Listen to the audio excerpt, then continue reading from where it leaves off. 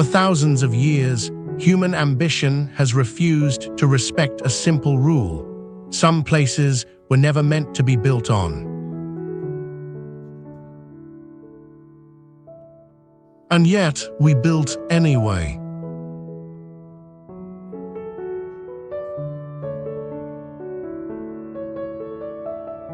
These aren't just structures. They're arguments against gravity, against geography, against every instinct that says don't build here.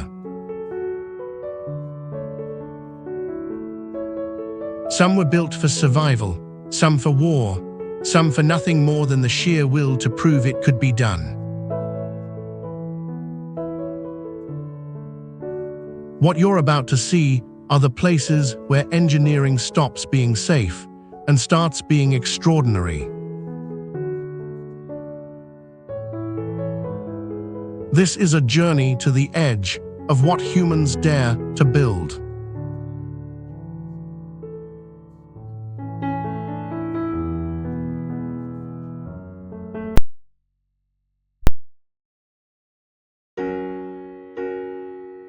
It took engineers just 3 years to build, but the legacy of Marina Bay Sands is carved into the very ground it stands on.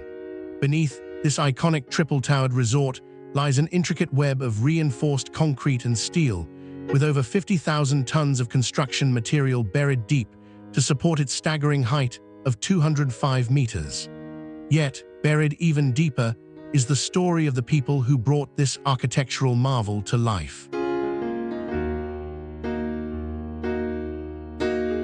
The collective heartbeat of Marina Bay Sands echoes through the voices of the thousands who worked tirelessly on its construction.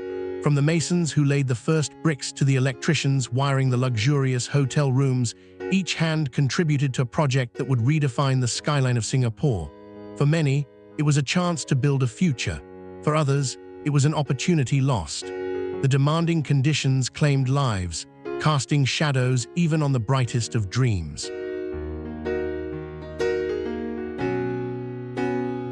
Standing on the observation deck, visitors now gaze at a sprawling urban panorama, but behind that view lies the weight of sacrifice. Each of the 2,600 rooms holds a story, whether it's the honeymooning couple seeking romantic vistas or the weary traveler looking for solace. They are all drawn to experience something unique, the world's largest rooftop infinity pool, stretching 121 meters, unfurling like a silk ribbon high above the city. Yet for all its glory, Marina Bay Sands remains vulnerable. It rests on soil that fluctuates, constantly testing the limits of engineering prowess. As the tides of the nearby Marina Bay rise and fall, so too does the structure's stability, a delicate dance balancing beauty against nature's relentless force. Inside, the energy buzzes with excitement, but the past lingers silently. While tourists bask in luxury or thrill at the casino, the souls behind its creation drift through time, unseen yet ever present. Marina Bay Sands stands not just as an architectural achievement, but as a monument to human ambition and the quiet, unyielding courage of those who dared to build.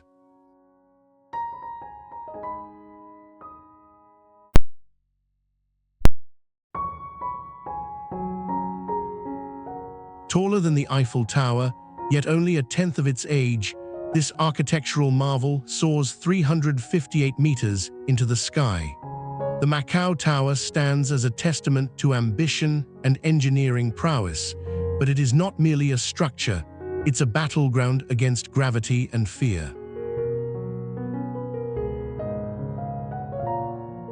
When the tower first opened its doors in the year 2001, it was a symbol of modernity. Visitors flocked to its observation deck, marveling at the panoramic views of this vibrant city. But soon, adventurous souls sought more than just sightseeing. In 2006, the Skywalk was born, a daring plummet into the depths of adrenaline. With each step, thrill-seekers traversed the outer rim, strapped in by a harness and tethered to the structure itself, facing the abyss below. Now imagine standing on a narrow walkway, encircled by nothing but air and stunning views, with the ground nearly 400 meters beneath you.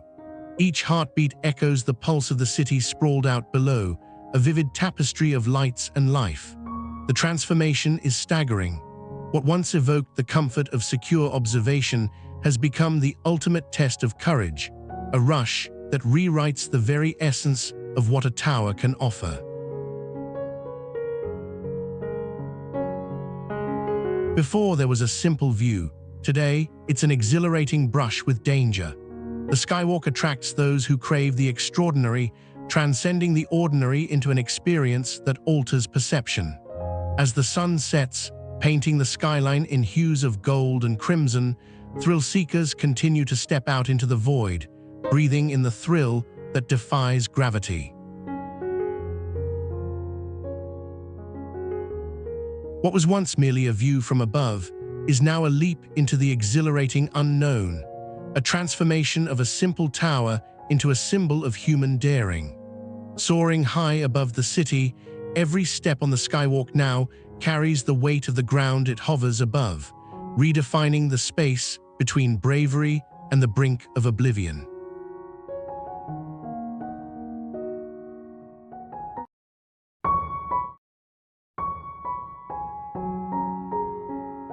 A single decision transformed a vast landscape. Engineer Su Zun chose to push boundaries, creating a marvel across 1,000 kilometers. The Danyangkunshan Grand Bridge, the longest viaduct in the world, stretches over 6,400 kilometers, a concrete ribbon that defies nature and logic alike. Supported by a staggering 280,000 tons of steel, this bridge was engineered to endure the forces of nature and the weight of technological progress. Designed to withstand earthquakes and heavy winds, it features a unique system of expansion joints that counteracts temperature changes, allowing it to flex and glide rather than crack and fracture. This delicate balance of strength and adaptability embodies the essence of modern engineering. Incorporating extensive monitoring systems, the bridge is constantly assessed by thousands of sensors. These detect motion, strain, and temperature, ensuring that any anomalies are addressed swiftly.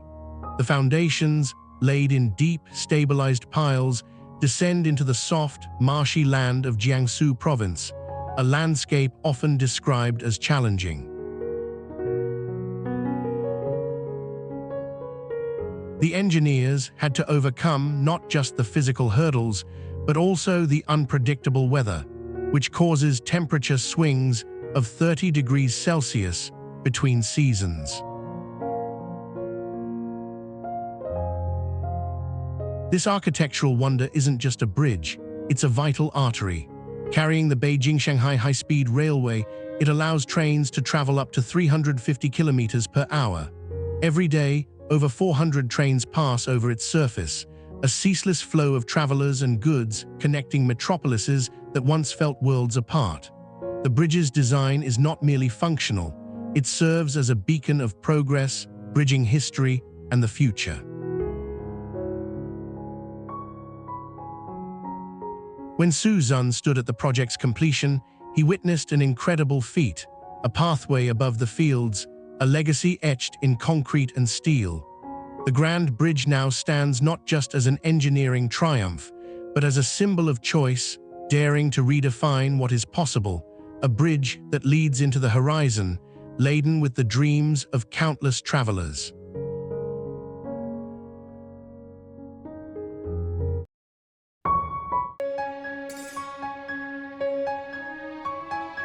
On the 5th day of the 4th month in the year 2010, the sky over Mecca was altered forever. In that precise moment, the last beam was hoisted into place at the Abraj al-Bayt clock tower, bringing to culmination a decade-long endeavor that had transformed the city's skyline.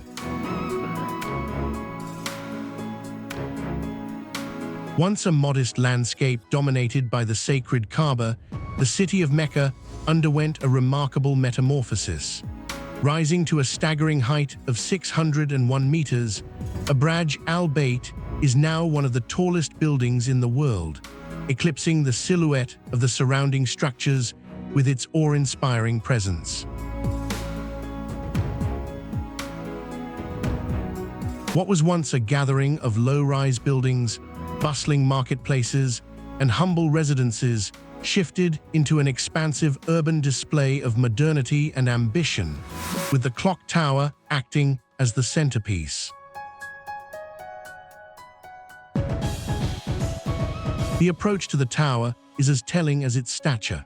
Where pilgrims once navigated narrow streets, they now traverse pathways lined with luxury hotels and shopping centers. The tower houses over 1,500 rooms, a shopping mall, and an enormous prayer area capable of accommodating tens of thousands. The pinnacle of the structure boasts a clock face that measures 43 meters in diameter, a striking symbol against the desert sky and an intricate homage to the history of timekeeping. Construction took place at a staggering cost of $15 billion, a figure that speaks not only to the scale of the project, but also to the enormous dedication required to birth this modern marvel. The clock tower stands as a beacon for millions of pilgrims, an integral element of the Hajj pilgrimage, which draws in excess of 2 million people each year. From a city founded on faith and tradition, Mecca's skyline now tells a story of unprecedented transformation. The rhythm of life here has shifted, blending the spiritual with the modern in a way that echoes through the vast desert. The Abraj Al Bait clock tower stands, an enduring reminder of how ambition can reshape both a city and the experience of millions.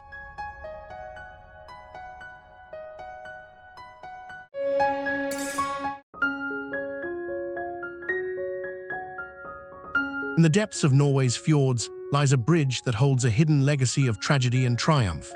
When it was completed in 1937, Voringsfossen Bridge was hailed as a marvel of engineering, connecting two sides of a steep gorge.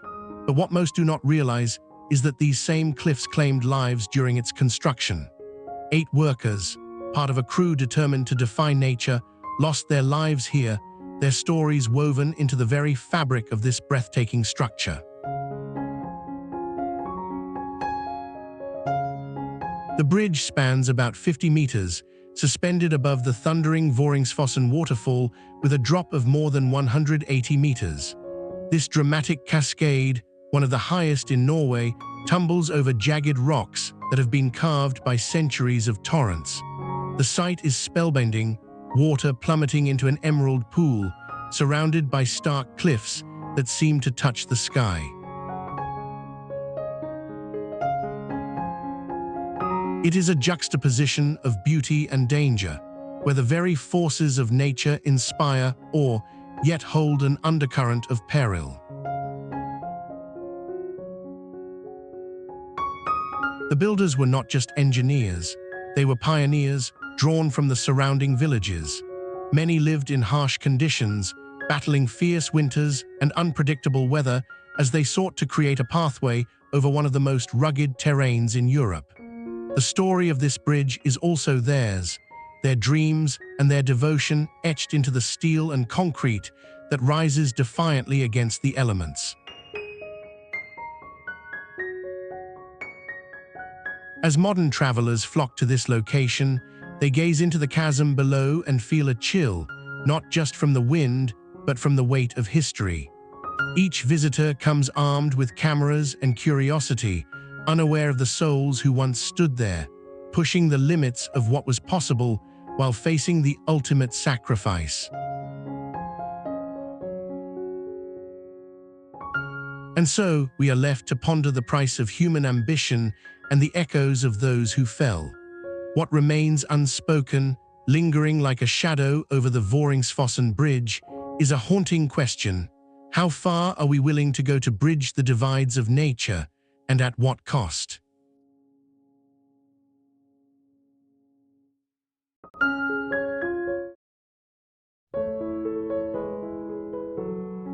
What if an engineering marvel was both a tower of ambition and a monument to human error?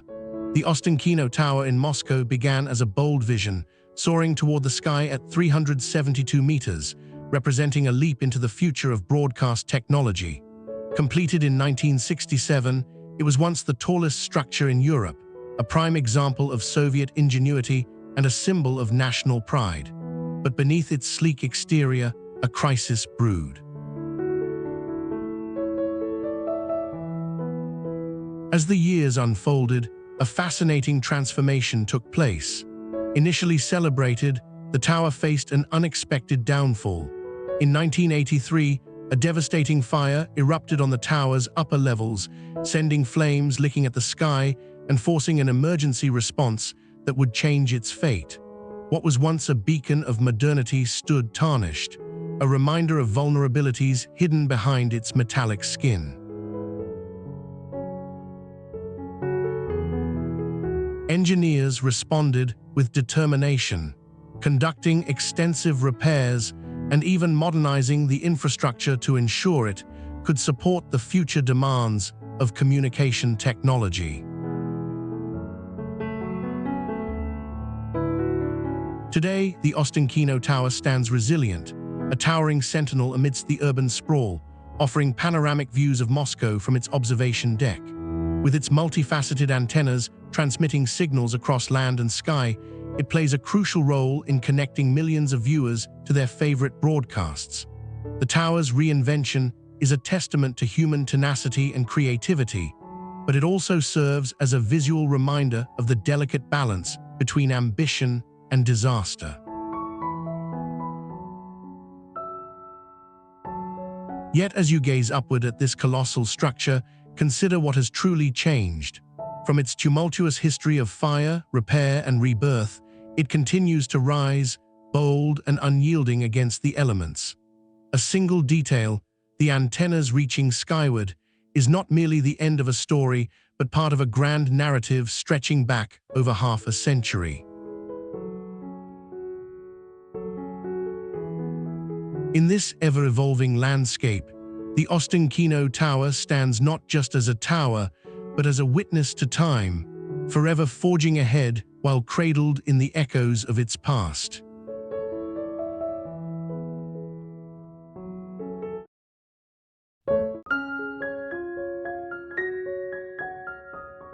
Two truths coexist in the shadow of this colossal figure. It stands as the tallest statue in the world, yet its meaning remains as elusive as the fog that often envelops its base. Rising to an astonishing height of 173 meters, the Statue of Unity towers over the Nurmada River, dwarfing the Statue of Liberty, which is only 93 meters tall from heel to torch. Built to honor Vallabhbhai Patel, the architect of modern India, this statue has sparked both admiration and controversy since its unveiling in 2018. What lies beneath this grand exterior? The engineering feat is staggering, with over 18,000 tons of reinforced steel used in its construction, but the very essence of Patel's legacy seems less clear. Supporters herald him as a unifying force in a diverse nation, while critics question whether a statue can embody the complexities of Indian history and identity. The labyrinth beneath the statue, designed to accommodate visitors, holds exhibition halls that narrate Patel's life, yet many wonder if his ideals can truly be encapsulated in stone. Surrounding this towering giant, the landscape reveals its own mysteries. The statue is situated near the Sardar Sarovar Dam, a massive infrastructure project that transformed the region with its controversial irrigation and electricity plans. While the dam boasts the ability to support millions, it also submerged entire villages, raising questions about progress at the cost of heritage. Each visit here becomes a meditation on the intersection of triumph and tragedy. As mist swirls around its base, the statue invites an exploration of what it truly represents. Towering high above, it stands not just as a reminder of one man's dream, but as an emblem of the unresolved tensions within a nation's story. The tallest statue in the world presides over a landscape rich with contradictions, where reverence and skepticism hold hands in the fading light.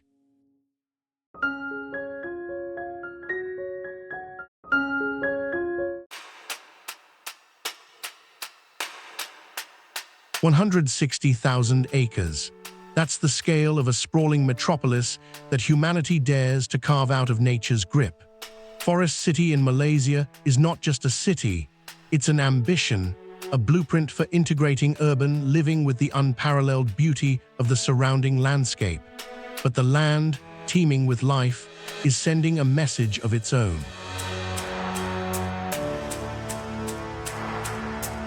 This audacious project sits on reclaimed land, much of it dredged from the depths of the Straits of Johor. Skilled engineers and laborers transformed murky waters into vast tracts of concrete and glass. Yet beneath this facade of human ingenuity, the earth fights back.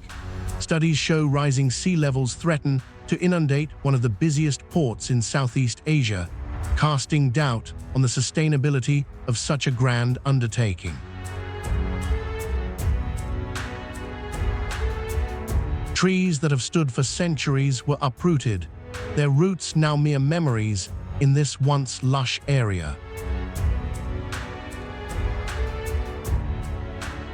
As high-rise buildings pierce the skyline, one detail echoes the battle of wills. The mangrove trees, nature's own defenders against erosion and flooding, have been replaced and displaced. In their absence, the tides rise higher, reminding us of the fragility of this ambitious endeavor. The city's creators envisioned a vibrant, self-sustaining ecosystem with parks, homes, and a thriving economy, an oasis in a tech-driven world. But nature has a timeline that humans often overlook.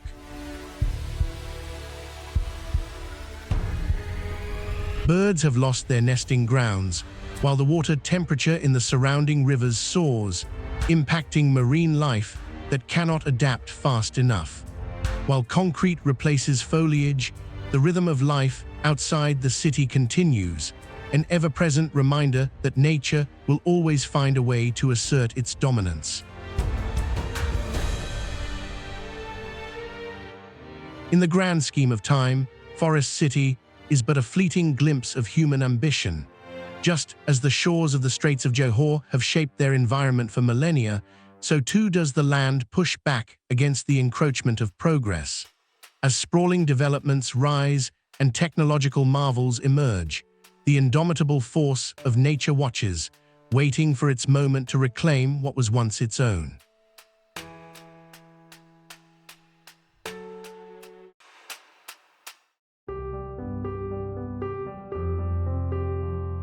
It's a common belief that humanity triumphs over nature, bending it to our will. Yet here, in Siberia, the Sayano-Shushenskaya Dam stands as a stark reminder of nature's strength. In August 2009, a catastrophic failure turned this engineering marvel into a battleground between human ambition and the relentless forces of the earth. With a height of 247 meters and a length of over 1,300 meters, the dam is one of the largest of its kind in the world. Designed to harness the mighty Yenisei River, it generates over 6,000 gigawatt-hours of electricity each year. But the sheer scale of this construction hides a haunting reality. The river's power is not so easily tamed. In a fury unimaginable, the dam's turbines unleashed a staggering 22,000 cubic meters of water each second. In that moment, human calculations faltered in the face of a force far larger than any engineering plan. The resulting flood decimated lives, obliterated infrastructure, and served as a somber warning. Nature does not yield lightly. Even today, the dam's mighty structure looms over a landscape shaped by its own legacy of destruction. The engineers had aimed for stability, creating a structure intended to last for decades. Instead, they ignited a chain reaction that continues to ripple through the region. The land offers little forgiveness. Earthquakes and subsurface pressure remind those who dwell nearby that their lives are but borrowed time against the Earth's will. And yet, the Sayano-Shushenskaya Dam stands resolute, a giant of concrete and steel, an emblem of both human achievement and the profound limits inherent in our mastery of nature. The thundering roar of the river remains a powerful reminder. While we may build great things, the land will always push back, waiting for its moment to reclaim what was once its own.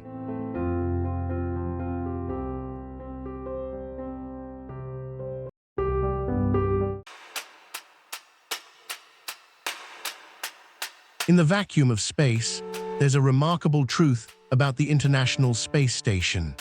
It orbits the Earth at a speed of 28,000 kilometers per hour, which means the astronauts aboard experience a sunrise every 90 minutes. Yet, many overlook the intricate design that enables this floating laboratory to function seamlessly against the backdrop of the cosmos.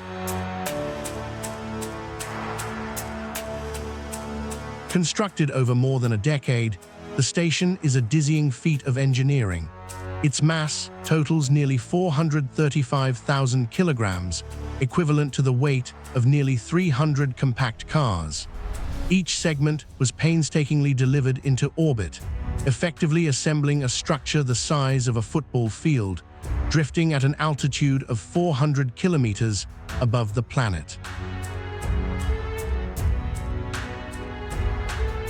The collaborative effort involved more than 15 nations, utilizing hundreds of thousands of skilled hands and minds. Powering this marvel are countless solar panels, spanning an area larger than 2.5 acres. These panels harness sunlight, generating enough electricity to sustain the crew and scientific equipment. Systems aboard maintain atmospheric balance, but what happens when they face a malfunction? Advanced life support systems recycle 97% of air and water, pulling moisture from sweat and breath, transforming waste into resources. Every day, the crew performs experiments that would be impossible under gravity, from studying fundamental physics to testing new medicines. When equipment fails, repair becomes an expedition of its own, as astronauts venture outside into the void, tethered only by a thin line. An unimaginable reality unfolds when every repair must dance between the perils of space and the limitations of human ingenuity. Yet amid the marvels of teamwork, technology, and tenacity, one question looms large. In a habitat that defies the boundaries of Earth, how do the human minds cope with the isolation and vastness beyond?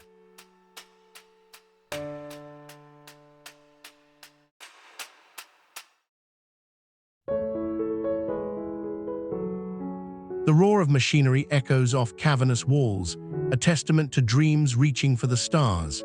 This is where history is made and giants are born. The NASA Vehicle Assembly Building towers above a flat landscape, standing taller than the Statue of Liberty at 136 meters. Its sheer mass, 60 million kilograms of steel and concrete, has housed mankind's most ambitious efforts to conquer space. Since its completion in 1966, this behemoth has transformed the way we approach space exploration. Initially built to accommodate the Saturn V rockets, it witnessed the drama of the Apollo missions. In the years leading up to the moon landing, this building became a hive of innovation. Teams worked tirelessly, assembling colossal vehicles that would pierce the atmosphere and defy gravity. The rockets emerged from this edifice like castles on the launch pad, poised for their ascents. Fast forward to the 21st century. With the shuttle program's end in 2011, the building underwent a metamorphosis. No longer a cradle for rockets that changed the trajectory of human history, it began preparing for new projects, the Space Launch System and Artemis program. Each of these aims to return humans to the Moon and ultimately to Mars. The challenges have evolved, but so too has this iconic structure. The floors have been retrofitted, the infrastructure updated to support advanced spacecraft, and the goals have expanded beyond the Earth itself.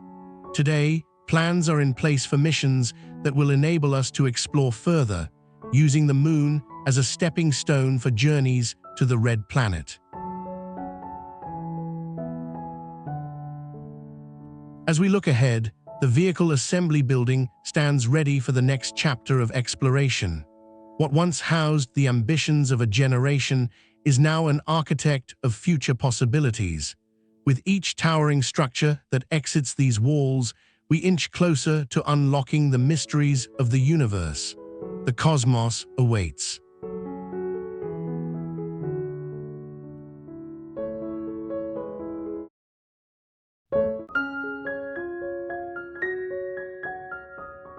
"125,000 square meters of tarpaulin stretch across the skyline of London.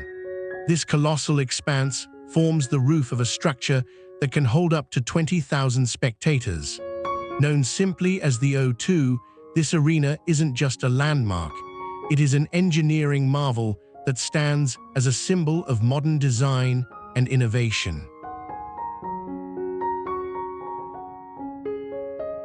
Constructed from over 130 tons of steel and a fabric that's more than 20 times stronger than cotton, the roof features a unique tension structure.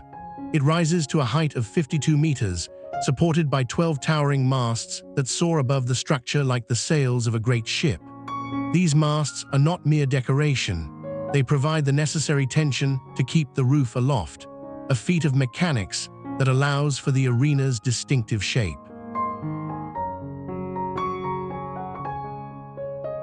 Each mast is anchored to the ground with cables, meticulously engineered to withstand both the weight of the roof and the unpredictable forces of the elements. The O2's design has not only focused on aesthetics, but also on versatility. Inside, adjustable seating can accommodate a wide variety of events, from concerts to sports competitions. It can shift configurations in a matter of hours, transforming from a flat surface to a tiered seating arrangement that optimizes sightlines for every audience member. The arena is equipped with cutting-edge sound and lighting systems, capable of creating an immersive experience that draws crowds from around the world. As impressive as the arena is, its sheer scale is perhaps best appreciated from above. Standing beneath this engineering feat and gazing upwards, one can almost forget it's a man-made structure. The O2 is framed by the backdrop of the River Thames and London's iconic skyline, a giant sail rooted firmly in the heart of one of the world's greatest cities. In a world filled with towering skyscrapers and massive infrastructures, the O2 remains a stunning example of how creativity and engineering can fuse to produce structures that are as functional as they are breathtaking, forever altering the landscape of urban entertainment.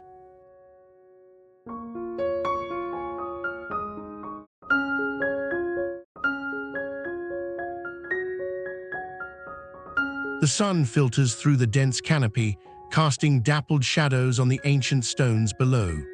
A whisper of the wind carries the scent of pine and earth, mingling with the sound of water cascading over rocks. Here, at the Montfalco walkways, every step leads deeper into a world suspended between earth and sky. Once a humble path for farmers, the Montfalco walkways have transformed into a breathtaking network of metal and wood that clings to the cliffs of the Montfalco Mountains. In the beginning, These walkways were simply functional, winding through lush valleys and steep foothills. But in the 21st century, visionaries saw potential. They imagined a route not constrained by the harsh terrain, one that could connect people to the pristine wilderness surrounding them.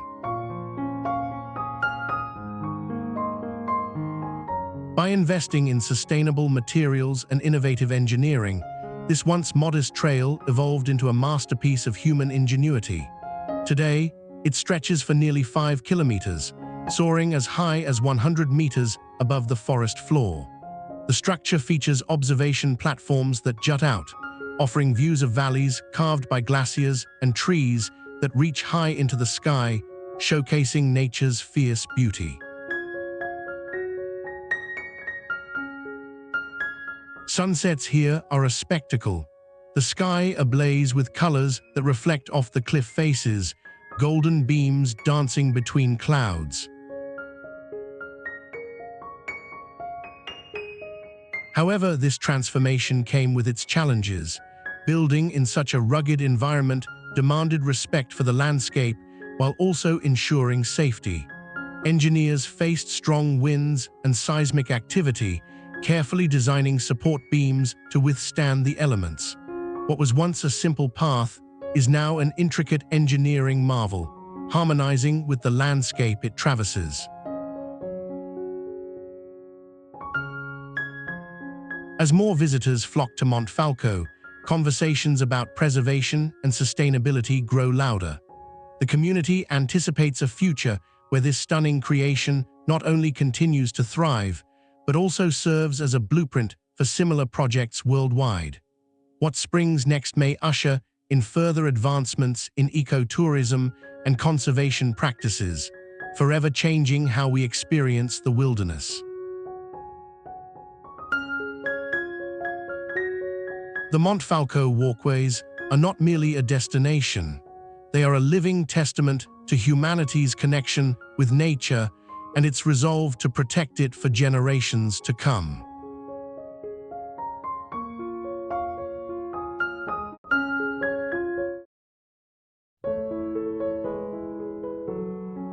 The Channel Tunnel was built to connect nations, yet it harbors a darker secret. It remains one of the most dangerous transport corridors in the world. Opened in 1994, the tunnel has already witnessed multiple incidents that turned the high-speed link into a potential death trap.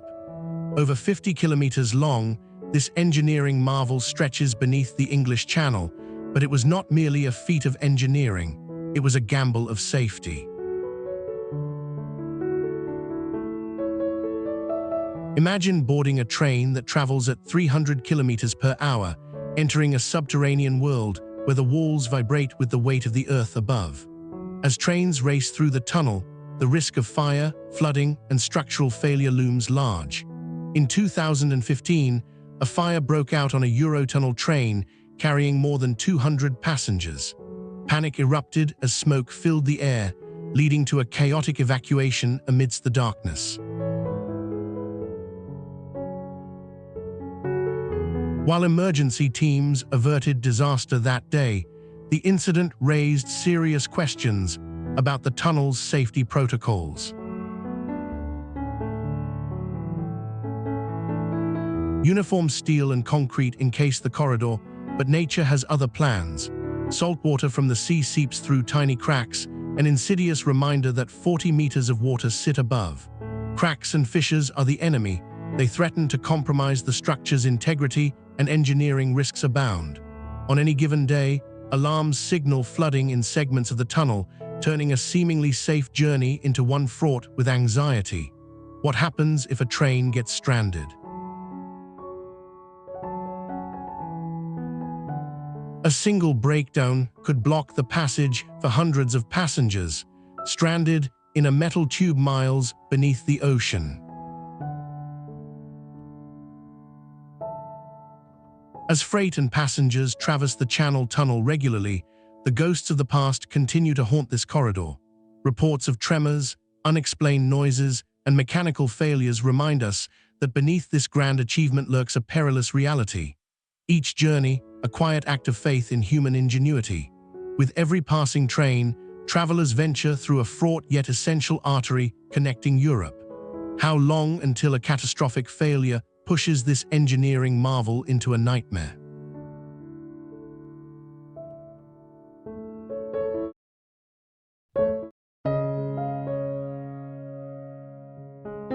Two conflicting realities collide on the narrow pathway clinging to the rock face of El Caminito del Rey. It has been hailed as both the world's most dangerous path and an engineering triumph.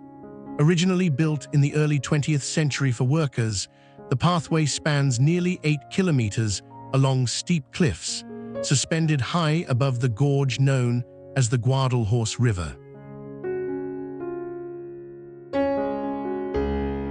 Yet, as time went on and maintenance faded, this once vital route transformed into a treacherous ordeal, with many sections deteriorating into crumbling rocks and rusted steel.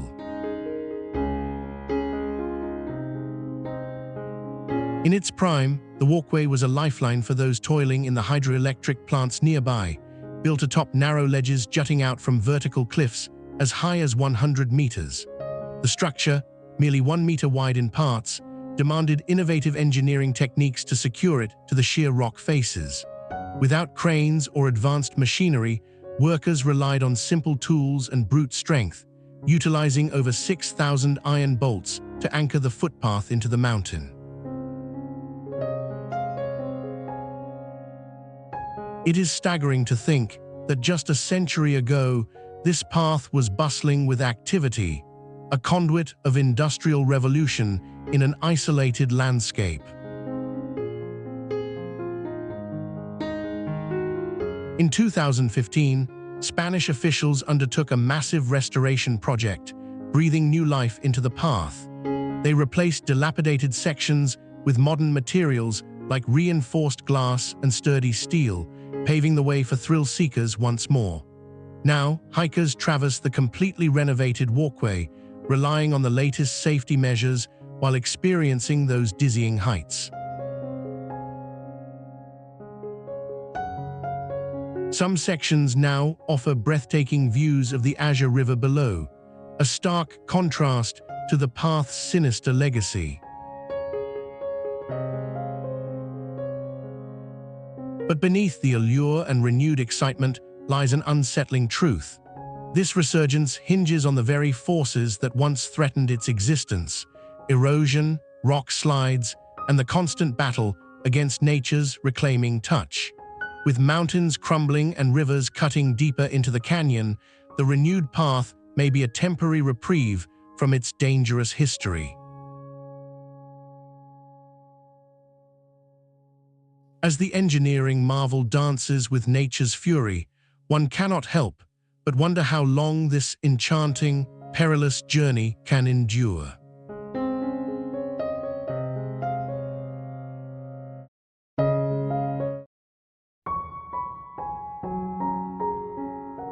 There's a misconception that human engineering can bend nature to our will, but at Mala Rijeka Viaduct, nature fiercely pushes back. This architectural marvel soars over the deep, rugged canyons of Montenegro, reaching a staggering height of 260 meters above the ground. Yet, beneath its grandeur lies a perilous reality, where the cliffs are perpetually in motion, threatening to swallow this feat of human ambition. Constructed between 2013 and 2016, this viaduct is part of a highway that traverses a region notorious for its harsh terrain. The engineers faced not just the challenge of sheer elevation, but the ceaseless geological shifts of the earth below. Even before its completion, seismic testing uncovered alarming vulnerabilities as rocks and soil compounded instability. The viaduct braved countless slides and tremors, daring gravity in one of the world's most treacherous locations. Each of its 19 spans exemplifies a sophisticated blend of steel and reinforced concrete, designed to withstand the relentless forces of nature. At over 1,200 meters long, this structure is not just a bridge. It's a bold declaration of mankind's resolve to conquer the elements. Yet, every creak of its massive framework echoes a warning, reminding us that we tread a fine line between ingenuity and hubris. Despite the monumental triumph of the Mala-Rijeka Viaduct, the very landscape it occupies remains a living opponent, ever-shifting and unpredictable. Seasonal rains bathe the cliffs and ignite landslides, reminding us how fragile our constructions are against nature's raw power. The expansive gorge it spans stands as a testament to the forces of erosion and gravity, dwarfed only by the indomitable mountains that cradle it. As vehicles travel across its length, they soar over the void, disconnected from the turmoil below. But as we marvel at its towering presence, one haunting question lingers: how long before the land reclaims what humanity has dared to build?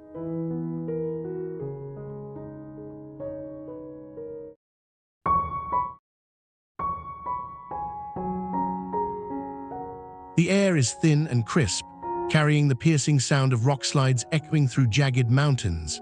Sunlight breaks over the peaks, illuminating a ribbon of asphalt winding through a landscape that seems almost unreal.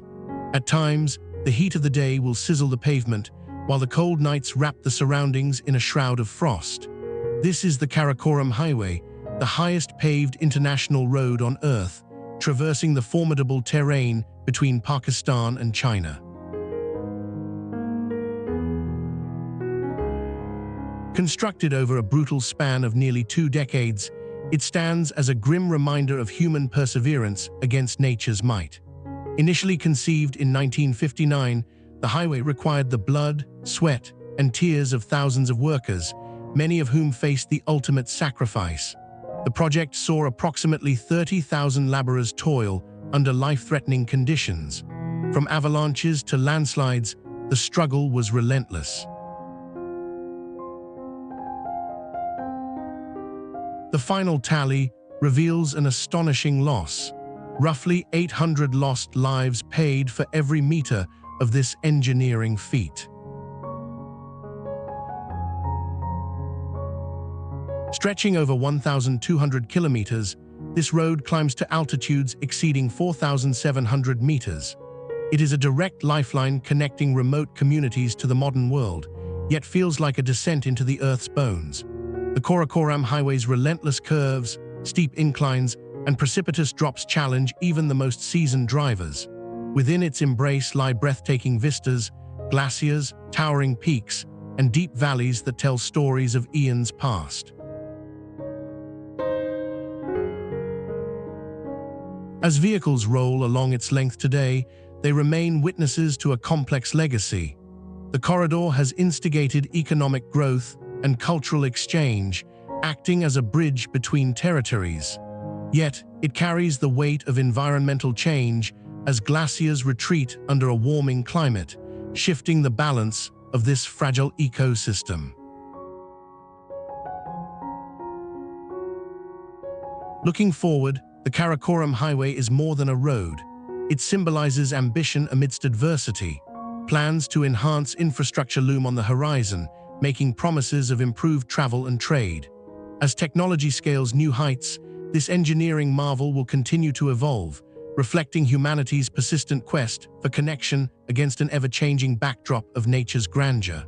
The journey continues, and the mountains watch, silent guardians of history's unfolding tale.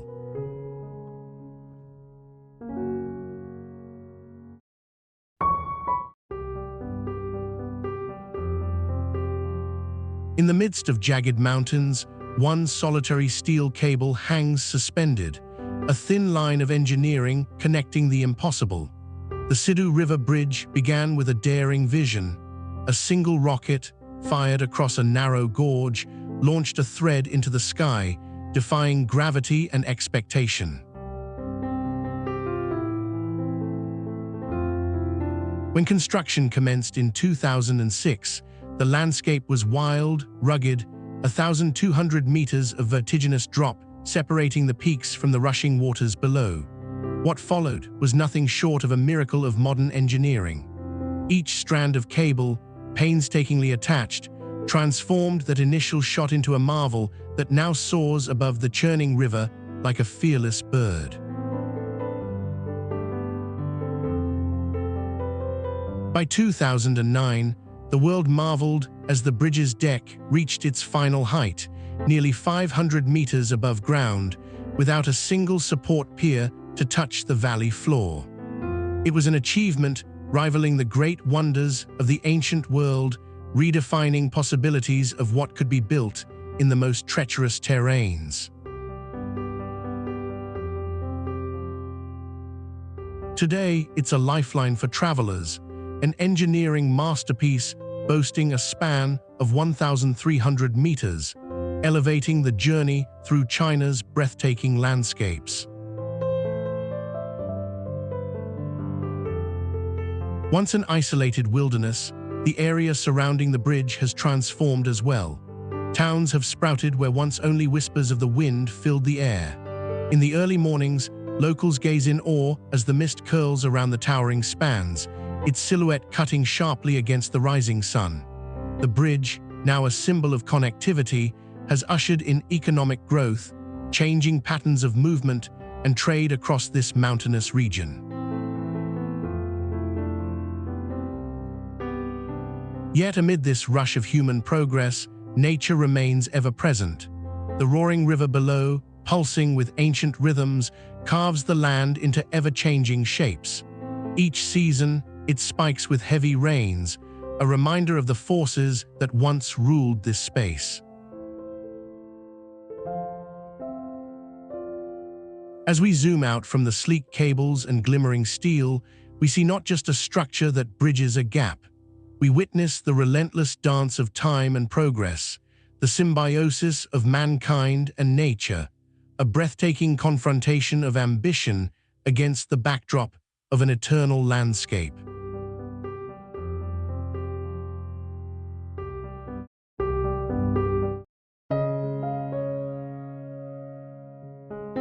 One man, Andrew, stood at the edge of oblivion, making a leap of faith that would forever alter how humans connect with nature's might. At the Glacier Skywalk, an audacious glass bridge suspended above a 260-meter sheer drop, thrill seekers face both wonder and danger. The Canadian Rockies loom, jagged and imposing, beneath a bright blue sky, offering a breathtaking view that belies the hazards hidden beneath the ice and stone. Engineered with precision, the Skywalk supports up to 250 tons, a feat of modern construction resting on a foundation of glacial till. Yet the elements here are relentless. Wild snowstorms and unpredictable winds can whip through the region, making every step a potential risk. Just months after its opening, a freak snowstorm swept through, forcing the closure of the bridge as ice overwhelmed the safety barriers, leaving tourists trapped in an extraordinary yet terrifying situation. This is not just a bridge, it's a lesson in humility and respect for nature's power. Engineers studied glacial movements, understanding that crevasses and shifting ice can sabotage even the best-laid plans. Beneath the stunning views lies a dynamic and unforgiving environment. Massive ice blocks can break off without warning, sending shockwaves through the region. Just last year, a piece of ice the size of a small car plummeted onto the very path visitors tread, a stark reminder of the raw might of glacial forces. The horror stories are tucked into the fabric of its existence. Tourists have experienced panic attacks, vertigo, and even accidents, testing the limits of their psychological endurance as they stood suspended above a dizzying abyss. Each visitor faces an intimate confrontation with mortality, measured not only in heart rates, but in inches, as they peer down through the transparent floor. But the real twist lies in an unexpected discovery. Just beneath the surface, glacial melting has exposed ancient fossils, evidence of ecosystems that thrived millennia ago. This revelation reshapes our entire understanding of the land's history, transforming daredevil thrills into a profound connection with Earth's ever-evolving narrative.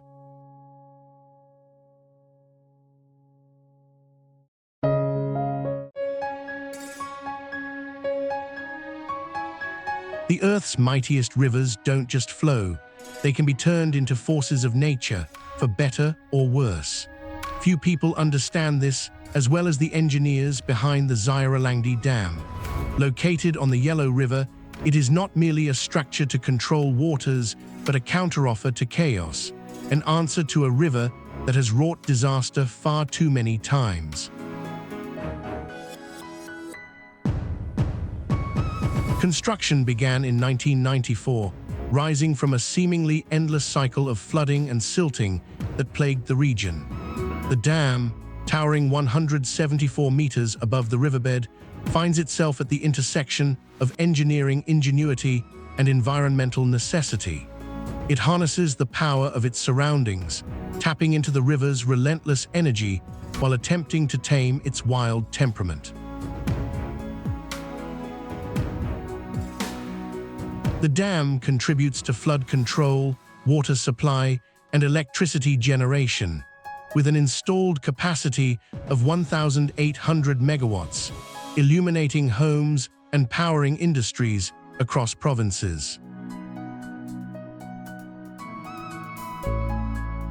Yet such accomplishments come at a steep cost. The creation of the Xyaralangdi Dam submerged entire towns, displacing more than 200,000 people. A price to pay for progress, but the human toll is often overshadowed by the grand scale of achievement. The very same waters that once ravaged villages now offer stability, but at the expense of memories washed away in the current. Each year, to keep sediment from building up and endangering its own existence, the dam orchestrates a dramatic release of water. Gates open, unleashing controlled floods that can clear multiple millions of tons of silt, transforming the river's behavior into an annual spectacle in the shadow of the dam's concrete wall. It's a reckoning of sorts, a calculated release of nature's grip to restore balance. The Xyaralangdi Dam stands as a monument to human ambition and adaptability, a reminder that even the most destructive forces can be tamed, if only we are willing to pay the price. In this dance between dominance and dependence, the river flows on, forever altered.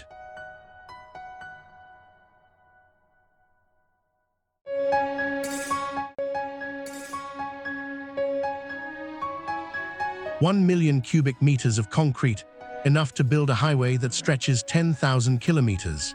In the realm of engineering, the Three Gorges Dam is a giant, dwarfing most structures on the planet. This monumental creation lets you peer into a world where the ordinary meets the extraordinary, where the potential power harnessed is capable of lighting up millions of homes. Yet, its colossal scale hides complexities even the brightest minds struggle to unravel. Constructed to hold back the immense flow of the Yangtze River, this dam isn't merely a wall of concrete. It's a guardian of civilization, influencing weather patterns, local ecosystems, and human lives. It generates over 100,000 gigawatt-hours annually, enough electricity to power entire cities. Yet the benefits come at a price, with entire villages submerged and an ever-present question looming: what are the true consequences of altering nature on such a grand scale? Beneath the surface lies a mystery. The dam's construction displaced over 1 million people, but where did they all go? Some reports suggest many were relocated to new homes, but whispers persist of abandoned villages resurfacing in the rising waters. Homes once thought lost, now glimpsed from the depths. Perhaps even more troubling is the groundwater contamination, a hidden threat that has emerged as a consequence of such massive engineering. As the gigantic turbines spin, generating relentless power, another story unfolds. The sediment that once flowed freely down the river now accumulates behind the dam, altering ecosystems and endangering aquatic life. Year after year, the sediment builds, raising a question that no one seems to have a definitive answer for. How long can a dam designed to endure withstand the very forces it tries to control? In a twist of fate, the Three Gorges Dam, created to bring progress, now stands as a paradox. It symbolizes humanity's triumph over nature while simultaneously reminding us of nature's relentless power. This monumental project is both a lifeline and a ticking clock, where the balance of progress and preservation teeters perilously on the brink of an uncertain future.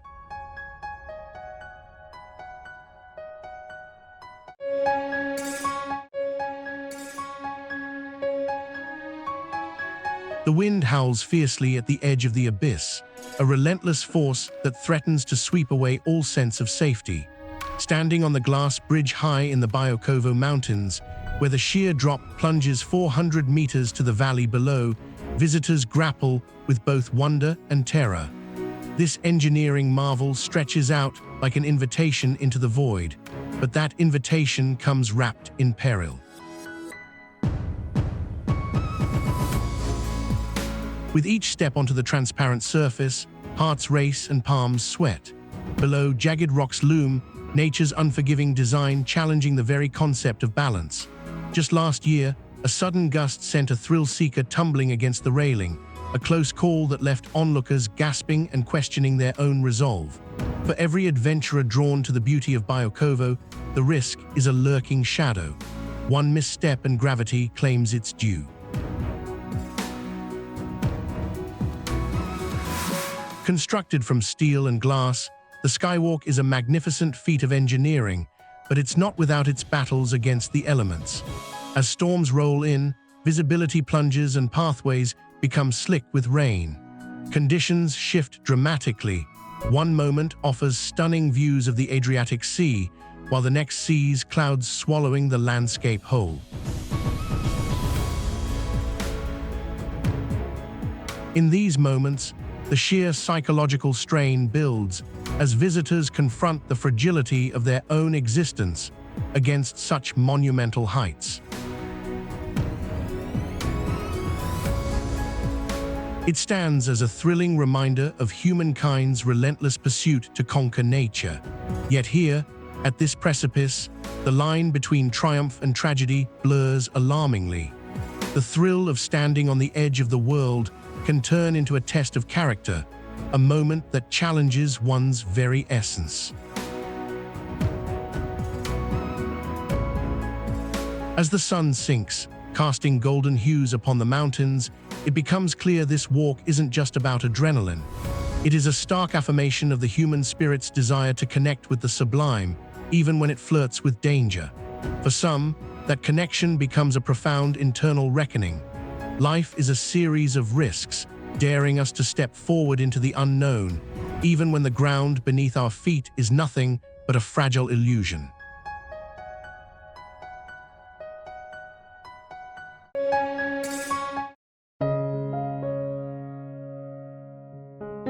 Salma Al-Husseini stood at the brink of a new era, one where her daily commute would never be the same again. A mechanical marvel, the Riyadh Metro, promised to change the landscape of urban transit in a city where traffic jams had become an unwelcome routine. The moment Salma stepped onto the platform, she entered a world of shadows and light, where deep underground tunnels crisscrossed the city like arteries. Each of the 6 lines, poised to stretch over 170 kilometers, weaves through Riyadh with precision. The vision was audacious, a network capable of ferrying nearly 400,000 passengers every single day, all while easing the relentless congestion above ground. Yet as groundbreaking as this project seemed, it also bore the weight of secrecy. Hidden beneath the surface were challenges that remained shrouded in uncertainty. Some construction timelines slipped, funding sources were unclear. Stories emerged of workers facing extreme temperatures and unexpected geological issues, hinting at a labyrinth of complexities that brought more questions than answers. A peculiar feature of this mega project lies in its very technology. With state-of-the-art driverless trains gliding through, one might assume all was flawless. But whispers of delays due to glitches in advanced signaling systems sparked doubts about the reliability of this ambitious endeavor. How would a city reliant on this metro navigate the unpredictable? And then, amid the promise and speculation, the unveiling of the final construction phase brought its own twist. In a city known for its arid climate, engineers discovered unanticipated underground water reserves. Suddenly, the challenge transformed into an opportunity. What was once a potential pitfall became a vital part of the design, as these water sources were integrated into the project's cooling systems, ensuring a sustainable energy future. Salma, standing at the dawn of this kinetic evolution, became a symbol of resilience in the face of uncertainty. The metro would not merely redefine transit, it was an intricate interplay of hope, technology, and the unknown, forever altering the fabric of her city and revealing that even the most monumental projects are akin to living entities, adapting to their environment in real time.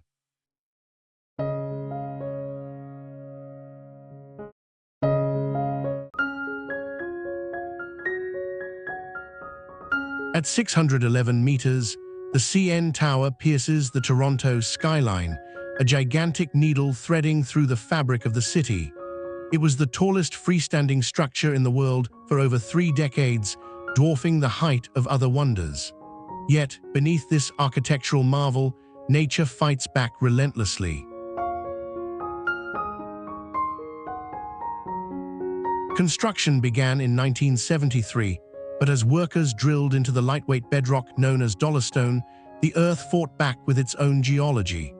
An unpredictable layer of soft clay and sediment created challenges that would plague the engineers for years. By the time the tower reached its final height, the ground beneath was sinking, leading to fears that this ambitious structure would never fulfill its intended purpose.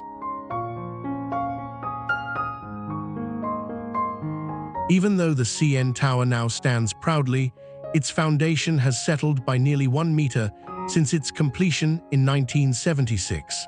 Engineers had to adjust their calculations, modifying the core structure to help manage the stresses imposed by the shifting earth. The tower sways more than 1 meter in strong winds, a dance dictated by the whims of nature. As visitors ascend to the glass-floored observation deck, they look down upon a cityscape that sprawls far below. 264,000 visitors a year witness Toronto from above, but they are left unaware of the unseen tug-of-war occurring beneath them. The weathered rock beneath the tower's feet may be solid, but it reacts to the weight above, like a beast reluctant to bear an excess burden. What many see as a pinnacle of human success is, in fact, a monument to nature's unrelenting power. Time, with its relentless passage, erodes even the mightiest constructs. The CN Tower is an iconic silhouette, yes, but it also serves as a reminder of the delicate balance between ambition and the Earth's raw forces.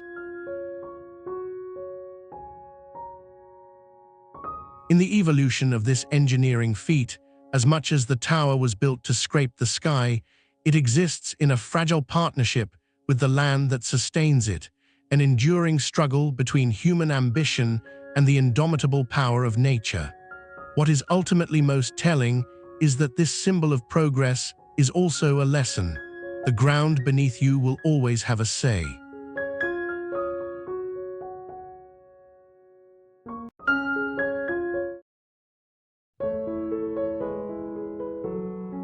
"60 seconds. That's all it takes to cross the abyss. Suspended high above the dizzying depths, the Charles Cuernan Suspension Bridge reaches a staggering height of 272 meters, making it the longest pedestrian suspension bridge in the world. As the wind howls through the Alps, this engineering marvel supports more than 600 people at any given moment, with a capacity of nearly 50 tons. Constructed in just about 5 months, the bridge spans over 622 meters, stretching across a chasm too wide and too rugged for traditional construction methods. Each of its 2,000 steel cables is meticulously engineered to bear the weight of the bridge and its visitors, anchored into the mountainside with the tenacity of a fortress. These cables, each capable of holding more than 10 tons, weave together a delicate balance of tension and strength, making it possible for people to walk confidently above the rocky valley below.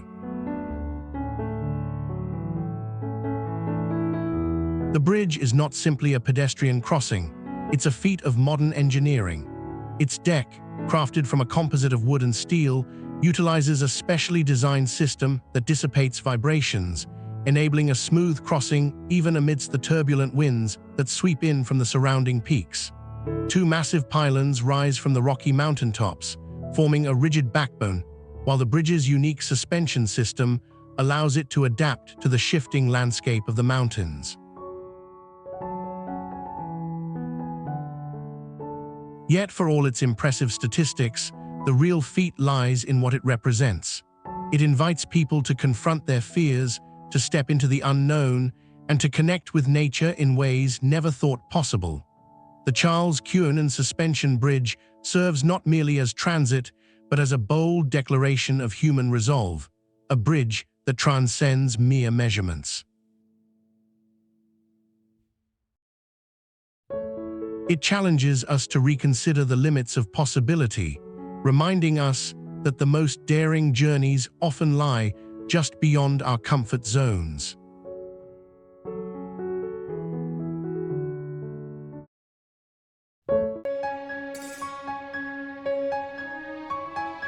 What if everything you trusted to hold back the flood could fail in an instant? The Hoover Dam, an icon of strength and resilience, looms over the Colorado River, yet beneath that facade lies a tension so palpable it could drown a city in minutes.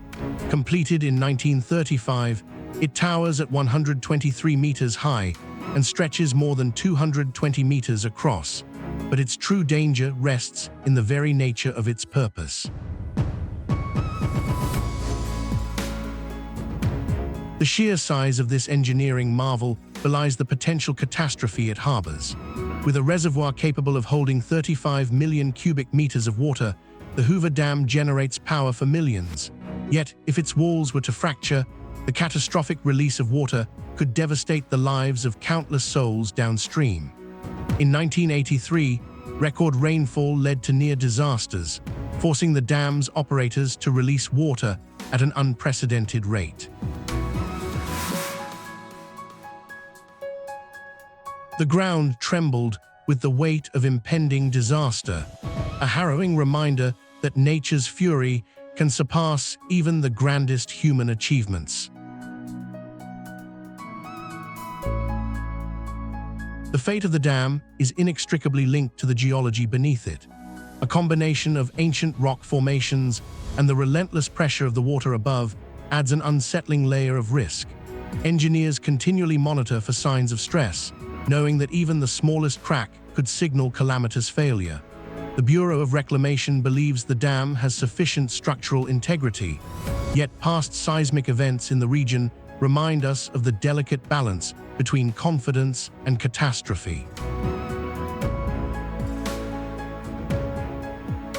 While one might gaze in awe at the towering concrete and steel structure, it's the unseen forces, the lurking threats, that create true suspense.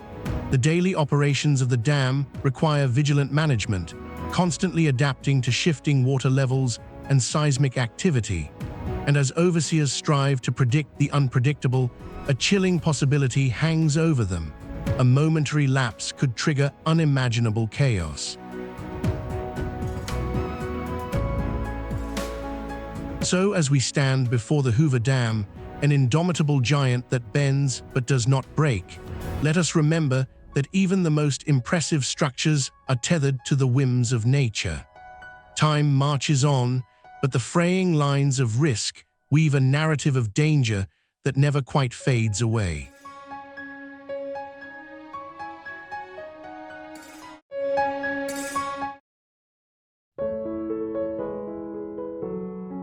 Three minutes and counting. The crisp mountain air sharpens your senses as you approach a cliff that's been both home and fortress. High in the Dolomites, precariously perched on vertical rock faces, lies a refuge that has both sheltered lives and told stories of survival. Visitors gasp at the breathtaking views, oblivious to the struggles that live within its walls. Constructed over just a few years in the early 1900s, this cliffside haven boasts a daring architecture that challenges gravity itself. Reinforced steel beams and cantilevered balconies extend beyond sheer drops that plunge 600 meters to the valley floor. For the inhabitants, every sunrise is both a blessing and a curse, a reminder of beauty marred by the relentless threats of avalanches and rockfalls. The mountain is unforgiving, often taking more than it gives. Yet it was the vision of its builders that brought this dream to life, men and women who risked their lives navigating treacherous terrain. They forged paths where none existed, crafting a home that defied the elements. Many lived out their days in this daring sanctuary, yet some never returned, lost to the whims of the mountain. Their stories linger among the aged timber beams and weathered stone walls, whispering the memories of those who triumphed and those who fell. Now, as we stand before this incredible structure, we ponder its future. Will it endure the passage of time? Will new builders emerge, seeking to adapt it with modern technology while respecting its storied past? As climate change gnaws at the edges of this landscape and tourism ramps up in the region, the balance between preservation and progress hangs precariously. Time will tell if this refuge, cradled in the arms of the Dolomites, will continue to echo the spirit of those who dared to dream against all odds. In this delicate dance between human endeavor and nature's power, the legacy of what has come before shapes the road ahead.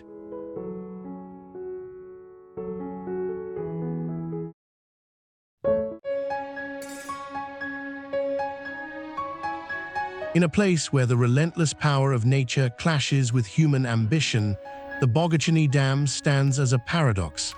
For decades, it's been deemed a symbol of progress, yet for the people of the region, its creation was a profound upheaval, shrouded in loss and sacrifice. Constructed along one of Siberia's wildest rivers, this colossal structure stretches over 1,838 meters, rising 58 meters high. It harnesses the mighty Angara River, channeling its surge into energy that powers cities, lights homes, and fuels industry. But what remains unsaid amidst the whispers of electricity are the lives transformed and uprooted by this behemoth. As the dam rose, entire villages were submerged. In the shadow of its construction, over 30,000 people were displaced from their homes, memories drowned beneath the murky waters of the reservoir. Families were torn apart and stories lost to the depths, replaced by the distant hum of generators that now dominate the landscape. While engineers celebrated the dam's technical marvel, the people who once called this land home felt the weight of sacrifice, their voices echoing off the concrete walls as they sought to adapt to their new reality. The builders, too, faced relentless challenges. Harsh winters, swirling snow, and unforgiving terrain turned construction into an epic battle against the elements. Workers toiled under grueling conditions, driven by the promise of a powerful future, yet haunted by the legacy of what was sacrificed to achieve it. Each cement mix, each steel beam, became a tribute paid in toil, as the dam rose majestically yet controversially from the depths of the Angara. Every year the reservoir fills, enveloping what was lost. While the dam stands firm, it speaks in hushed tones of the past, of a landscape forever altered and lives irrevocably changed. In this place of quiet power, the din of progress underlines a poignant truth. With great achievement comes a heavy burden.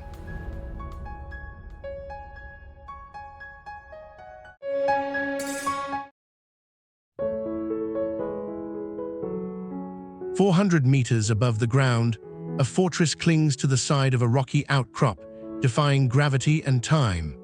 Burg Hochstättwitz stands as a bold statement of medieval engineering, its imposing stone walls rising high against the backdrop of Austria's vibrant landscape.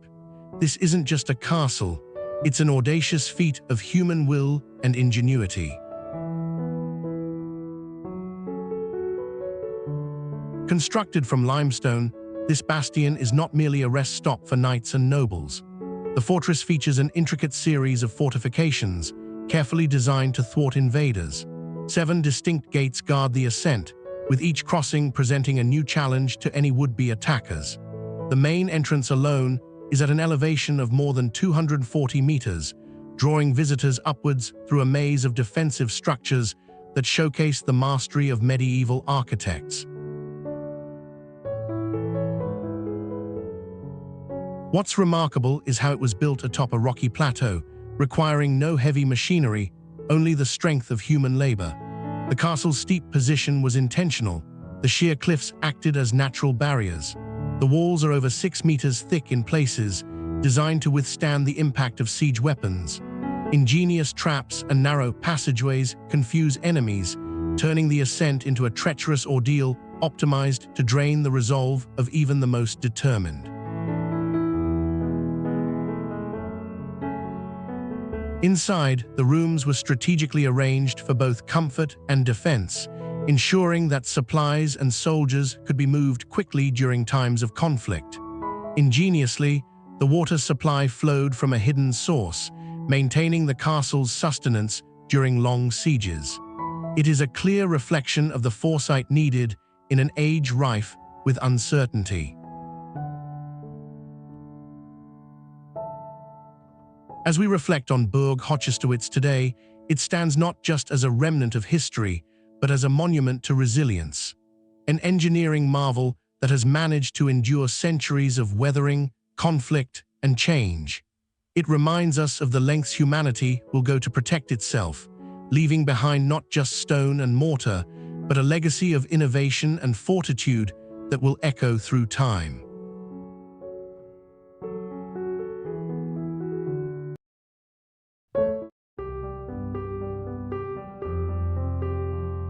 It is both a marvel of engineering and a precarious leap of faith, suspended 1,000 meters above the ground.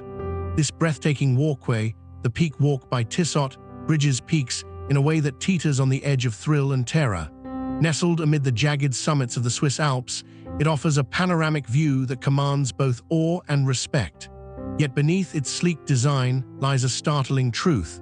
One misstep here could mean a deadly plunge into the abyss. Constructed in 2014, this unique walkway connects 2 mountain peaks, creating an uninterrupted traverse over deep valleys. At its length of 360 meters, it is the world's first suspension bridge linking multiple mountains. Each step is a bold declaration of human ingenuity wrapped in glass and steel. Engineers faced a mountain of challenges, from harsh weather conditions to the rugged terrain, all while ensuring structural integrity against the relentless forces of nature. The cost of this marvel is not merely measured in financial terms, but through the dedication of workers who braved severe alpine conditions. Every connection, every anchor point, is a testament to their resolve, ensuring that this structure could withstand the elements. Wind gusting at over 100 kilometers per hour frequently tests its limits, while snow and ice add an extra layer of danger, transforming a leisurely stroll into an exhilarating exercise in caution. Standing on this bridge, the sheer drop beneath reveals the magnificent yet daunting beauty of the surrounding landscape. Every visitor steps not only into a breathtaking vista, but also into a narrative of risk and reward. As they gaze upon the rugged peaks, the feeling of soaring above the world wraps around them, yet carries the weight of realization that this incredible structure is both a gateway to exhilaration and a silent reminder of how fragile human ambition can be.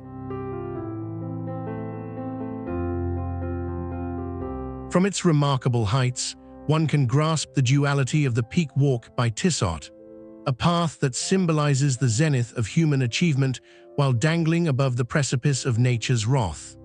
Here, at this lofty junction, dreams and dangers unite, inviting us to tread carefully in a realm where both can coexist.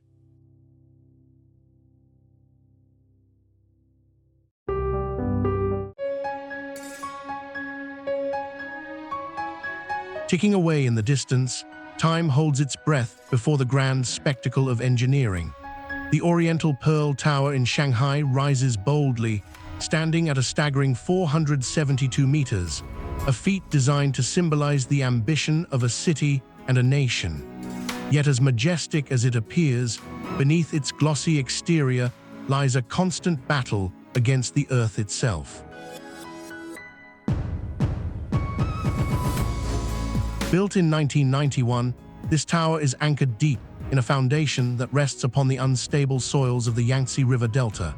The clay and silt beneath it shift continuously, nature's relentless push against the aspirations of humankind. Engineers face the daunting challenge of ensuring stability in a landscape that seemed determined to reclaim its own. The initial struggles to keep the structure upright only fueled its reputation. Critics declared it a potential disaster waiting to happen. To combat this, architects devised groundbreaking solutions, reinforcing the base and employing over 500 piles that reach deep into a terrain designed to resist.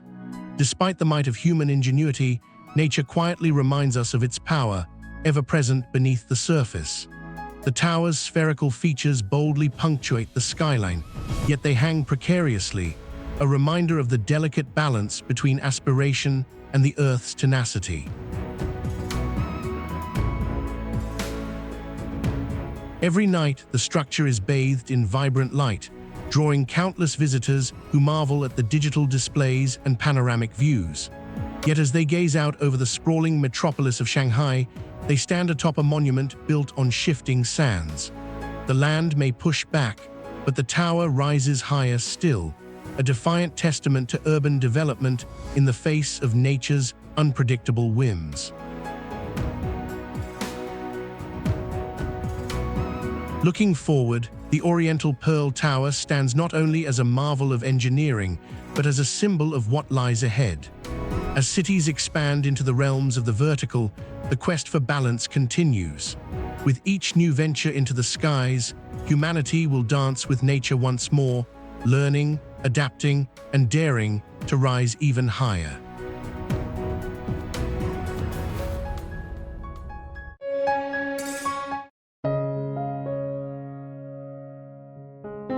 What if the tallest observation wheel in the world was never meant to be a mere tourist attraction? Rising from the sands of Dubai, Ain Dubai reaches an astonishing height of 250 meters, eclipsing its London counterpart by almost half. But the mystique surrounds more than just its incredible stature. It lies in the unanswered questions about the very nature of its existence. Constructed amid the chaotic skyline, the wheel's design seemed ambitious, yet its creation faced hurdles that left many questioning its longevity.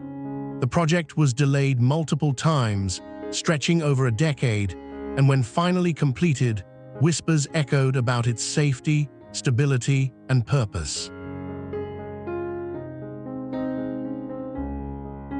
Each of the 18-passenger cabins can hold around 40 guests, offering breathtaking views of the Arabian Gulf. Yet as one ascends, they cannot help but wonder what secrets lie in its aluminium and steel frame. Ain Dubai was inaugurated during a worldwide pandemic, a seemingly risky proposition for an attraction reliant on crowds. Yet, it thrived in spirit, built to withstand winds of up to 100 kilometers per hour, a bulwark of engineering against nature's fury. It stands as a beacon of human achievement, a stark contrast against shifting sands, but challenges persist. What lies beneath its foundations? Could the very ground on which it stands prove to be an unseen adversary? Even in its grandeur, Ain Dubai gracefully confronts the enigmatic nature of progress and has become an emblematic silhouette against the setting sun. Its rotating cabins offer fleeting moments of clarity and contemplation. In the end, this mechanical giant will suffer the same fate as all great creations. Someday, it will stand silent, an artifact of ambition and vision, a whisper of what humanity once dared to dream. The legacies we leave behind are often entwined with the unanswered. Ain Dubai may one day become a symbol not just of skyward aspirations, but of the mysteries we endeavor to unravel long after we are gone.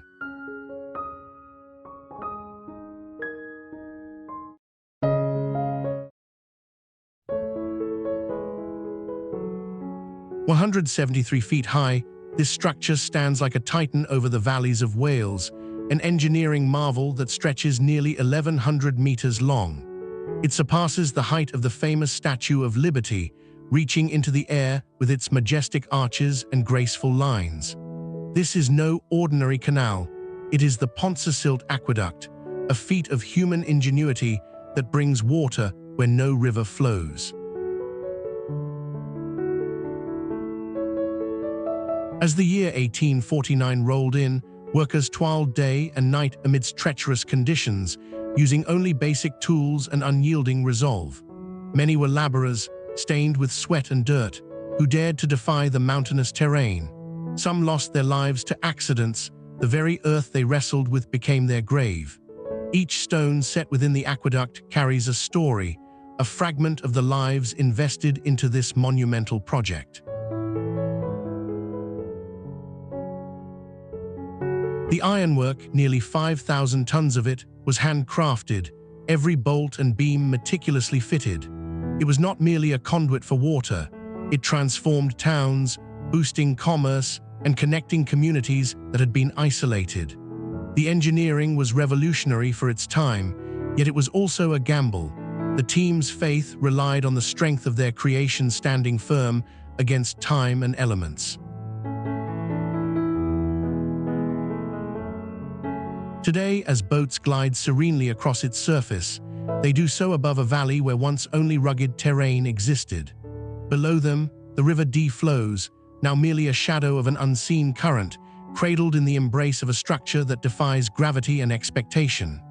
The aqueduct continues to be a lifeline, not just for water, but for local culture, drawing visitors from far and wide, from curious tourists to dedicated history enthusiasts. What was once a relentless struggle against nature now stands as a tribute to human perseverance. The next time one gazes upon this aquatic highway, let it resonate with the weight of those who built it, their dreams and sacrifices infused into its very essence. A monument, not only of engineering, but of lives intertwined with the flow of water above, capturing the relentless spirit of human endeavor for generations to come.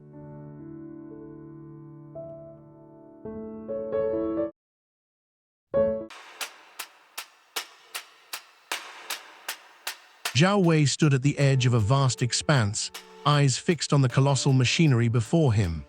In 2023, he is a dockworker at the bustling port of Shanghai, the busiest container port in the world. Just 2 decades prior, the scene was drastically different. A mere 35 million 20-foot equivalent units flowed through its terminals that year, an impressive feat in itself. But the fabric of its landscape was about to be reshaped entirely. Once a series of modest docks along a muddy coastline, the transformation began in the late 1990s. The Chinese government recognized a vital opportunity. Investment poured in, and the port of Shanghai began its metamorphosis. By 2012, it eclipsed the competition, handling more than 33 million containers. That's more than the combined total of the next 3 largest ports in the world. Zhao Wei reflects on the raw power of this complex, where the weight of commerce and the rhythm of trade collide. Massive cranes stand like sentinels, towering over the busy landscape, reaching upwards of 130 meters into the sky. These machines unload container ships faster than a human breathes. An astonishing 14,000 containers can be processed in just a single day. This scale isn't simply impressive.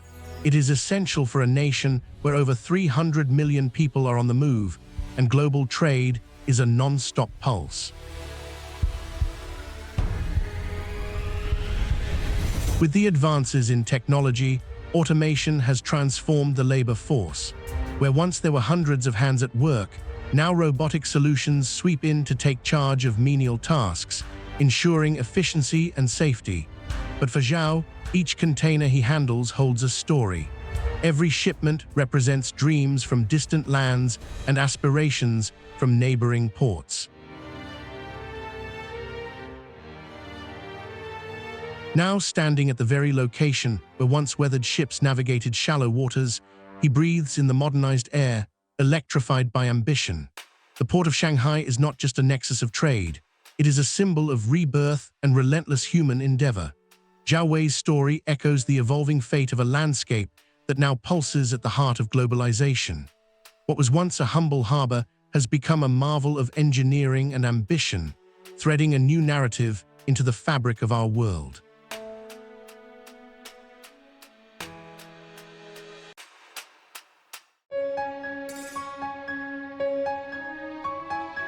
On Saturday, January 25, 1987, the world witnessed an unprecedented transformation at precisely 4:38 p.m. With a deafening roar, the earth split open, revealing the razor-sharp cliffs of a colossal trench. This was the moment the Corinth Canal, a project steeped in millennia of ambition, finally opened to vessels. Measuring just over 6 kilometers in length and cutting across the narrowest strip of land in Greece, this engineering marvel forged a direct path between the Aegean and Ionian Seas. At its deepest, the canal plunges to a startling depth of approximately 80 meters, evoking awe and trepidation from sailors navigating its precarious waters. But the story behind its creation is riddled with enigma. Ancient Greek rulers like Periander envisioned a waterway that would reshape trade routes as early as the 6th century BCE, yet it took over 2,000 years for vision to become reality. By the time construction officially began in 1882, the dream had been buried under layers of neglect and political upheaval.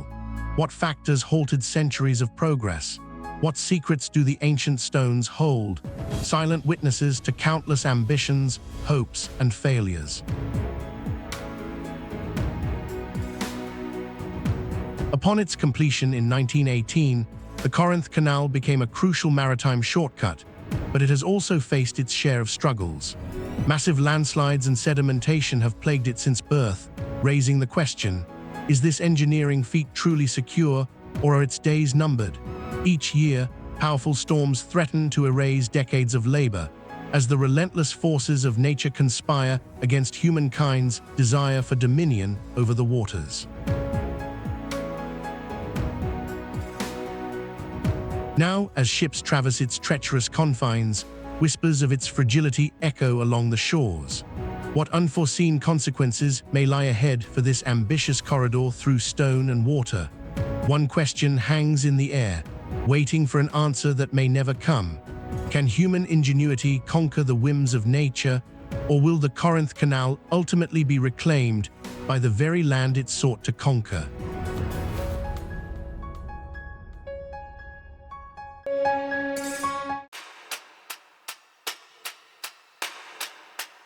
The countdown has begun. Water is a relentless force, powerful enough to shape landscapes and test the engineering prowess of mankind. The Kariba Dam stands as both a marvel and a warning, a colossal barrier holding back the mighty Zambezi River. From its construction in the late 1950s, when its walls rose to a staggering height of 162 meters, this behemoth has been a lifeline and a ticking time bomb. Initially, when it was completed in 1964, it formed the largest artificial lake in the world by volume, a shimmering expanse covering an area of 2,100 square kilometers. It transformed an entire region, generating hydroelectric power that illuminated millions of homes across Zambia and Zimbabwe. This engineering feat harnessed the Zambezi's energy with 36 turbines, churning out over 1,600 megawatts of electricity, a testament to human ingenuity. But time is an unforgiving force. As sediment settled in the lake and the life-giving water receded, the landscape around the dam began to shift. Early warnings echoed. Cracks appeared in the dam's structure, whispering fears of a potential collapse. This prompted a massive rehabilitation project in the 21st century, costing over $300 million and employing cutting-edge technology, including massive steel reinforcements and concrete injections to shore up its aging infrastructure.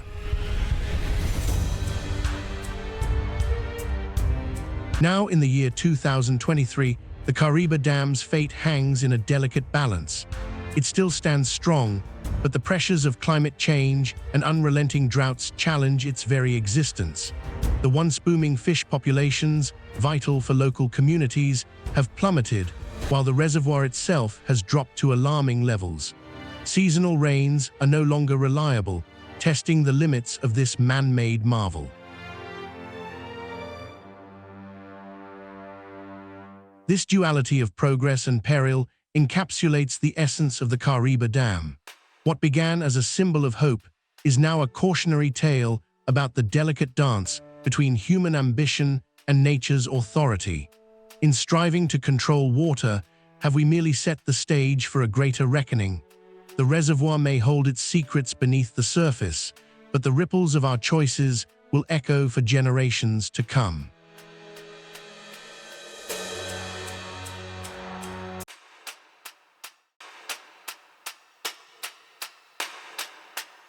"361 meters tall and rising, Vaso Tower is set to be the tallest building in the European Union. But height carries weighty risks. As it stretches skyward, structural integrity becomes an obsession, particularly in a city known for its harsh winters and shifting soils. From the beginning, the project faced challenges. A technique known as top-down construction was implemented, allowing for rapid progress despite the unstable geology below. Yet every layer of concrete poured, every steel beam erected posed questions. What if the ground shifted? What if the structures could not bear the weight of the tower? Workers watched every measurement meticulously, aware that a slight miscalculation could spell disaster. During its construction, workers reported random occurrences of vibrations and the constant hum of machinery, a reminder of the tower's ambitious ascent. With every beam secured, engineers held their collective breath, knowing that Warsaw's geological quirks could deliver an unwelcome surprise. As the building reached nearly 300 meters, concerns intensified regarding wind resistance and the sway of a structure so tall, especially during stormy weather. Could it withstand the pressures of nature as it soared to the sky? Warsaw Tower stands on the precipice of innovation, a symbol of economic resurgence and urban expansion. Yet, every completed floor served as a reminder of the thin line between prosperity and peril. The landscapes surrounding it have already witnessed war and transformation, each one etching its legacy into the very soil. When the final bricks of Warsaw Tower were placed, they set into motion a narrative that will echo long after the last visitor has departed.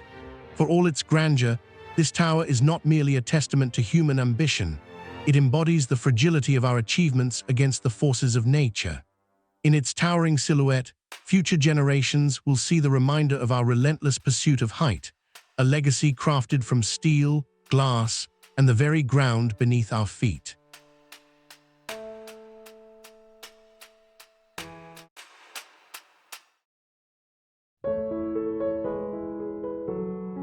Water flows downhill, or so the saying goes. But in China, that principle is turned on its head. The South-North Water Transfer Project aims to move more than 48 billion cubic meters of water each year from the lush southern rivers to the arid north. Designed as a solution to one of the greatest water shortages in history, it is simultaneously the world's largest and most ambitious water diversion project. Construction began in the 1950s, an initiative born from desperation as drought and population growth converged. Machine after machine plowed through mountains, valleys, and cities, cutting a path for rivers that would never flow through their natural course. Remarkably, the enormity of this endeavor is staggering. Extending over 2,400 kilometers, it stitches three major rivers together like a lifeline across the continent. Fast forward to today, and the impact is undeniable. Flows that once hummed through bamboo forests in the south now corral into pipelines, surging through painted tunnels and across bridges, quenching the thirst of millions in Beijing. In a country where the north struggles with water scarcity, the project has transformed daily life, resurrecting agricultural lands and revitalizing entire communities. Yet, beneath the surface, challenges loom like hidden currents. For all its engineering prowess, the project has stirred deep social and environmental concerns. The consequences of relocating millions and disrupting ecosystems are profound. Forests once vibrant with life now lie buried beneath water reservoirs. Reservoirs that should sustain life instead threaten to drown ancient towns and archaeological sites, covering them forever in silence. The paradox is stark. In its quest to give life, it has taken it away. In a twist that casts new light on this modern marvel, a recent study showed that climate change could drastically alter water supply levels, placing the future of this monumental project in jeopardy. While engineers celebrated their triumph, a new crisis loomed on the horizon, reminding us that even the most ambitious human intervention cannot control the forces of nature indefinitely. The question remains, can a lifeline survive in a world where water itself becomes the greatest challenge?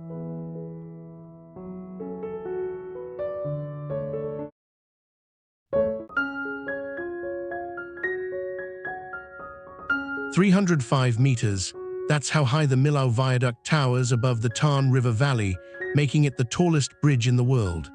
Eclipsing even the Eiffel Tower, this engineering marvel stretches an astonishing 2,600 meters from end to end.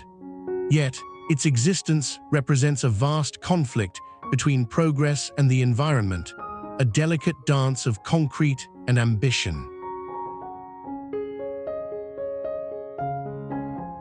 The bridge's rationale was clear.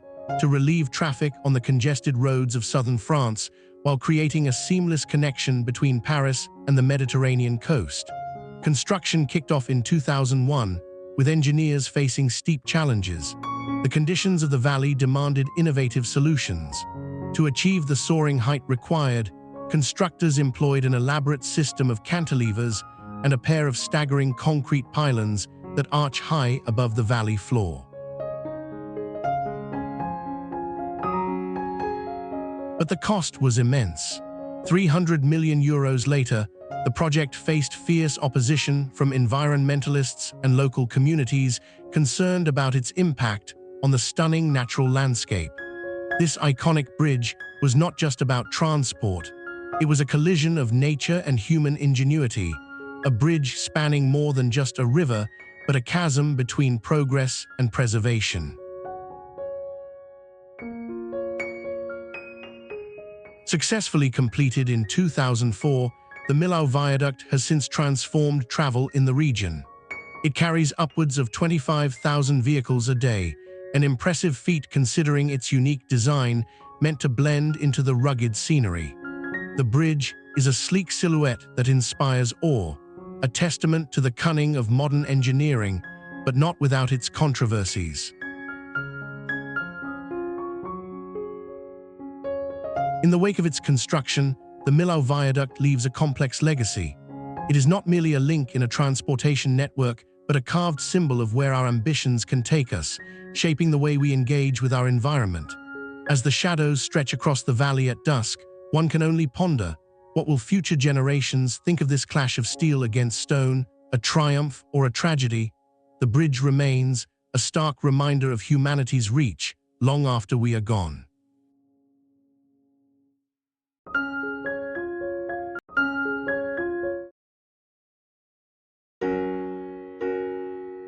What if the city you assumed was the future is merely a stage set for a grand performance? In Malaysia, Putrajaya stands as a bold statement of ambition, birthed from the dreams of countless architects, workers, and visionaries. Constructed from scratch in the 1990s, it is a city built to represent power and progress, but also a site where the fabric of aspiration met the harsh reality of human endeavor. The journey to create Putrajaya was not without its sacrifices. Laborers toiled under the searing sun, pouring concrete and lifting steel, all while dreaming of a new tomorrow. This could be considered a barren landscape, but it was transformed into an oasis of bureaucratic elegance.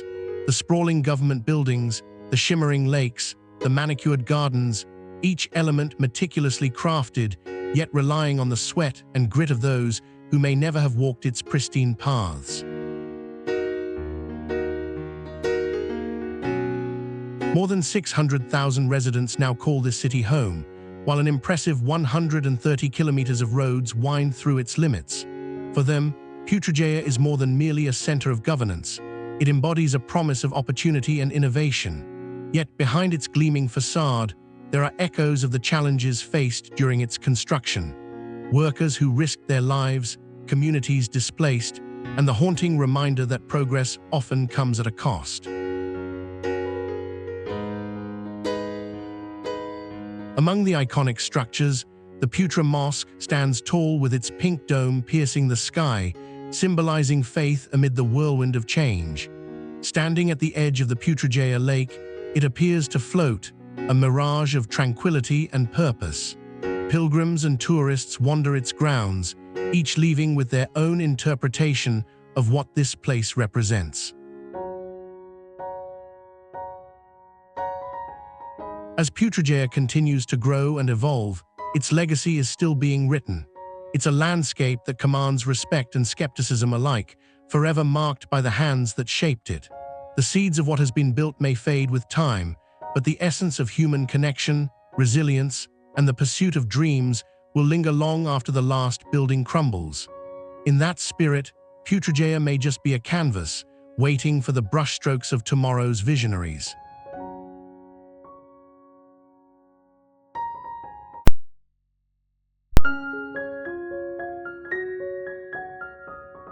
The roar of cascading water engulfs the senses, a thunderous symphony echoing against concrete and steel.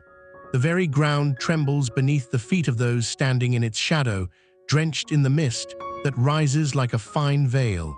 Sunlight sparkles through the droplets, illuminating an engineering marvel that stretches for over 7 kilometers. The Itaipu Dam, straddling the borders of Brazil and Paraguay, stands as a testament not just to human ingenuity, but to the lives intertwined with its construction. As the largest hydroelectric facility ever built, Itaipu generates more energy than the average city could consume in a decade, over 58 million megawatt-hours each year. The builders, many of whom came from local villages, faced staggering challenges. Day after day, they toiled under the scorching sun, battling the treacherous terrain and unpredictable weather. They forged a new world from rock and earth, one powered by ambition and sweat. For some, however, the journey ended before its completion. Lives were lost, families shattered, yet their spirit is forever woven into the very fabric of this colossal structure. In this vast reservoir, a swath of human life exists. Fishermen cast their nets, while families nestle into the homes built near its shores. Yet the dam changed their world irreversibly. Flooding altered landscapes, and wildlife once thriving in these waters vanished, swallowed by the lake's expanse. It is a paradox, a bastion of progress birthed from both promise and sacrifice. An iron colossus whose very existence is a reflection of human capability and consequence. But what lies ahead for Itaipu? As the world grapples with climate change and the urgent need for sustainable energy, innovations are being explored. Invested in by both nations, the dam is undergoing upgrades to enhance efficiency and reduce its environmental footprint. The future of Itaipu is not merely a story of electricity generation, but a symbol of how we adapt and redefine our relationship with nature as we strive for balance. The roar of the dam will continue, a reminder of both past struggles and future possibilities.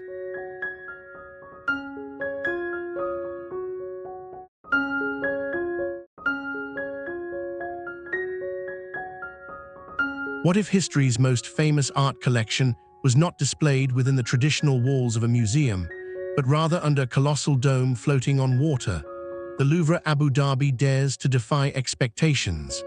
Rising as an architectural marvel on Saadiyat Island, this 50,000 square meter structure is a radical marriage of nature and human ingenuity, designed to withstand the relentless push and pull of the elements.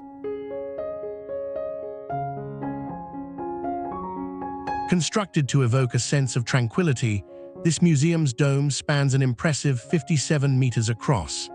Yet while the elegant latticework captures sunlight and casts intricate patterns on the ground below, it also engages in an ongoing battle with the encroaching Arabian Gulf. The coastal landscape, with its shifting tides and gusty winds, serves as a constant reminder that human ambition can only control so much. Beneath that striking roof, the museum houses an astounding 600 artworks, bridging cultures and epochs, all while teetering on the edge of a fragile ecosystem. Beneath its surface, the construction was a lesson in resilience. The salty waters of the Gulf presented a unique challenge. To ensure stability, engineers had to install over 700 reinforced concrete piles, some extending to depths of over 30 meters into the earth. Nature's forces here are not to be underestimated. They push against the very foundation of a dream, reminding us of the vulnerabilities inherent in even the grandest human endeavors. As the museum opened its doors, welcoming an influx of visitors from around the globe, it transformed the cultural landscape of the region. Yet, it does more than just display art. It stands as a symbol of ambition, a hybrid between man and the environment, forging a path toward an enriched artistic dialogue. More than just an architectural icon, it leaves behind a legacy, imprinted in the stories of those who wander its halls, long after the final visitor has departed. In this dance between nature and human vision, the echoes of history resonate far beyond the shores of Abu Dhabi.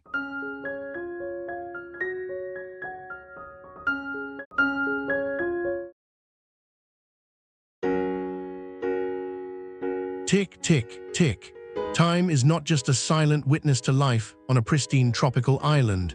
It's a looming specter whispering the dangers of paradise. Countless travelers arrive, lured by sun-kissed beaches and swaying palms, yet what awaits can be a twisted tale of nature's fury and folly. With almost 250,000 visitors per year, the island is a bustling sanctuary, but lurking beneath its idyllic surface is a hidden menace. Tropical storms can roll in with alarming swiftness, transforming azure skies into darkened tempest. Winds may surge beyond 150 kilometers per hour, ripping through thatch-roofed huts and casting chaos in their wake. Just one storm can leave damage costs soaring into the millions, rattling not only structures, but the very lives of those who seek refuge in this vibrant oasis. Yet the physical dangers are only part of the story. The lure of this paradise breeds a darker side. Visitors drown in the crystal-clear waters, unaware of powerful undercurrents waiting just below the surface. Reef sharks, drawn by the promise of easy prey, glide ominously through the coral. The sea, both beautiful and treacherous, mirrors the duality of paradise itself. With 365 days a year of light, this island is a siren's song. Yet, how many souls wander paths unknowing of the risks that lie both in the wild and inside themselves? Drug trafficking routes weave through these islands like a web, creating a juxtaposition of serene resorts and shadowy dealings. As the sun sets, turning the horizon into a canvas of purples and golds, it becomes painfully clear. Paradise is a fleeting illusion. What we cherish can vanish in an instant, consumed by nature or our own human failures. The tropical island draws us near, but it challenges us to confront the precariousness of beauty. We bask in its glow, but how fragile that glow can be.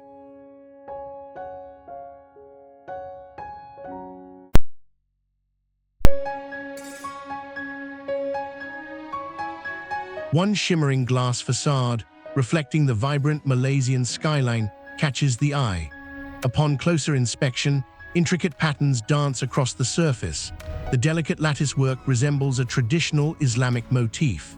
This is the Petronas Twin Towers, soaring to a staggering height of 451 meters. Once the tallest buildings in the world, they dominate the Kuala Lumpur horizon, a symbol of aspiration and modernity. Yet behind this breathtaking exterior lies a story of ambition and consequence, a rise intertwined with a reckoning. Construction began in 1993, driven by the quest to establish Malaysia as a beacon of economic prowess in Southeast Asia. The towers, designed by architect Cesar Pelli, were a marvel, their unique design inspired by intricate geometric shapes and Islamic art. But reaching for the sky comes at a price. The project demanded an astonishing cost of over $1.5 billion, a staggering investment that would reshape the economic landscape of the region. Laborers faced grueling conditions as they waded through challenges that included a rapidly shifting political climate and intricate engineering obstacles. The foundation, built upon unstable ground, required innovative solutions to prevent the towers from sinking. As the excavation reached depths of more than 70 meters, workers reinforced the site with over 50,000 cubic meters of concrete, a relentless endeavor to anchor these soaring giants. Yet there were critics who questioned the wisdom of such an extravagant endeavor. A visual paradox emerged. While the towers stood tall, the surrounding communities struggled, highlighting the disparity between wealth and need. Today, the Twin Towers serve as more than just office space. They embody the fragility of success and the cost of ambition. As the sun sets and the towers sparkle under the night sky, their design mirrors the stars above, connecting earthly aspirations with the cosmos. From a single detail, the lattice work of the towers, to the grand scale of their impact, the Petronas Twin Towers stand not only as a feat of engineering, but as a narrative of human aspiration etched against the skyline.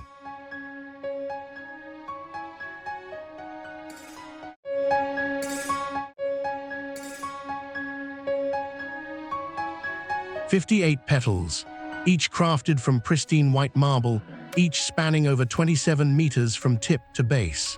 This structure, monumental in its design and purpose, embodies a delicate balance of nature and spirituality.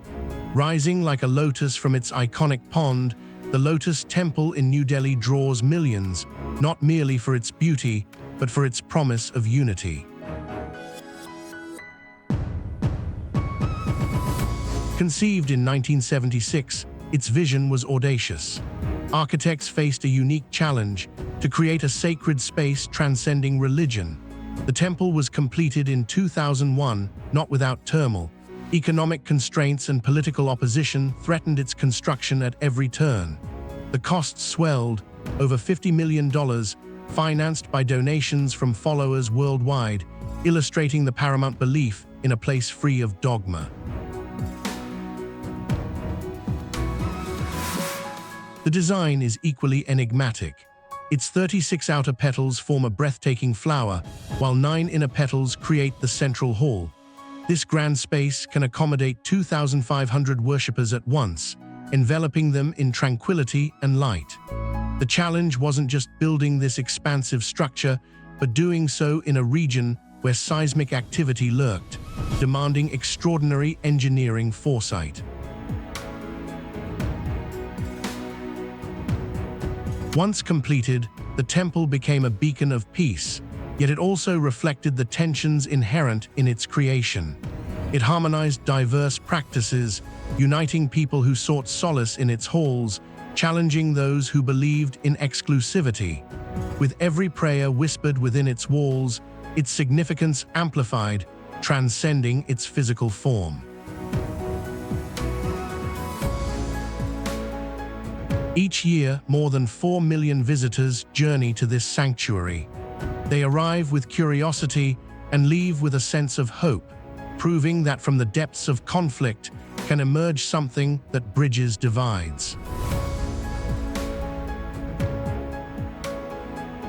In a world where divisions often drown out harmony, the Lotus Temple stands like a lotus rising from muddy waters, an emblem of collective aspiration.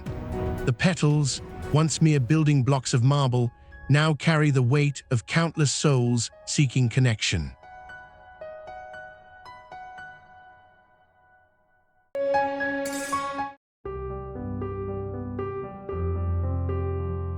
Rising abruptly from the surrounding plains, an immense rock looms as a monolith of both nature and history.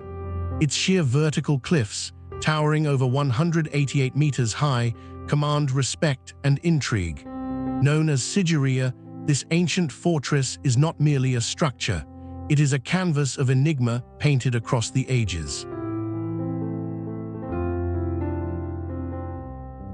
The remnants of frescoes cling desperately to its walls, hints of stories that remain untold, while gardens and water features once vibrated with the laughter of royalty and the whispers of servants. Built in the 5th century, Sigiriya was both a royal citadel and a luxurious retreat, constructed under the reign of King Kashyapa. Yet despite its grandeur, many questions linger like shadows over its past. Why was the mighty king driven to build such a formidable fortress? Was it a refuge from enemies or a strategic display of power? The apparent purpose of its Lion's Gate and mirror wall seems clear, yet their deeper significance eludes modern interpretation. In its time, visitors scaled the rock via a winding staircase, now a mere ghost of its former self. What remains are the traces of an extensive ancient civilization, graffiti etched on the walls telling of visitors from distant lands and forgotten eras. But perhaps the most baffling aspect of Sigiriya is the unique architectural technique used, integrating sophisticated planning with the surrounding landscape. How did builders, thousands of years ago, align such intricate designs with the rising sun and the patterns of the stars? Yet, as history wrestles with its mysteries, Sigiriya stands resolute against the relentless march of time. Even after nearly 1,600 years, it has not relinquished its secrets easily, leaving visitors and scholars alike grappling with more questions than answers. As we ponder its legacy, we remember that Sigiriya is not merely a relic of the past. It embodies the eternal quest for power, beauty, and understanding amid the spirals of human ambition. Long after we vanish, the rock will remain, a silent sentinel, waiting for the curious hearts willing to unlock its stories.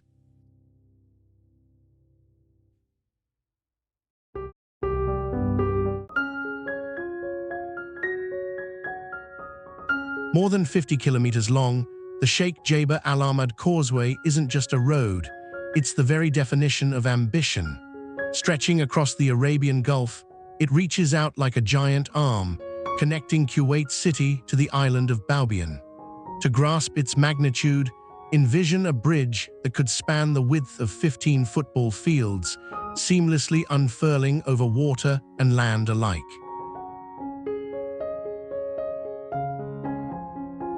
Yet beneath this engineering masterpiece lurks peril.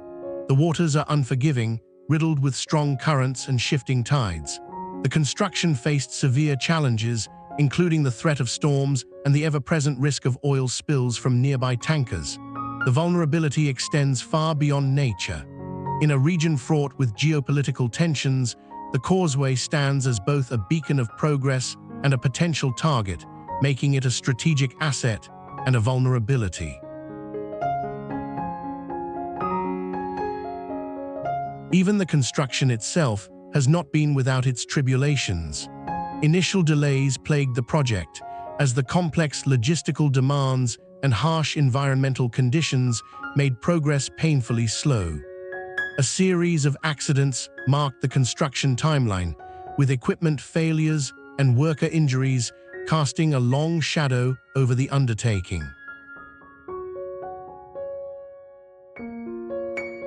An accident in 2016 claimed lives, underscoring the dangers lurking within this ambitious project, reminding all involved that the sea, while serene on the surface, can be the fiercest adversary.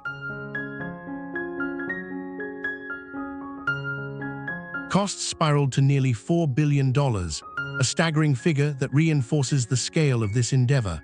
But the challenge does not end with completion. Maintaining such a structure in a hostile environment poses ongoing risks, from corrosive seawater to the harsh desert climate. The causeway must endure the trials of time, standing firm against the elements, just as it withstands the scrutiny of those who wonder whether such a behemoth can truly withstand the test of nature and conflict. In the end, as you gaze down this monumental structure stretching across the water, remember, it's more than just a connection. It's a thin line between progress and peril, a colossal reminder of how fragile even the grandest achievements can be amidst the vast, and unforgiving ocean.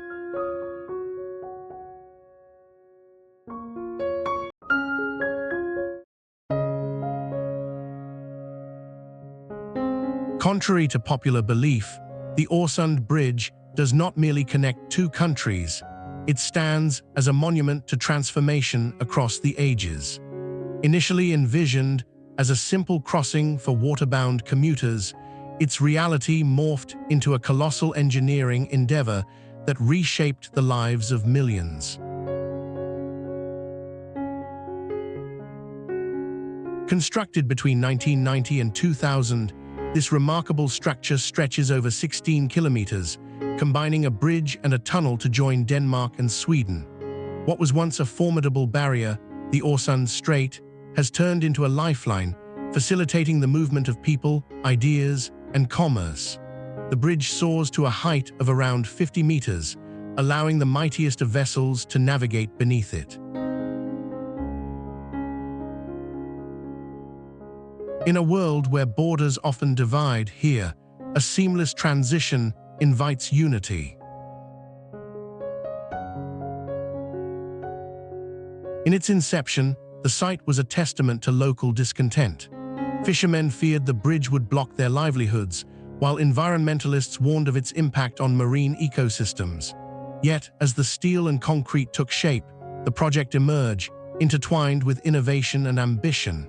What began as a contentious conversation transformed into a breathtaking reality, the bridge now bustling with over 6,000 vehicles and nearly 200 trains daily. Once a solitary pair of islands separated by dark waters, today the communities of Malmö and Copenhagen flow into each other. The skyline, featuring the bridge's elegant spans, underscores a shared future. Residents have embraced the change, with an increase in cross-border activities fueling the region's economy. In a matter of years, two distinct cultures collided into an integrated community, breathing new life into historical tensions. Yet this harmonious connection raises an unsettling question. As borders blur and barriers dissolve, what happens to identity in the wake of such colossal unions?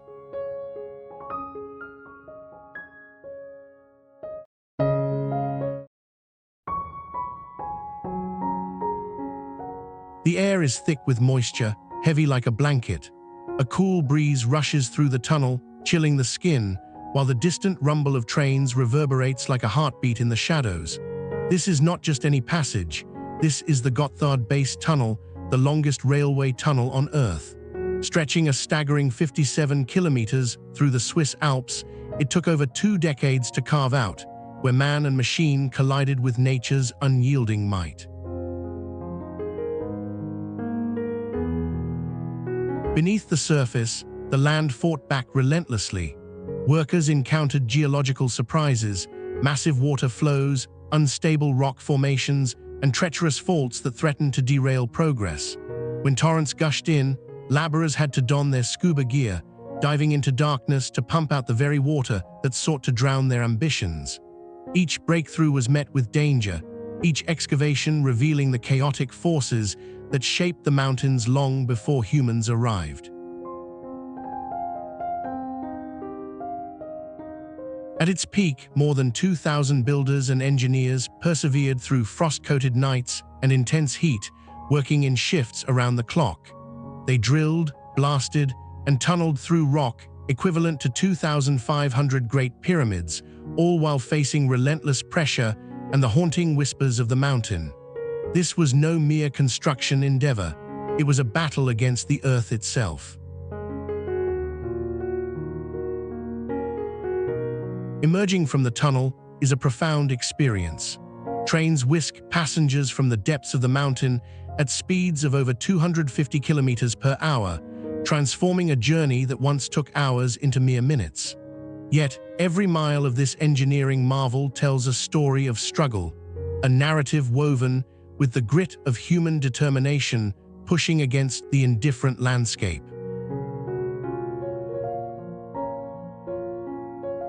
In its completion, The Gotthard Base Tunnel not only redefined transportation, but also posed a stark question about ambition and nature's place. As steel and concrete triumphed over granite and water, it reflects a deeper truth. What lengths are we willing to go to bend the wild to our will?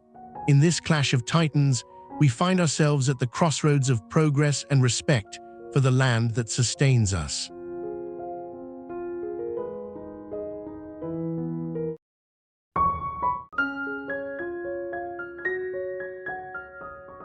One man, an architect named Adrian Smith, stood at the center of an audacious dream to reach heights previously thought impossible. Burj Khalifa, the pinnacle of ambition, soars to 828 meters, piercing the clouds with its staggering presence. Yet, this towering skyscraper is not without its perilous challenges. Every inch of its superstructure is a silent echo of the risks that lurk beneath. Before the first steel beam was erected, the ground beneath the Burj Khalifa posed a colossal threat. The soft alluvial soil was notorious for instability. Engineering teams faced a daunting dilemma: how to craft a monument in a landscape that threatened to swallow it whole. Subterranean testing revealed unsettling truths about the soil's load-bearing capacity. As the foundation was laid, fears intensified. The building began to drift. It was a delicate balance between human ambition and the Earth's unforgiving nature. As construction marched onward, the dangers multiplied. Workers laboring on the highest levels faced extreme conditions.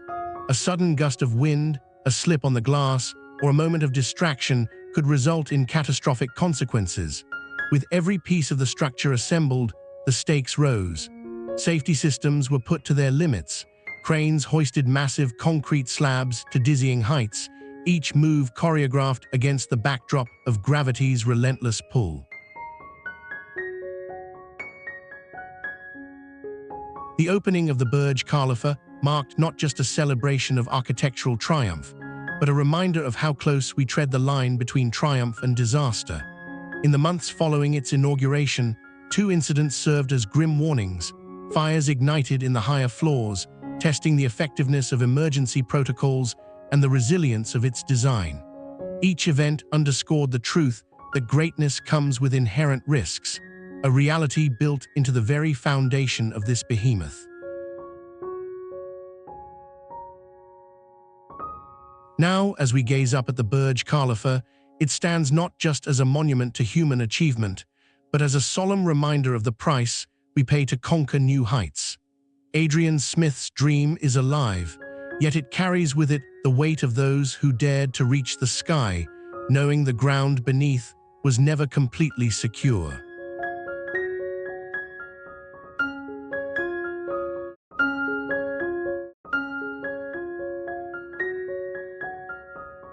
Time is ticking, and with each passing second, the towering spire of the Lacta Center stands as a silent sentinel to the ticking clock of destiny. Reaching an astonishing 373 meters into the sky, it is the tallest building in Europe, yet beneath its shimmering glass facade lies a shroud of mystery.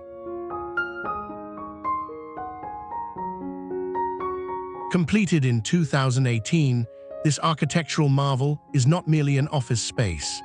It is a complex that houses research facilities and public spaces, intermingling corporate ambition with community engagement. But what remains unsolved is whether this ambitious project will fulfill its promise of revitalizing the surrounding area, drawing people into this once-forgotten corner of St. Petersburg. The design is striking, a twisting silhouette that spirals upward, meant to mimic the shape of an eternal flame, yet it evokes questions. For all its grandeur, whispers echo about its environmental impact. The construction required massive amounts of concrete and steel, materials that leave a heavy footprint. Did the visionaries account for the long-term ecological consequences? As the Arctic ice caps melt, will this towering beacon of progress become a relic of ambition, standing as a monument amid rising waters? Within its walls, the promise of advanced technology coexists with unanswered questions of resilience and sustainability. Will this giant withstand the inevitable shifts of climate change? The Lacta Center is not just a building. It represents a race against time, striving to be both a symbol of innovation and a reflection of our priorities in a rapidly changing world. As the years unfold, the true test awaits. Will the Lacta Center rise above its challenges or succumb to the ticking countdown of fate? The future remains unwritten, teetering between aspiration and uncertainty.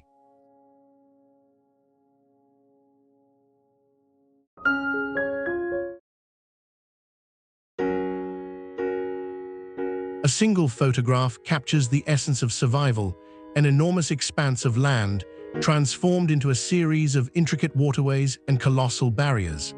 The image shows massive concrete structures sprawling across vast fields, standing resolute against the invading sea. Pull back, and the enormity of Delta Works unveils itself, a network designed to tame and protect a nation. Beginning in the 1950s, this monumental project emerged in response to tragedy. In 1953, a catastrophic flood swept over the Netherlands, claiming over 1,800 lives and inundating thousands of homes. From the rubble arose an ambitious vision to safeguard the low-lying regions of the country. Constructed with over 1,300 kilometers of dikes, storm surge barriers, and sluices, Delta Works represents one of the largest civil engineering feats in history. Transitioning through decades, engineering innovation reshaped the landscape. Once, land and people lived in the precarious balance of water and soil, with constant threats lurking at high tide. Now, though, the nation stands defiantly, shielded by 38 massive gates that can be closed in moments, capable of withstanding incredible forces. The Oosterschelde Barrier alone stretches over 9 kilometers, allowing marine life to thrive while blocking the relentless surge of the North Sea. It's a delicate balance of nature and technology, enabling life to flourish in what was once a dangerous floodplain. Looking into the future, Delta Works promises to endure long after the engineers and politicians are gone. This infrastructure represents more than mere defense. It carries the weight of hope for generations. The massive concrete forms echo with resilience, while the land they protect tells a story of rebirth. Long after our time has passed, the legacy of Delta Works will continue to stand vigilant against the sea, a silent witness to both the power of nature and the ingenuity of mankind. Here, the past and future are woven together, reminding us that survival is not just an instinct, but a masterpiece of engineering and spirit.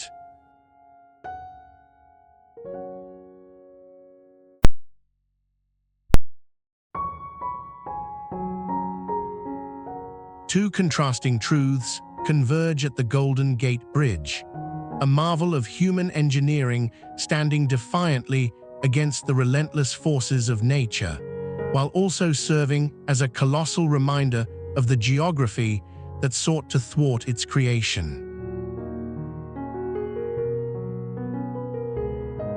Rising to a height of 170 meters above the turbulent waters below, its two towers pierce the fog like sentinels guarding the bay. Yet its foundation rests on a bed of shifting silt and unstable soil, a precarious site that challenges its very existence. Constructed during the depths of the Great Depression, The Golden Gate Bridge represents a bold leap into the unknown. Stretching 2,737 meters from end to end, it was the longest and tallest suspension bridge in the world when it opened in 1937. A feat born from a collaboration of visionaries and craftsmen, it symbolizes hope and resilience. Yet, the land beneath continuously seeks to reclaim its own. Earthquakes are a relentless threat, with the San Andreas Fault just a precarious handful of kilometers away, pushing and pulling at the bridge's very foundations. Before a single beam was set, the engineering challenge confronted nature's whims, strong currents, fierce winds, and often enveloping fog that shrouded the bay in mystery. Workers suspended hundreds of feet above the water navigated the dangers of the elements and the stark heights that defined their labor, all while risking their lives in what could only be described as a dance upon the edge of the abyss. Safety nets and bold innovation transformed death into survival, propelling this iconic structure into the skyline. Yet for every strong beam of steel, the land pushes back. Seismic retrofitting and constant maintenance are necessary commitments, a reminder of the bridge's vulnerability to the Earth's movements. The eternal battle against nature's relentless forces continues beneath the surface, and engineers remain vigilant, always adapting to the shifting ground. The Golden Gate Bridge is more than a mere crossing. It stands as a testament to the ambition of humanity alongside the indomitable spirit of nature. Above the crashing waves and below the shifting earth, it holds firm, a paradox that evokes awe. In a world where the land pushes back, this bridge stands tall, a delicate balance of triumph over nature, echoing both struggle and resilience.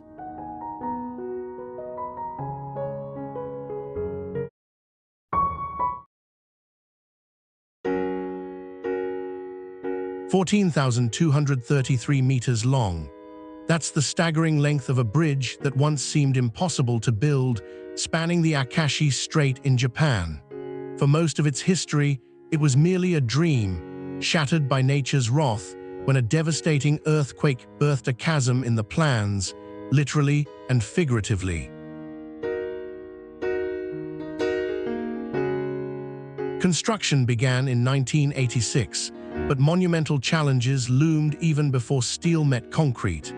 In the summer of 1995, a cataclysmic quake interrupted the work, claiming the lives of dozens and leaving the project a fragmented wreck. Rather than retreat in defeat, engineers harnessed innovative technologies and bold visions to resurrect the ambitions of a nation.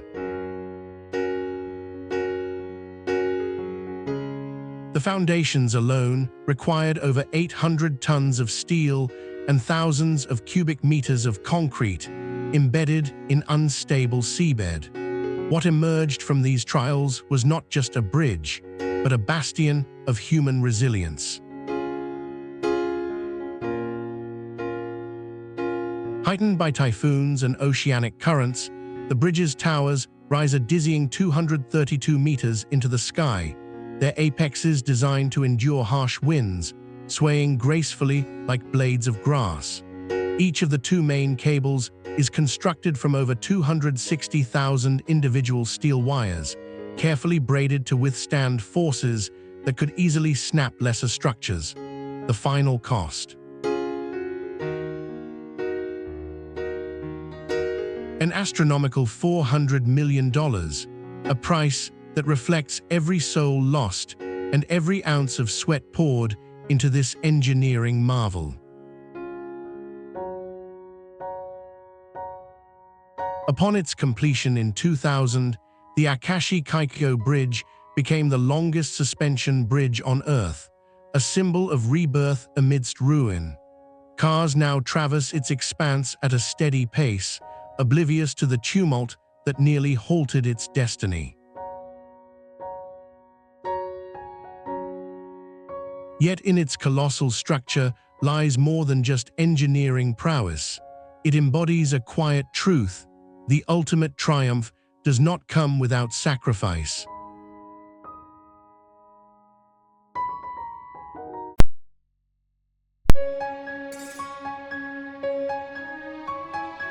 Inside a mountain in the Arctic, millions of seeds are silently waiting, more than 1 billion of them, in fact. This vault, buried deep within the permafrost of Svalbard, serves as humanity's insurance policy against extinction. It's a fortress for agriculture, designed to withstand the unthinkable. Constructed with 3 gigantic chambers, each able to hold a staggering 1 million seed samples, the Svalbard Global Seed Vault operates in temperatures around -18 degrees Celsius, perfect for preserving genetic material. The coolness of the rock surrounding it, coupled with the precise engineering of its structure, creates an environment that dramatically slows the decay of seeds, ensuring their viability for decades or even centuries. More than 1,000 varieties of crops from every corner of the globe make their home here, from rice to wheat, from potatoes to barley, each packet carefully stored in aluminum pouches, packed tightly to minimize airflow. The storage rooms are lined with more than 50 centimeters of concrete, creating a barrier that can endure natural disasters, human conflict, and even the relentless march of time. Every sample is meticulously catalogued and forever tracked to ensure that no seed is ever lost. Once planted, a single seed can ultimately yield dozens or even hundreds of new seeds. That means biodiversity, and that means resilience. This vault is not just a storage facility. It is a silent guardian preserving the foundation of our food system.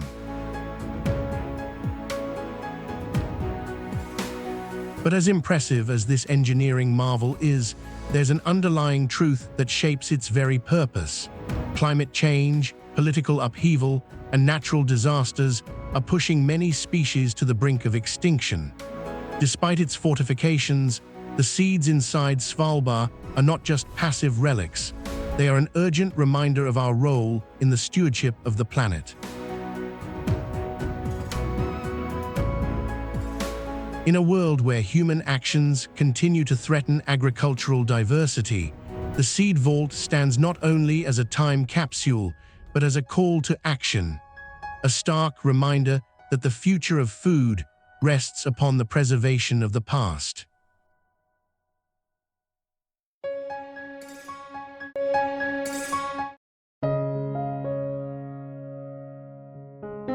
With each tick of the clock, the tension mounts. Delays threaten lives, and the whispers of tragedy echo through the mountains. It was the early 1960s when Japan's archipelago grappled with a dire need to connect its northernmost island, Hokkaido, to the rest of the country. Beneath the turbulent waters of the Tsugaru Strait, everything hung on one audacious plan: the Seikan Tunnel. Stretching over 53 kilometers, it wasn't just a tunnel. It was a lifeline born from the fatal toll the sea claimed on ferry routes in that age. Construction began in 1959, marching forward amidst relentless challenges.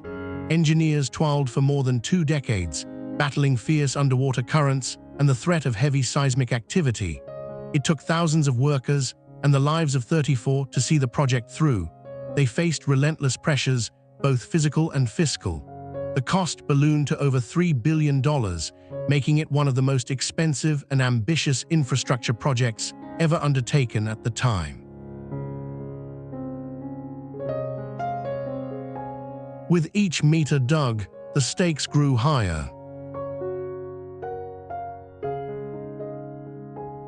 Emerging as a feat of engineering, the Seikan Tunnel is a 2-tiered marvel, a rail line that burrows deep beneath the ocean floor, capable of withstanding the worst nature can throw. It operates 250 meters below the surface at its deepest point. Enormous pumping stations keep rising tides at bay, ensuring that the lifeline of Hokkaido remains open. Daily, trains glide through in relative silence, a testament to humanity's unyielding determination to conquer nature's wildest frontiers. But as we peer into the future, questions linger. What comes next for this colossal structure? With climate change and rising sea levels increasingly common, the tunnel stands as a symbol of resilience, yet also vulnerability. Can such a marvel withstand the shifting tides, or will it, like the ferries it replaced, face a new reckoning? As we close this chapter on one of engineering's most remarkable triumphs, the Seikan Tunnel reminds us of the delicate balance between human ambition and the forces of nature. The countdown to our future continues.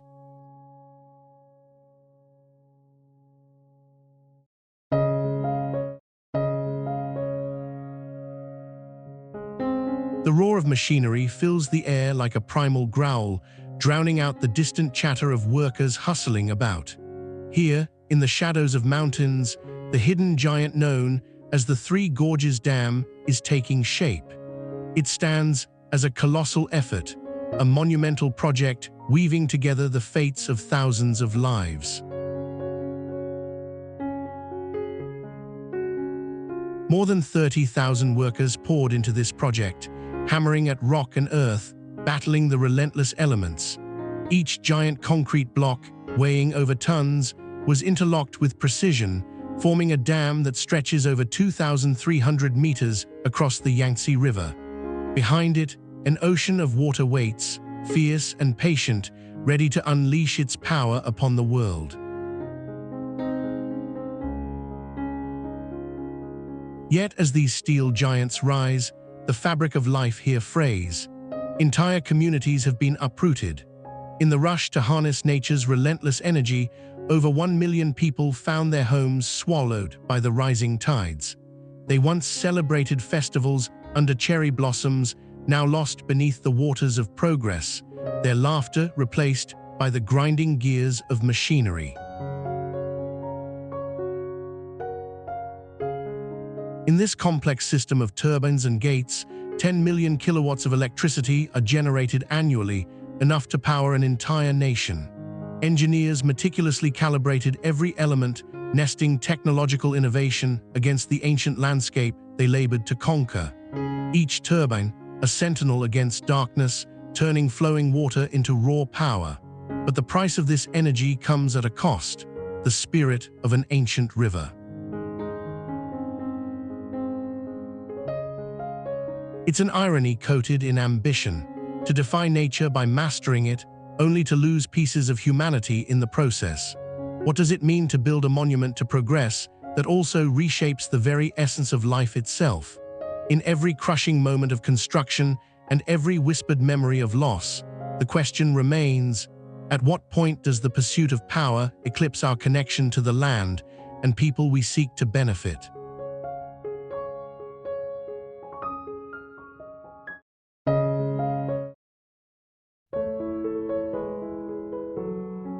The tallest building in China isn't what it seems.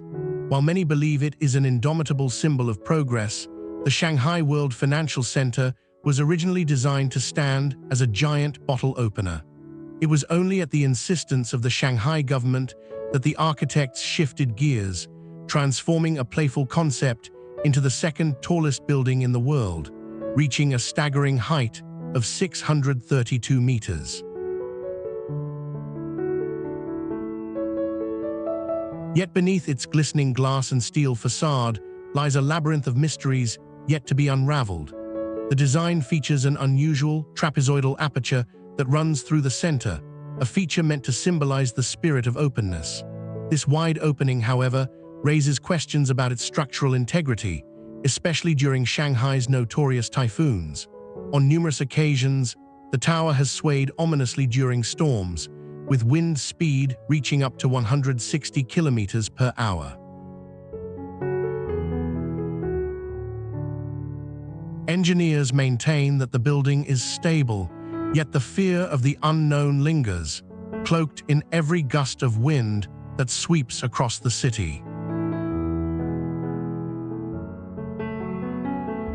As dusk falls, the Shanghai World Financial Center isn't just a building, it becomes a beacon, illuminating the skyline with twinkling lights. From its observation deck, specifically crafted to add that further sense of vertigo, visitors peer down at the sprawling city. More than 400,000 people occupy the streets below, unaware of the precarious balancing act above them. The structure sways gently, but the question remains, how much is too much? With every passing year, the World Financial Center continues to reach new heights, not just in altitude but in mystery. Is it merely a marvel of modern architecture, or does it conceal truths about our fundamental understanding of engineering? Beneath its shimmering exterior lies a world of enigmas, a stark reminder that even the most breathtaking view can harbor unspoken fears. Each moment spent gazing at that towering silhouette becomes an intimate dance with the unknown.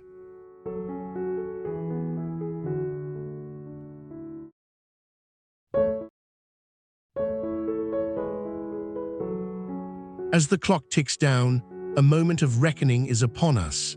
Engineers and world leaders knew that to dominate global maritime trade, a colossal task lay ahead: the Panama Canal expansion.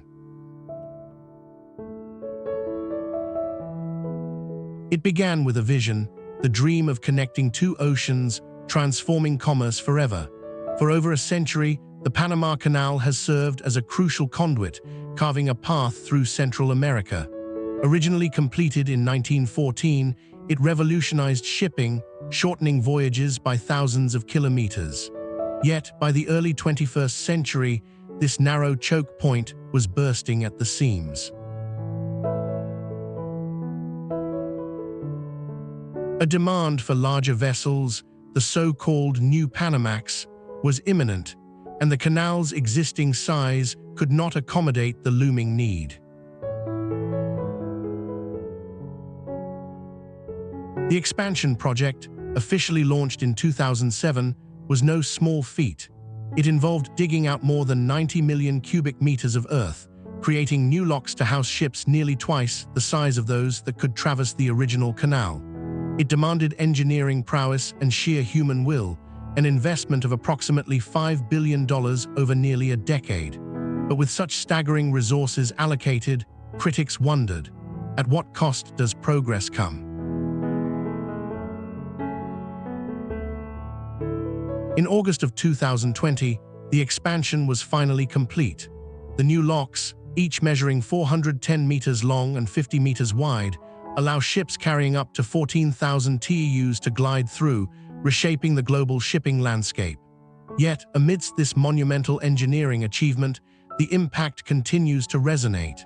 Environmental concerns arose, habitats disrupted, local communities affected. What began as a bold dream reached a climactic realization, forever altering trade routes and engineering standards. The Panama Canal expansion is more than just a means for vessels to traverse. It stands as a symbol of humanity's relentless pursuit to push boundaries, adapt, and evolve. In this race against time, we are reminded that every monumental leap forward carries weight, a testament to our ambition, but also a call to reflect on the price we pay for progress. The question lingers, is the cost of our advancement worth the sacrifices made along the way?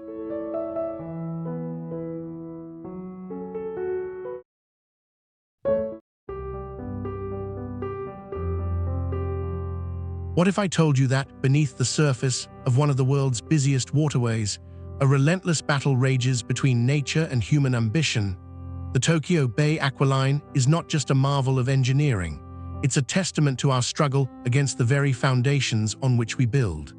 This 35-kilometer-long expressway, which includes a striking underwater tunnel and an equally remarkable bridge, was completed in 1997. It connects the bustling metropolis of Tokyo to the neighboring Kanagawa Prefecture, expertly threading through the waters of Tokyo Bay.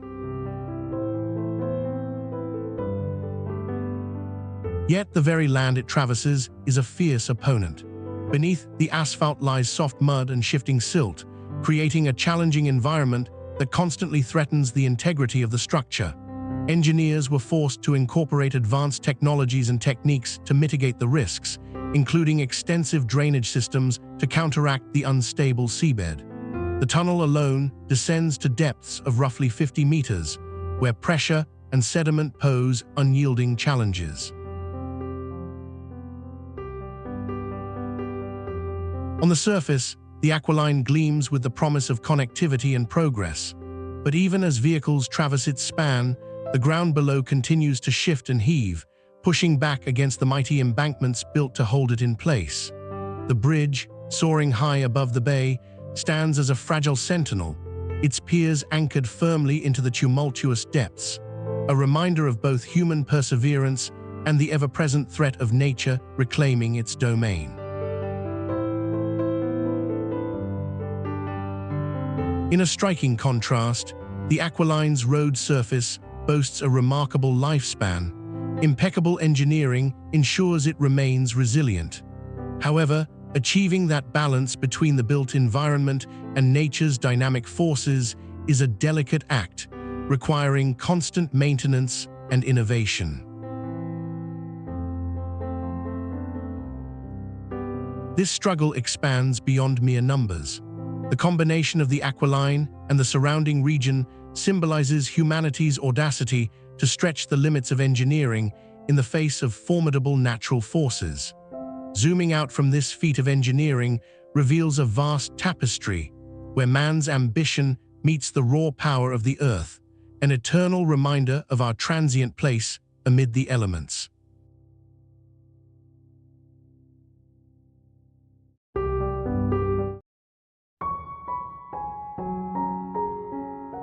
On June 10, 1999, at precisely 3 o'clock in the afternoon, the first vehicle crossed a monumental structure that would reshape transportation in India and beyond.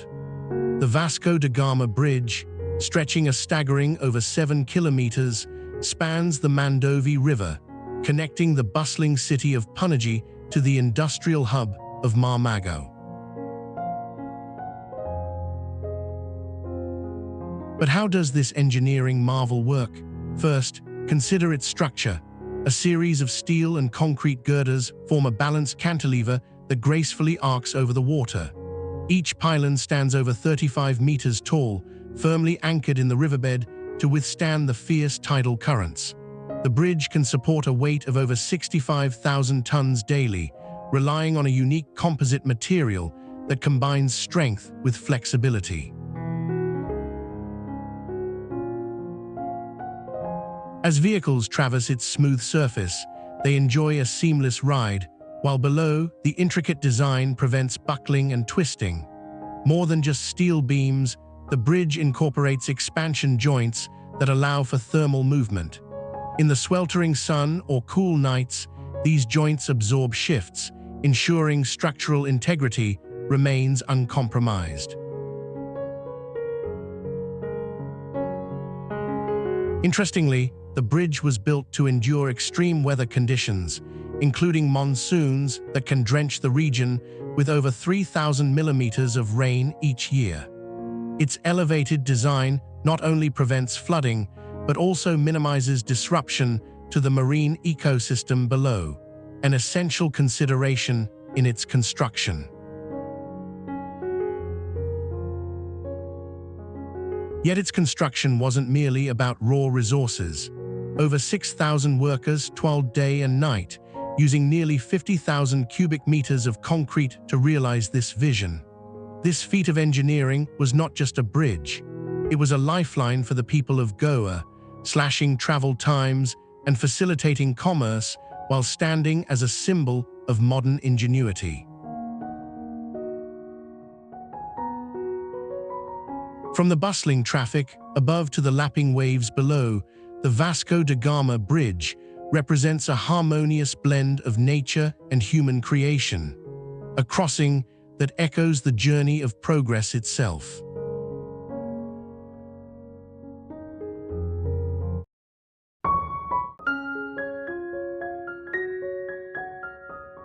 What if the very cliffs that scraped the sky held secrets of ascension and isolation? Perched atop sheer, towering rock formations in central Greece, the Meteora monasteries embody the struggle between human faith and the unforgiving natural world. With summits soaring over 600 meters into the air, these ancient structures are more than mere buildings. They are the remnants of a relentless pursuit of spirituality, achieved through sheer human will. Constructed between the 14th and 16th centuries, these monasteries emerged from a need for seclusion. Monks ascended precarious paths carved into the stone, and their devotion blossomed in the silence of these lofty heights. It's said that some were built with the assistance of cranes that lifted materials to heights that even today seem unfathomable. At their peak, 24 monasteries thrived here, each a fortress of solitude built to protect the faithful from the chaos of the world below. But this grand vision came at a cost.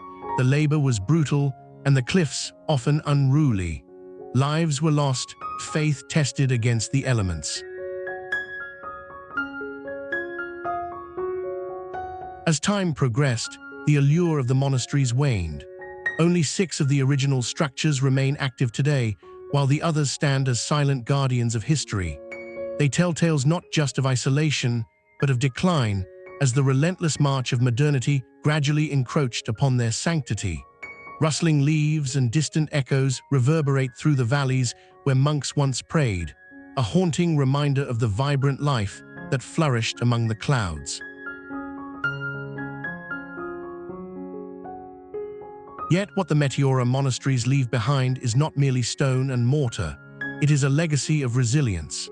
They embody humanity's unyielding quest for connection with the divine, a steadfast reminder that even in the most inhospitable places, there lies the potential for sanctuary.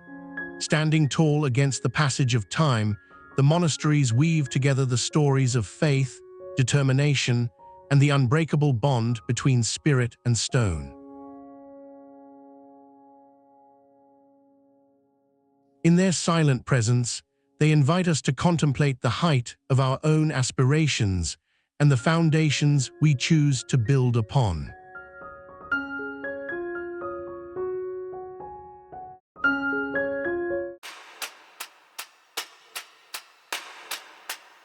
In the heart of Manhattan, a single image captures the essence of ambition. A glimmering glass facade rises sharply against a backdrop of rusted steel and brick, fragments of the city's industrial past. This stark contrast encapsulates Hudson Yards, a neighborhood born from dreams and determination, where every inch was sculpted by the hands of workers. Here, beneath the massive structures, thousands of workers toiled relentlessly. Laborers carved out the foundation, pouring concrete and erecting steel, while architects envisioned a blend of modernity and tradition.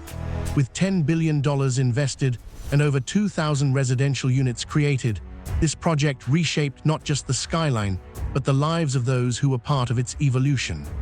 Each beam lifted into place told a story of sacrifice and aspiration. But not all tales are triumphant. Stories of workers lost in the machinery of progress echo through the concrete canyons, reminding us of the human cost behind such monumental feats. As we pull back, the intricate details of the vessel emerge. Made of over 2,000 individual steps, it invites dwellers to explore, yet it stands as a symbol of the very isolation the city can create. Designed for connection, it often reminds visitors of lonely heights, where crowds gather yet remain separated by the very walls built to unite them. Hudson Yards doesn't exist in a vacuum. It reflects the relentless drive of a city that refuses to stand still. The people flow around it, commuters rushing through the adjacent subway, families gathering in public spaces, and tourists marveling at the engineering wonders. This convergence of lives encapsulates a truth. Cities are alive, and their development is both a collective triumph and a personal sacrifice. As the lens zooms out, the sprawling expanse of Hudson Yards reveals its place in the greater New York City tapestry, an urban megastructure that rises amid the ebb and flow of time. An architectural blend of brilliance and struggle, it embodies not just the goal of human innovation, but the very essence of life itself, ever-changing, ever-enduring.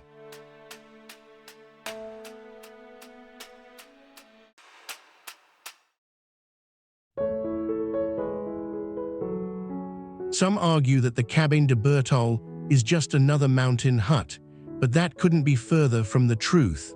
Perched at an altitude of over 2,400 meters, this architectural marvel defies expectations, surviving the harshest elements of the Swiss Alps.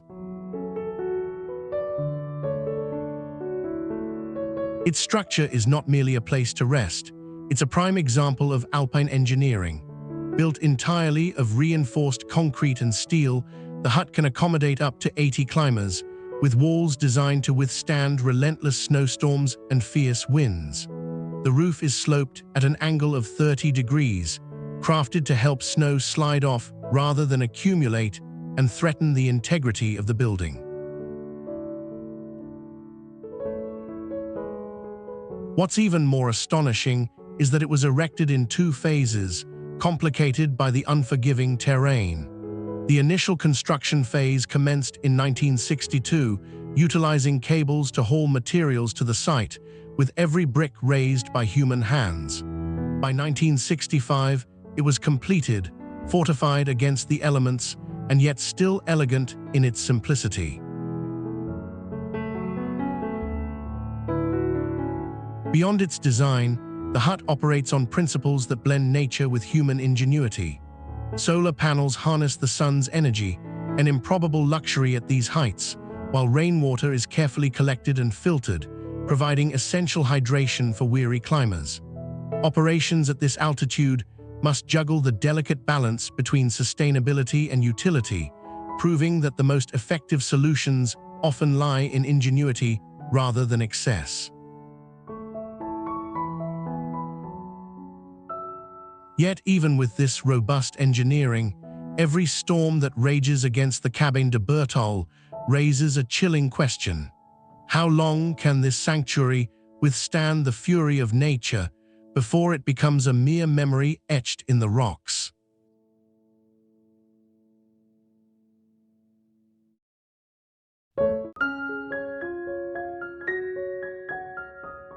It stands tall as a symbol of resilience, but is rooted in the deep scars of tragedy.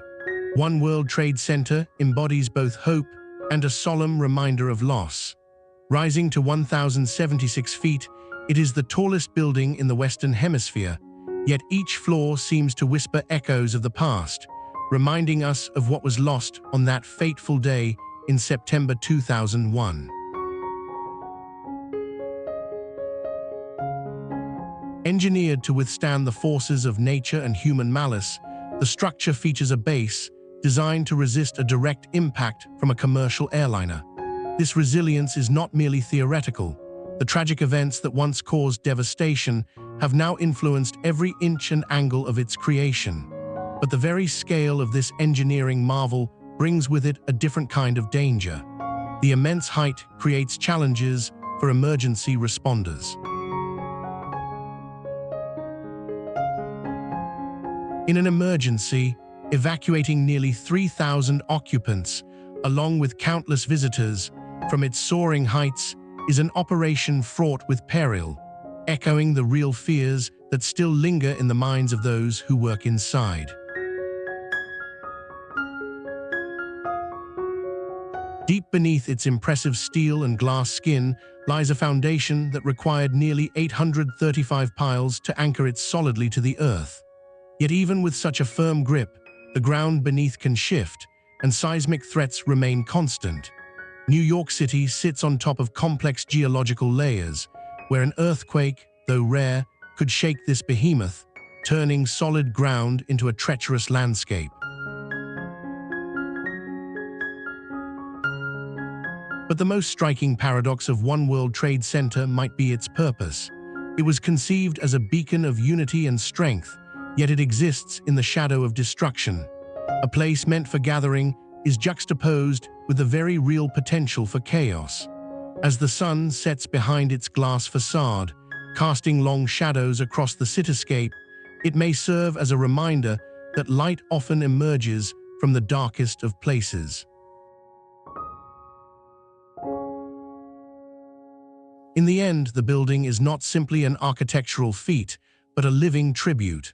From its very foundation to its apex, it captures a complex narrative of ambition, engineering brilliance, and the fragility of human life. A canvas painted with both hope and haunting reflection.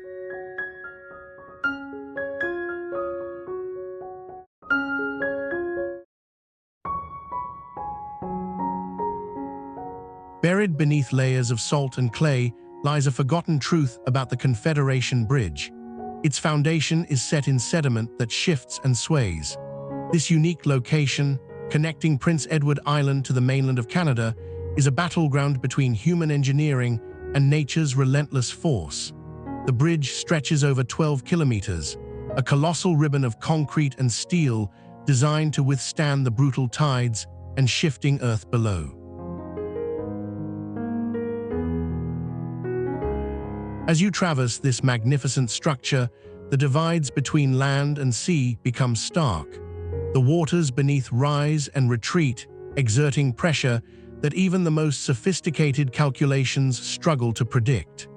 This engineering marvel, completed in 1997, was constructed in the face of constant challenges.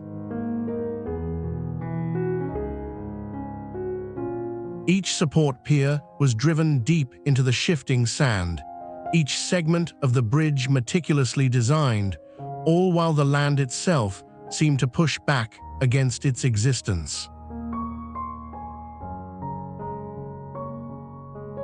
Maintaining stability here is no small feat. The bridge is subjected to forces that can shift sand under its weight, threatening to alter its very foundation. Engineers accounted for tidal forces, wind, and even temperature variations, but still, nature remains a fierce opponent. Its 10,000 tons of concrete and steel were assembled with the understanding that each piece must marry engineering prowess with the unpredictable behavior of the earth beneath. Unlike traditional bridges, which sit on solid ground, this one dances atop a delicate balance, resting on a bed of unstable materials. It serves as a reminder that even the most ambitious human endeavors cannot suppress the whims of nature. With each passing year and every harsh winter storm, the bridge is tested, its resilience continually challenged by the very land it seeks to unite. What secrets does the ground below hold for future generations? As nature and human ambition collide, we are left to wonder, how long can human ingenuity prevail against the indomitable forces of the earth?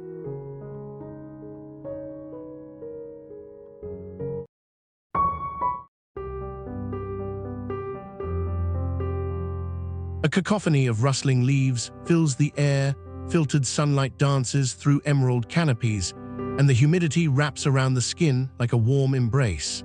500 meters above the ground, where the hum of the forest becomes a whisper, an otherworldly structure boldly stretches across the treetops of Kakum National Park. This is the Kakum Canopy Walkway, a marvel of human ingenuity rising to tantalizing heights, yet shrouded in mystery. Constructed from more than 150 tons of wood and steel, the walkway spans over 365 meters, meandering through the verdant embrace of towering palms and ancient trees. Visitors step gingerly onto its planks, with nothing but air and the treetops below. They're mere inches from a precarious plunge, yet suspended above the cacophony of life in the jungle, they experience a surreal disconnect from solid ground. What secrets lie in this verdant cathedral? What creatures lurk beneath the foliage, unseen? Despite its popularity, there remains an enigmatic quality to the ecosystem it traverses. The rainforest here houses rare species, some still not fully classified, echoing whispers of undiscovered wonders waiting within. Each visit holds potential revelations. Every step on the walkway links humans to the ancient rhythms of this place. Yet, the very nature of the rainforest itself defies complete understanding. It breathes and shifts in ways that elude even the most diligent researchers. With every sway of the bridge beneath cautious feet, one ponders not just the lush wilderness around, but the fragile balance of existence that it represents. In this realm above the ground, knowledge teeters on the edge of comprehension, and wonder thrives amidst the unresolved. The Kakum Canopy Walkway beckons, a passage bridging both worlds, the known and the unknown. What does it mean to traverse this threshold? Perhaps it speaks to our constant quest for connection, an unyielding push against the boundaries of our understanding in a world where many mysteries remain cloaked in green.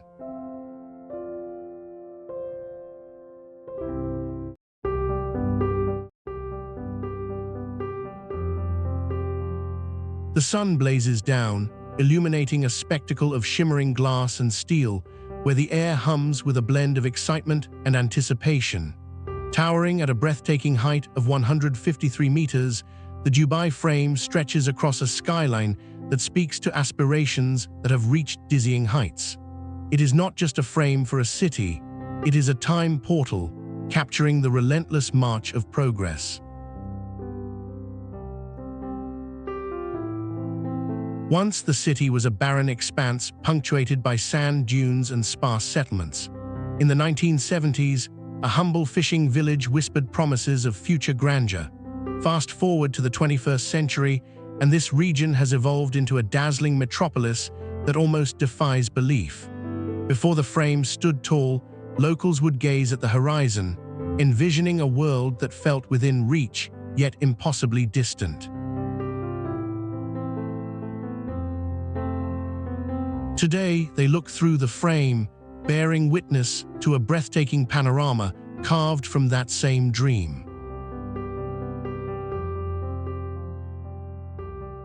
Contrasting the past with the present, the frame serves as a literal lens, framing the old Dubai of traditional souks, vibrant markets, and historical sites against the backdrop of its futuristic counterparts. Stunning skyscrapers like the Burj Khalifa and luxurious advancements sprawling across the landscape. Visitors ascend to the glass bridge suspended between the two towers, where not only do they experience the dizzying heights, but they also traverse a fabric of history woven into the very fabric of the city. The Dubai frame isn't just a structure, it's a statement about what we have achieved and what we have left behind. With a staggering weight of 2,400 tons, it could have easily become just another steel monument, but it seeks to connect the dual narratives of past and future. As the sun sets, casting a golden hue across its metallic facade, it encourages one to reflect on the shared journey of progress, a reminder that every new achievement is built upon the stories of those who came before us. Through the frame, we don't just glimpse a skyline, we witness a tapestry of human aspiration. Each angle tells a story, echoing the eternal truth that to build the future, we must first honor our past.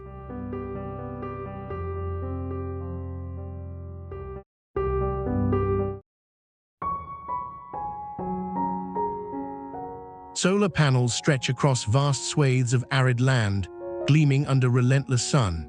Here, energy emerges not just from the sun's rays, but from the very ground itself, an infinite potential waiting to be harnessed.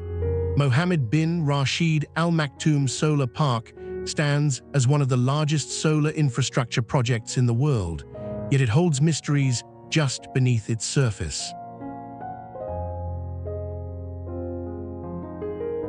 At a staggering area of more than 14 square kilometers, this solar park is more than just a collection of panels. It is a dynamic ecosystem of technological ambition and environmental promise. 800 megawatts of energy pulse through its veins, enough to power 200,000 homes, yet questions linger.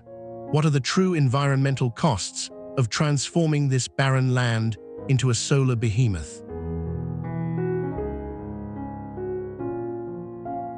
Underneath the allure of clean energy lies a complex web of local ecologies and socio-economic impacts that remain largely unexplored.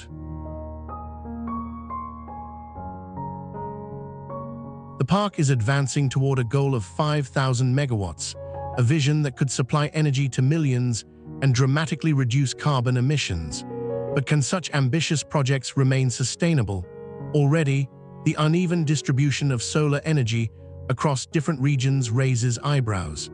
Is it truly efficient to concentrate so much energy production in one location, especially in a world increasingly aware of climate justice? The sweet allure of renewable energy is accompanied by a bitter twinge of unease. Inside this sprawling expanse, engineers and scientists wrestle with the paradox of progress. As they install new technologies to increase efficiency, the landscape shifts, ever so slightly, yet dramatically. In their quest for optimization, will they disturb the delicate balance of a desert ecosystem? Mohammed bin Rashid Al Maktoum Solar Park embodies promise and peril. It is a reflection of human ingenuity and an exploration of what we might sacrifice in the name of progress. The true power of our innovations may lie not in the energy we create, but in the choices we make, illuminating not just our cities, but the paths ahead in a changing world.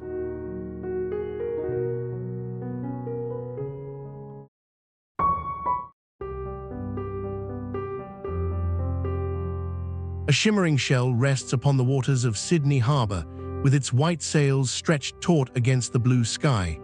Each segmented arch appears to dance, a dynamic composition that teeters on the edge of nature and human ingenuity.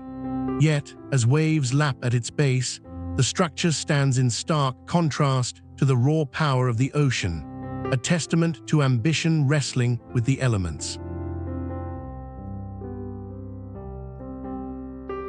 The Sydney Opera House, completed in 1973, emerges from a landscape of undulating water and rocky shores. Designed by Danish architect Bjørn Utzon, it was envisioned as a celebration of culture and creativity, yet its construction faced fierce resistance from the very earth it sat upon. The site, a rocky outcrop, posed an array of challenges, waves, and weather relentlessly striking at the foundation. As the builders excavated, they encountered unstable soils, leading to delays, increased costs, and engineering dilemmas that would define its legacy. The complex facade is an elegant solution to a chaotic environment, composed of over 1 million tiles that reflect the shifting colors of the skies and water. The dramatic roof structure, reminiscent of billowing sails, is a feat of engineering that defies gravity, tapering gracefully upward. Yet, beneath its iconic appearance lies the reality of its fight against the forces of nature. Each storm that lashes the coast reminds us of the precariousness of this human endeavor. What stands today is not merely an architectural wonder, but a symbol of resilience, a confrontation of man's vision against nature's might. The Opera House resonates with the sounds of countless performances, yet remains a living monument to the trials that shaped it. With a seating capacity of over 1,500 and breathtaking acoustics, it has become a gathering place for artists and audiences alike. In the years to come, the Sydney Opera House will continue to do battle with the tides and winds, but its legacy will endure in the hearts of millions. Long after the music fades and the structure begins to show age, it will still tell the story of humanity striving to carve beauty from the very chaos of nature itself.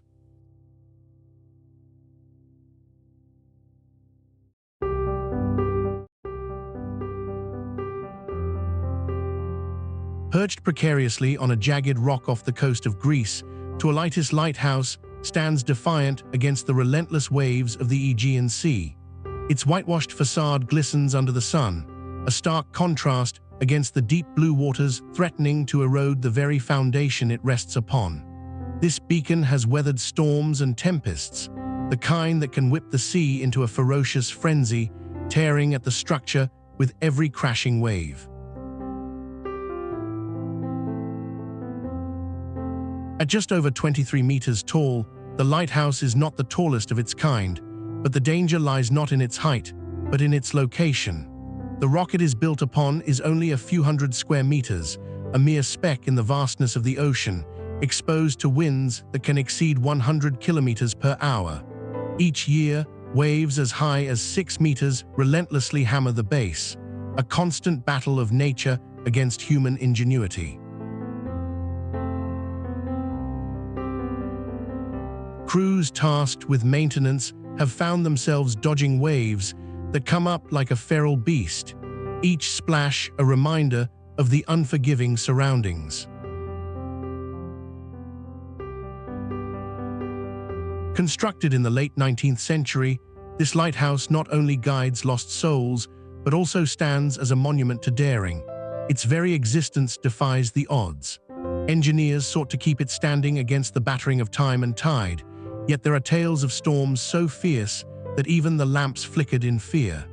It has already endured the scars of history, having undergone restoration more than once after storm damage nearly claimed it. From the mid-1950s, it felt the wrath of an earthquake, sending tremors through its stone, yet it held firm. Today, it still stands sentinel, though just shy of the technology that could guarantee safety from nature's whims. As we pull back from its weathered surface, the lighthouse transforms from a lonely figure into a symbol of enduring courage against a backdrop of tumultuous waves and endless blue. It reminds us that humanity, ever striving, is often at the mercy of nature's vast, unpredictable forces. In this clash between man and the elements, we find a story far larger than any one structure, echoing through time itself.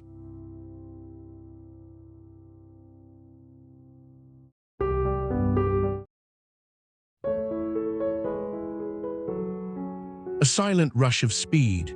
Steel whizzes past as passengers sit in seamless comfort, oblivious to the engineering marvel propelling them forward.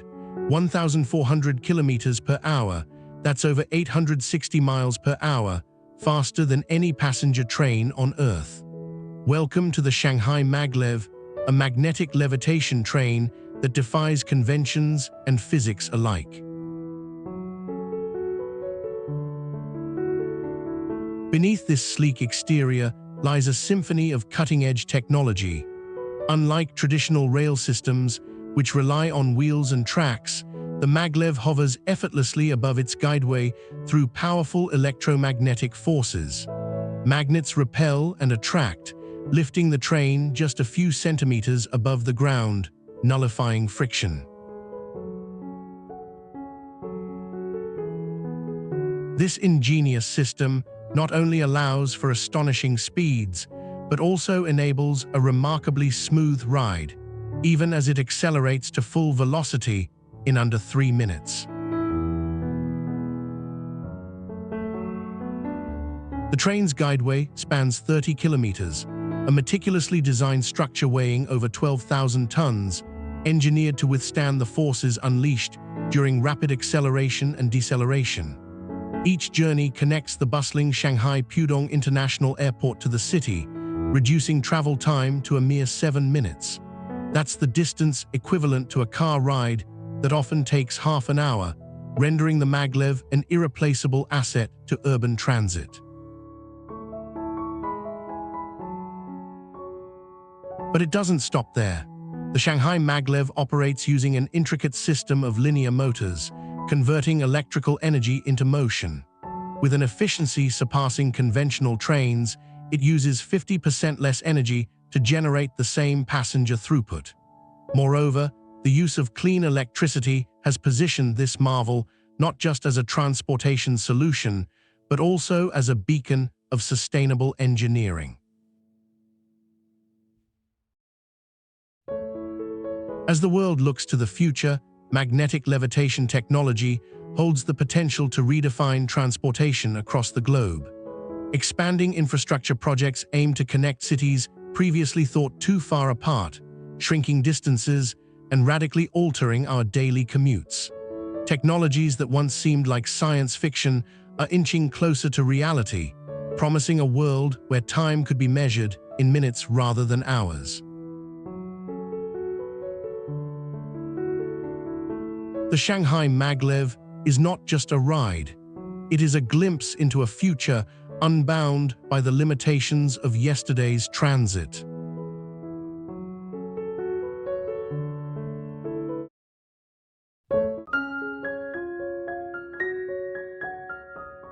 "97 meters above the ground, Pajama Castle defies gravity and convention, poised precariously within a sheer limestone cliff.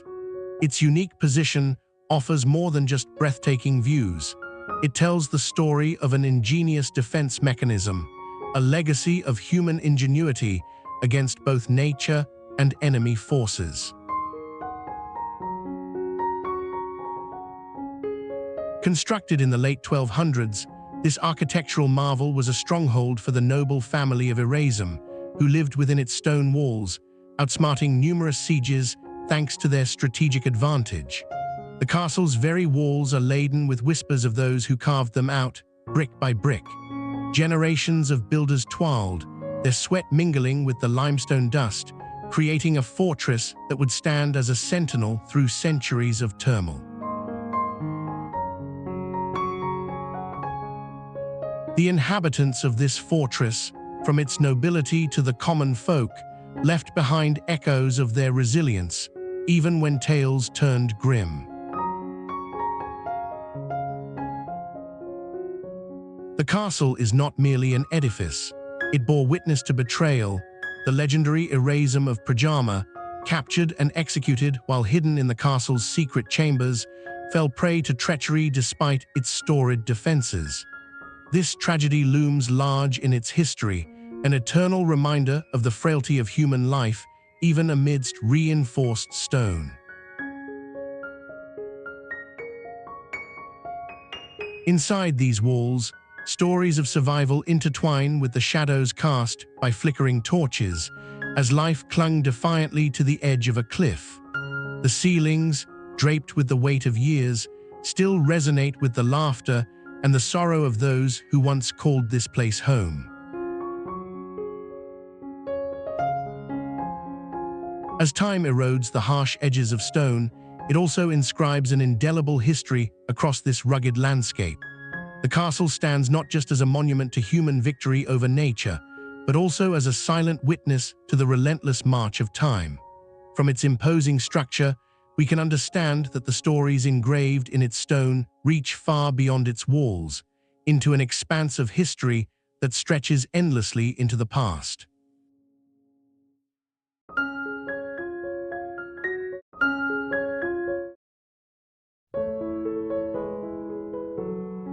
Few know that the Esher Cliff Inn was once a humble farm, clinging to the rocky slopes of the Alpstein mountain range, surrounded by sheer granite faces and endless sky. This hospitality marvel has undergone a remarkable transformation since it began welcoming visitors in the late 19th century. In the late 1800s, a family turned their farm into a refuge for weary travelers, offering simple fare and a roof beneath breathtaking cliffs towering almost 1,500 meters above the valleys below. Accessible only by treacherous trails, the inn provided a sanctuary, a spot where adventurers could gather and share tales of the dramatic landscape that enveloped them. Fast forward over 100 years, and the Esher has evolved into a modern spectacle. Today, it boasts an impressive panoramic terrace, where guests can now sip coffee and admire the stunning vistas without the perilous approach that characterized its origins. A cable car delivers visitors from the valley floor, making the cliffside inn more accessible than ever before, while still allowing it to cling defiantly to its rocky perch. The inn's design harmonizes with the mountain itself, featuring wooden beams and expansive glass panels that reflect the surrounding wilderness. This blend of tradition and modernity draws travelers from around the world, with a staggering 200,000 visitors each year, each eager to experience its stunning viewpoints and savor traditional Swiss cuisine made from locally sourced ingredients. As the sun sets behind the jagged peaks, casting long shadows across these ancient rocks, a deeper connection is forged between the land and its guests. They come for the awe-inspiring heights, yet find something more profound in the stillness of the mountains. The echoes of laughter, the crunch of boots on gravel, and the faint melody of nature meld into a symphony of serenity. In a world forever racing forward, the Esher Cliff Inn serves as a reminder of the simple joys found at the edge of existence.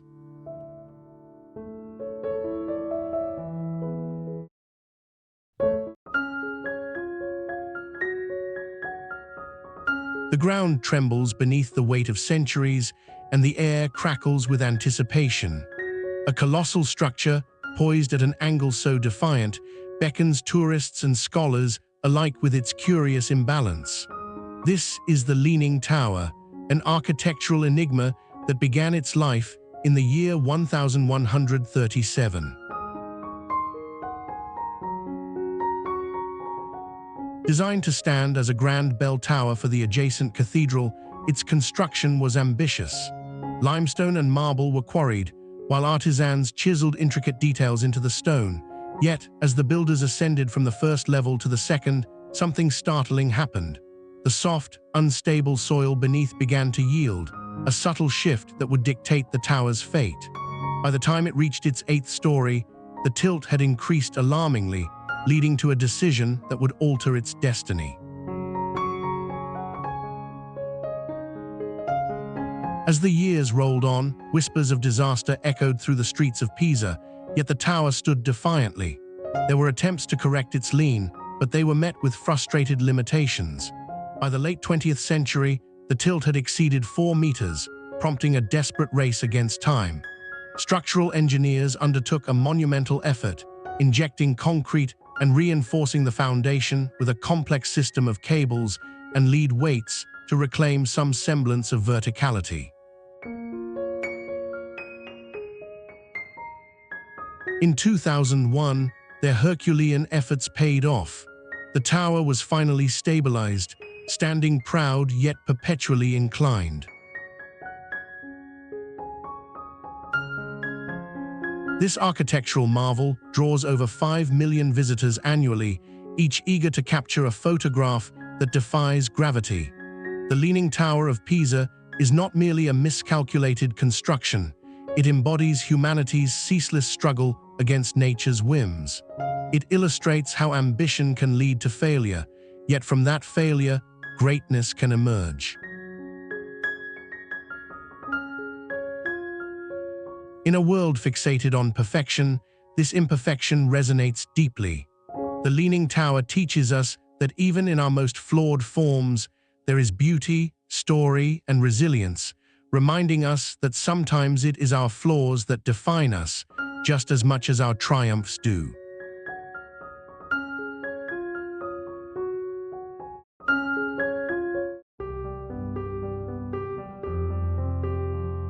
Buried deep beneath the Tokyo Skytree lies a quiet truth.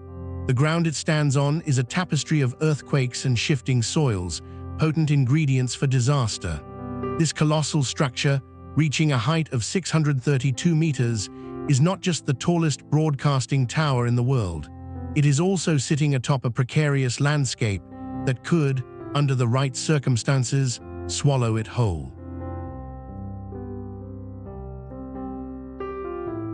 Construction started in 2003, but it took the engineers over 4 years to ensure the foundation could withstand nature's fury.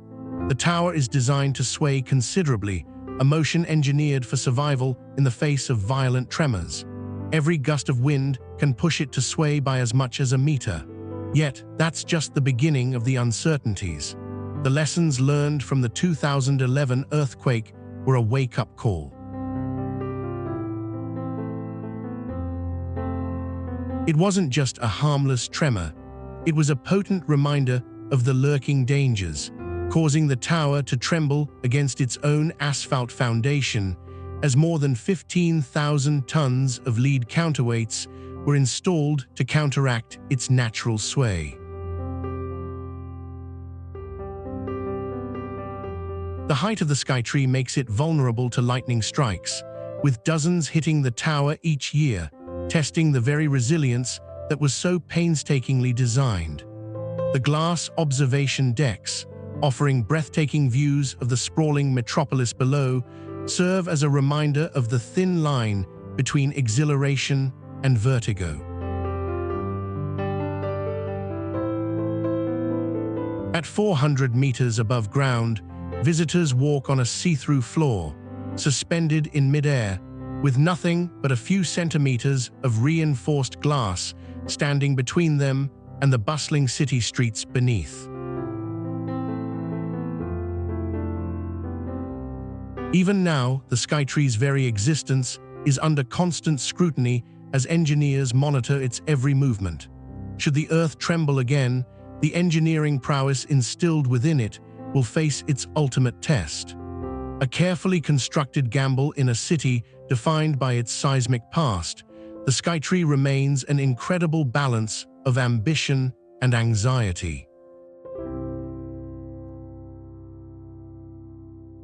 No matter how sturdy it appears, the reality is clear.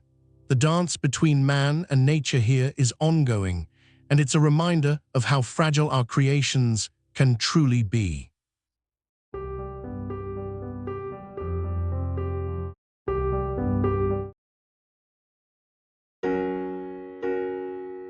On the 26th of December, 2020, a chilling reality unfolded as whispers of danger rippled through the Dachstein Mountains. The stairway to nothingness, with its dramatic plunge into empty air, became a sight not just of breathtaking views, but also of terrifying accidents.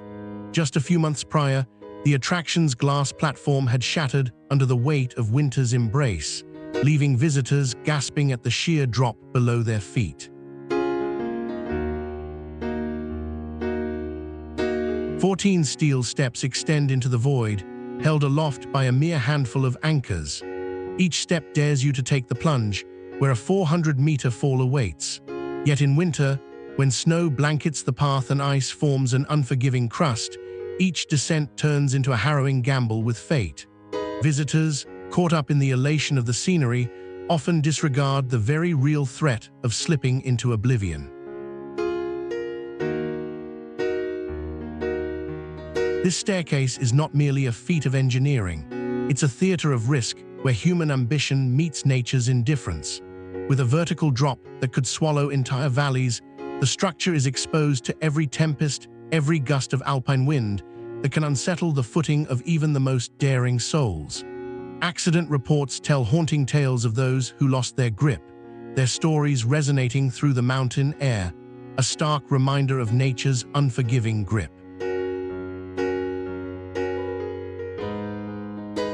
We now live in a world where safety precautions often become a false sense of security. The platform is equipped with railings and signage, but does it truly shield visitors from gravity's ruthless grasp? Moments become memories, and one miscalculation can transform a scenic stroll into a heart-stopping plunge. The beauty here is profound, but so too is the precariousness. As the sun sets over the peaks, casting long shadows across the landscape, one is left to ponder, how far would you venture off the edge, knowing the abyss awaits just below?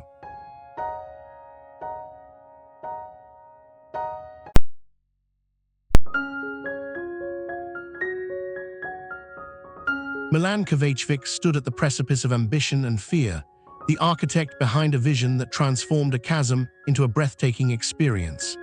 The Đurđevica-Tara Bridge, a marvel of engineering, defies the jagged cliffs and roaring river below, stretching 180 meters across a gorge that plunges to depths of over 140 meters.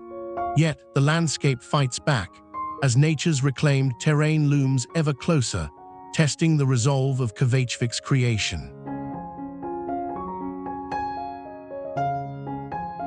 Completed in 1950, this steel and concrete structure was a daring feat against the backdrop of Montenegro's rough, unyielding nature. The bridge's arch soars majestically, yet it is not the only architect at play here. The Tara River, flowing ferociously through the canyon, has carved this land for eons, its relentless current a reminder that nature is not easily subdued. The cliffs that cradle the bridge have stood for millions of years, shaped by time, weather, and geology, pushing back against every attempt at human intrusion.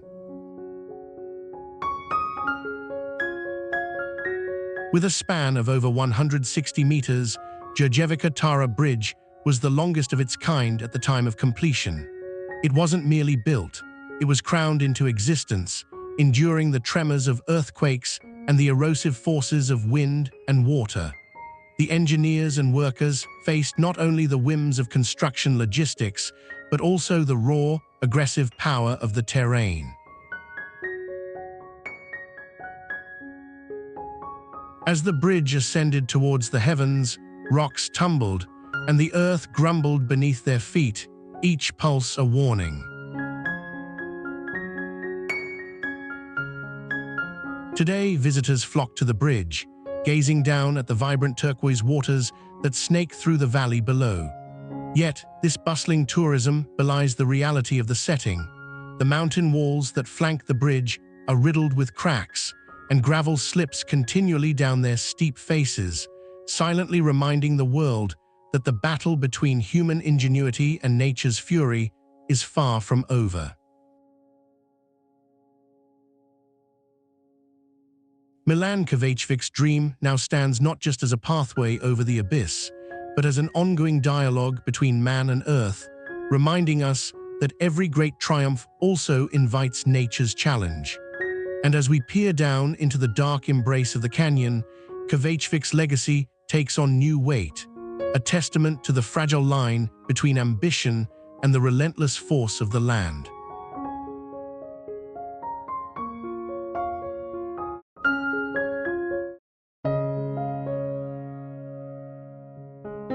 On December 25, 2021, at 11:48 p.m. Eastern Standard Time, the cosmos held its breath. A moment that had been 2 decades in the making came to fruition as the James Webb Space Telescope successfully unfurled its intricate golden mirrors and bathed the universe in unparalleled light. This engineering marvel is not merely a telescope. It is humanity's colossal leap into the depths of space and time. Spanning about 24 meters from tip to tip when fully deployed, Webb dwarfs its predecessor, the Hubble Space Telescope, which measures just over 4 meters across. With a mission to peek back over 13 billion years into cosmic history, Webb was built to withstand the searing heat of the sun while uncovering the icy secrets of far-off worlds. The tale of Webb is one marked by both ambition and reckoning. Conceived to extend our grasp of the universe, its development faced countless obstacles, delays, and a staggering cost that ballooned to an estimated $10 billion. Engineers, scientists, and countless technicians worked tirelessly within the confines of a 34,000 square meter facility, pouring their expertise into the construction of a telescope that would challenge our understanding of the cosmos. Yet, even amidst triumph, there were failures, each iteration inching closer to perfection, while reminding the team of the realities of engineering at such an unprecedented scale.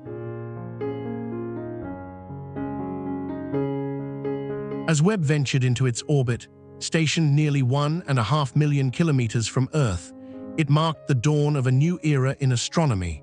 The first images sent back revealed a universe teeming with galaxies, nebulae, and star systems, some hidden for billions of years. Today, Webb stands on the frontier of space exploration, a sentinel for our longing to understand what lies beyond. The unanswered question lingers in the minds of many. In a universe so vast and mysterious, what truths await us in the shadows?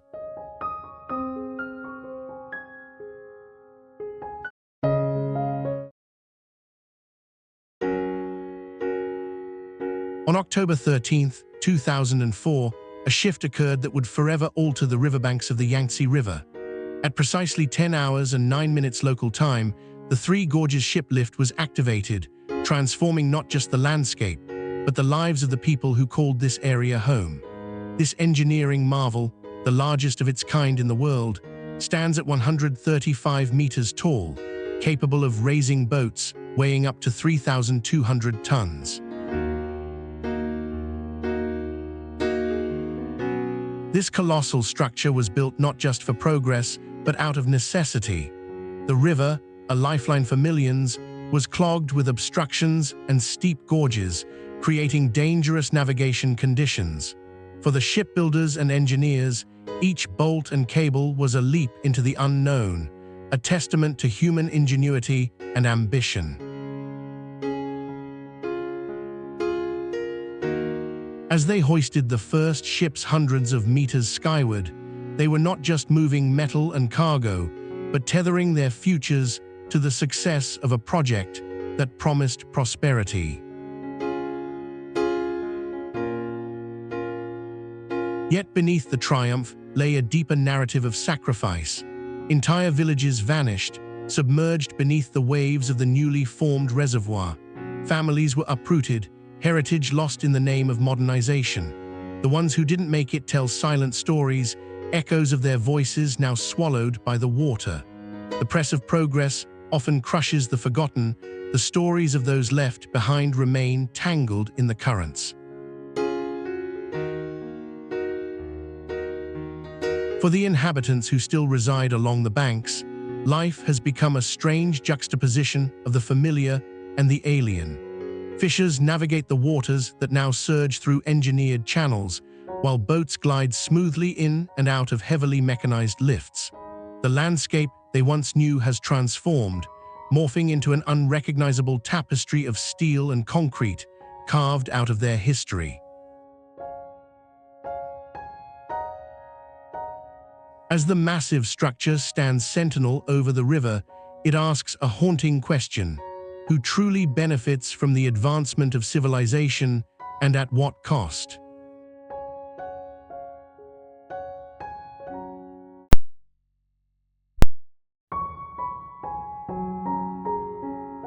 An airport that floats, yet is anchored firmly to the ground.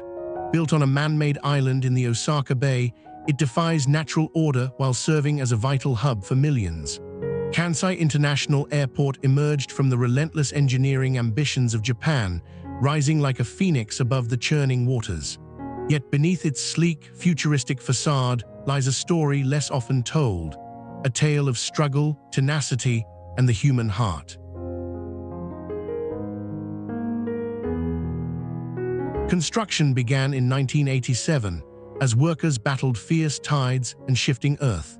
They transformed almost 4 million square meters of landfill into a sanctuary for air travel. However, the location's inherent instability turned the project into a high-stakes gamble against nature. Even as the first aircraft touched down, the structure sank, an alarming 5 meters over the years, turning it into a living experiment in civil engineering. Thousands of people collaborated to bring this audacious vision to life. From architects to laborers, individuals carved their legacy into the concrete and steel. Their stories intertwine, marked by awe and trepidation. Some faced the harsh elements and grueling hours, while others were swallowed by the unyielding sea, their sacrifices etched in the annals of construction history. Despite the challenges, Kansai International Airport stands tall, a testament to human perseverance and ambition. Architects and engineers remedy the airport's settling, employing techniques that allow it to withstand the pull of gravity, ensuring the island remains safe and operational. Each time a plane takes flight, it is not only a marvel of engineering, but the unyielding spirit of those who built it. Yet the paradox persists, an airport born from ingenuity, still threatened by the very elements it defies. From its inception, it has floated precariously above the relentless waves, a place of connection and departure, forever teetering on the edge. In the whispers of the wind across its runway lies the echo of ambition and sacrifice, an enduring reminder of the delicate balance between human will and nature's whims.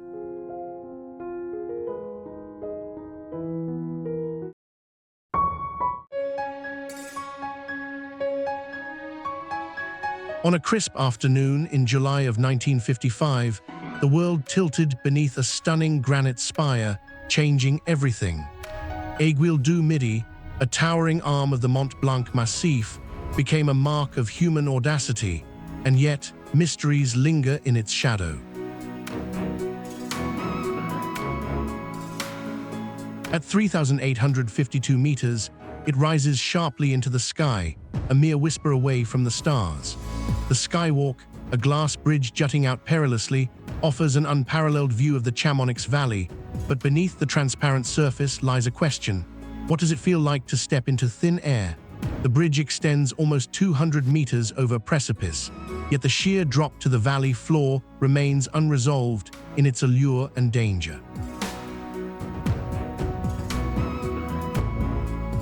Every visitor stands poised at this threshold between thrill and terror, their hearts racing and minds buzzing with uncertainty.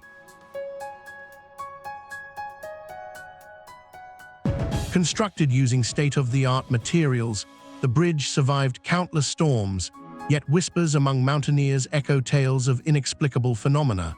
Locals report strange happenings at the summit, sudden gusts of wind, shadows flitting in the corners of vision, and a lingering feeling of being watched. Engineers have studied these occurrences, but fervent explanations remain elusive, adding a layer of mystique to the breathtaking views. The Skywalk is not just a connection to nature. It is a fusion of man's desire for adventure and nature's unpredictability. Each year, thousands flock to experience that fleeting moment of suspension above the earth, basking in an exhilarating mix of beauty and fear. They come for the views, the thrill, yet they leave with something intangible, an awareness that their adventure nestled uneasily within nature's embrace. In this place, where the mountains seem alive and the air crackles with energy, one question remains unanswered. How far will courage take us when faced with the unknown? The answer lingers like an echo in the wind.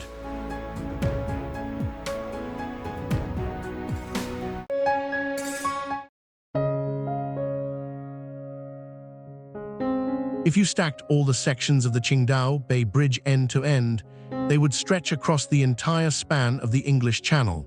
This engineering marvel stretches over 26 kilometers, creating a lifeline that connects the city of Qingdao to the island of Huangdao. A monumental feat of human ingenuity and resilience, it is a bridge that transcends mere functionality.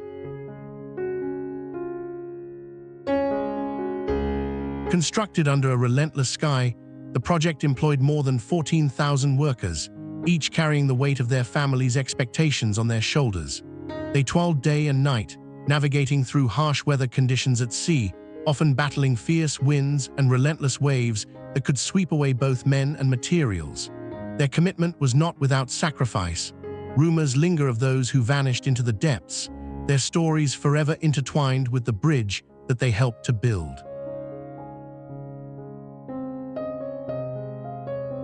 Engineering challenges abounded. Every concrete segment weighed an average of 50 tons and required precision and coordination to position correctly. Workers handled these colossal pieces with cranes that towered over the site like mythical beasts, each reliable pull of steel cables echoing a promise of safety, a promise of connection. In fact, upon completion, the bridge was not only the longest sea-crossing bridge in the world, but it also gained the title of the largest concrete bridge, a tribute to human determination and solidarity. Yet amid these triumphs, there lies a latent vulnerability. The bridge, a symbol of hope and progress, grapples with the ever-changing forces of nature. Every storm tests its stability, every quiver from seismic activity reminds us just how tenuous the balance between man-made structures and the natural world can be. Maintenance crews are tasked with monitoring its integrity daily, knowing full well that beneath its surface, corrosion can quietly erode the strongest of materials. As awe-inspiring as it is, the bridge serves as a stark reminder of our frailty. The waters that embraced it often reflect tales of calamity and resilience, reminding us that while the roadway connects cities, it also harbors memories of those who built it and those whose lives were forever altered on its path. In the end, this structure is as much about the human spirit as it is about engineering prowess, bridging not just two shores, but the stories and sacrifices that span generations.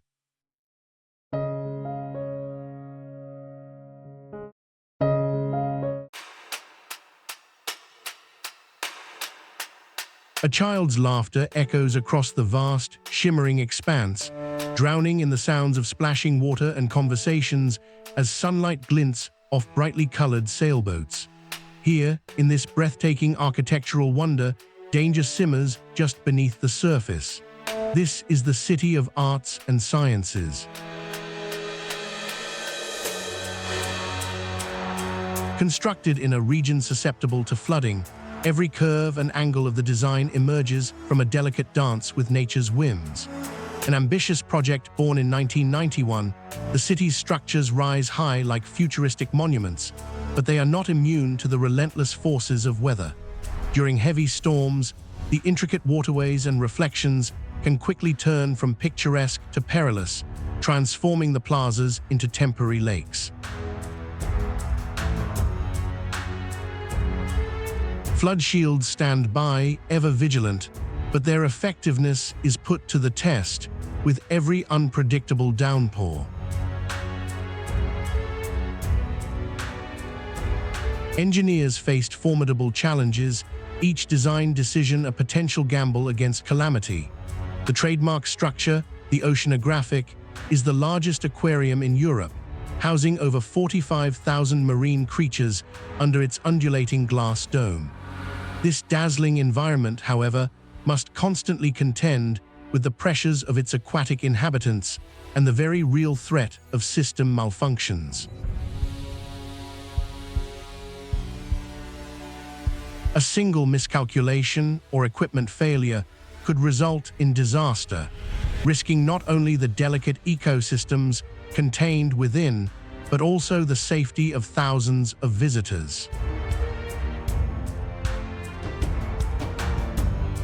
The Science Museum, with its sloping roof, appears to defy gravity, but beneath its stunning exterior lies a complex ecosystem of technology systems hidden from view.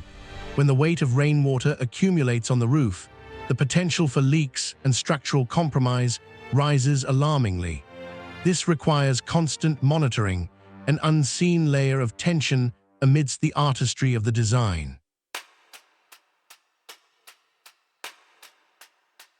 The future, however, holds both promise and uncertainty. As climate change looms, bringing unpredictable weather patterns, the City of Arts and Sciences stands at a crossroads. Will it adapt and evolve, or will nature's fury overwhelm its beauty? The vision laid out in the 1990s may need a bold reimagining for tomorrow, where human ingenuity faces the ultimate test against the changing tides of fate.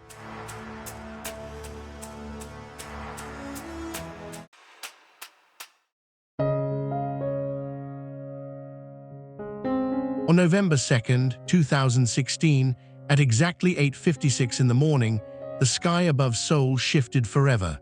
Rising from the earth, Lot World Tower pierced the horizon, a bold stroke of human ambition facing off against nature's relentless force. At 603 meters, it is the tallest building in South Korea and the fifth tallest in the world. But its journey began on unstable ground. The underlying bedrock was a mix of soft clay and silt, a treacherous foundation that whispered of potential collapse even before the construction could rise to its full height. As the unit climbed higher, the earth below stirred, warning builders of its tenacity. Engineers soon found themselves locked in a battle of wills with the land. Plans for a majestic tower turned into a race against the elements. By the time the last beam was placed, the tower's structure was already pulling, bowing, pushing against the sheer weight of ambition. A corrective strategy emerged, injecting a groundbreaking mixture of concrete and steel deep into the earth, bolstering the foundation to withstand the toppling pressure. The project that began as an emblem of pride transformed into a living negotiation with the landscape, every floor a testimony to perseverance amidst the shifting soil. The breathtaking observatory at the summit offers views stretching for dozens of kilometers, but one can't overlook the battle it took to reach that point. Standing on the glass-floored sky deck, visitors gaze into the abyss below, suspended between engineering marvel and nature's unfaltering presence. The tower, whilst a feat of human ingenuity, also serves as a reminder of the ground beneath, ever-present and unyielding.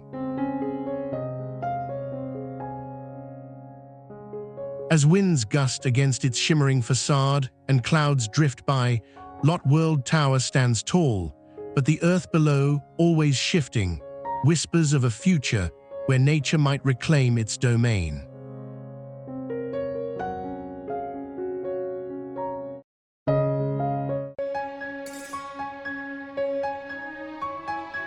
$1.5 million passengers per month. That's the staggering capacity of Incheon International Airport, a marvel of modern engineering that has transformed air travel since its opening in the year 2001. Once, travelers in South Korea relied on a modest facility, but the visionaries who dreamed of a world-class hub reimagined what air travel could be. Spanning over 560 square kilometers, it's the size of a small city, featuring intricate systems that streamline everything from check-in to baggage claim. At a cost of nearly $4 billion, the airport ushered in a new era of connectivity and efficiency. In the early years, the airport struggled to compete with others on the global stage, but through innovation and a commitment to excellence, it soon became the world's best airport according to numerous rankings. With a terminal that boasts more than 100 shops and restaurants, and a stunning design that incorporates natural light and green spaces, it redefines the passenger experience. As the years rolled on, Incheon embraced technology, integrating high-speed Wi-Fi, automated check-in kiosks, and even the newest advancements in biometric security. Traveling through this vast airport feels less like a chore and more like an experience unto itself. Yet its influence stretches beyond convenience. Incheon International Airport has played a pivotal role in South Korea's economic rise, magnifying its status as a global gateway. It has facilitated international trade, tourism, and cultural exchange, connecting millions of lives and fostering countless opportunities along the way. As one observer noted, Incheon is not merely an airport. It is a symbol of progress, innovation, and adaptability in an ever-evolving world. In a future where fewer borders exist and travel becomes second nature, its legacy will endure, shaping a world where distance is merely a number and every journey begins at this extraordinary crossroads of humanity.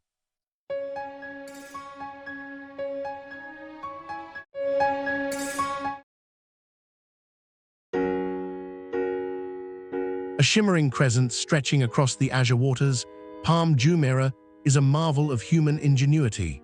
Its arching fronds reach out like a palm, each carefully engineered to create luxury and leisure.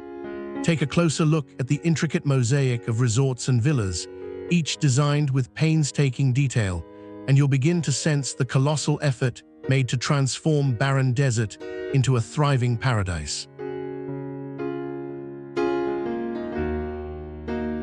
Rising from the Arabian Gulf, this artificial island measures approximately 534 kilometers in area, its silhouette visible from space. More than 100 million cubic meters of sand and rock was sculpted into existence, an effort that left both engineering experts and environmentalists questioning what lies beneath. The unique geography of the island has led to mysteries that linger like whispers in the wind.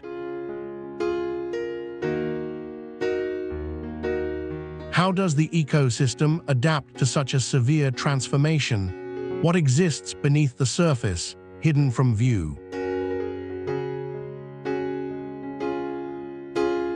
Every day, luxury yachts glisten in the harbor, while shoppers meander through world-class boutiques. Yet the tranquility of this paradise hides the relentless forces of nature. The tides rise and fall, the waves erode, and the very foundation of Palm Jumeirah faces challenges from the unstable seabed. Simultaneously a triumph of design and a puzzle of sustainability, engineers continue to monitor the island for signs of erosion and subsidence, aware that nature is an ever-watchful guardian. Amidst this opulence, questions remain. Did the relentless extraction of natural resources disrupt the delicate balance of marine life? What long-term effects will this mega-project have on the surrounding environment? As luxury blooms on the surface, the depths hold secrets not yet unveiled, casting shadows over the glittering facade.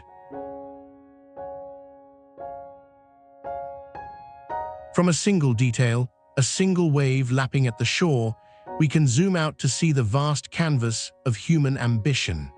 Palm Jumeirah stands as both an oasis of extravagance and a monument to the complexities of existence in a world where nature and man collide, forever altering the landscape.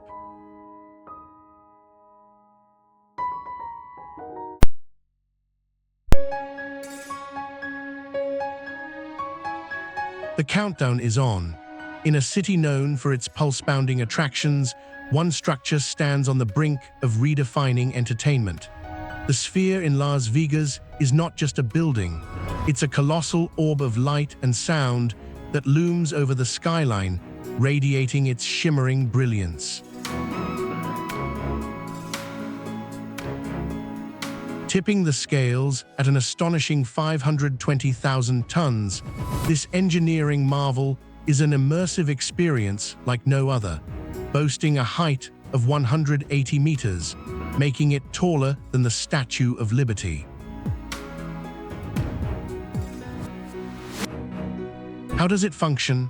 At its core, the sphere is equipped with more than 100,000 square meters of programmable LED screens, embedding over 30,000 individual pixels per square meter.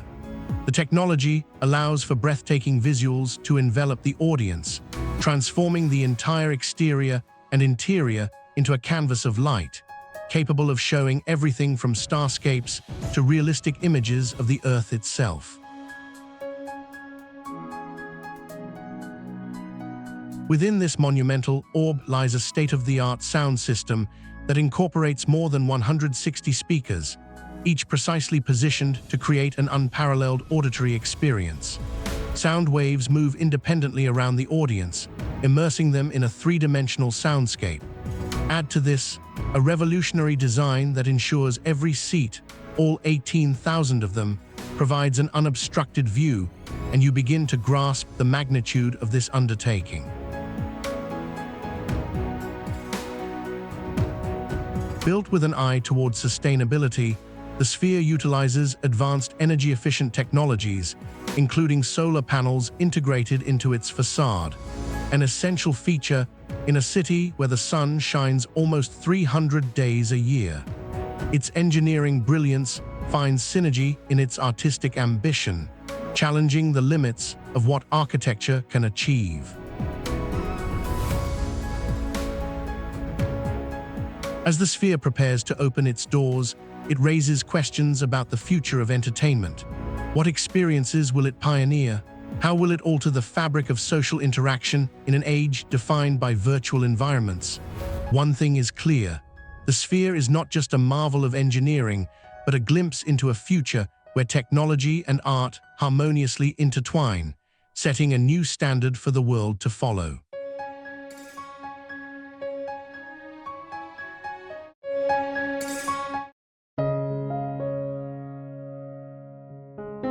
Every year, approximately 12,000 maritime vessels traverse a hidden corridor that remains largely unknown to the wider world.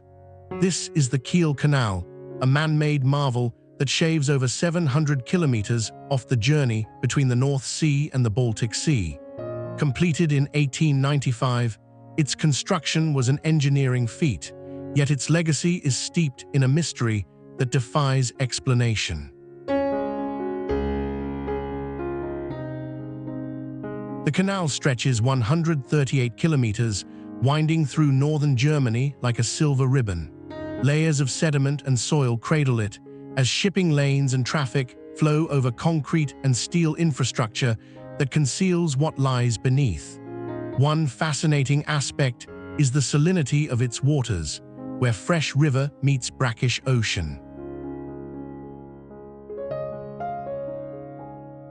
Curious shifts in water salinity create peculiar ecosystems, with fish populations thriving in pockets that are neither fully marine nor entirely freshwater.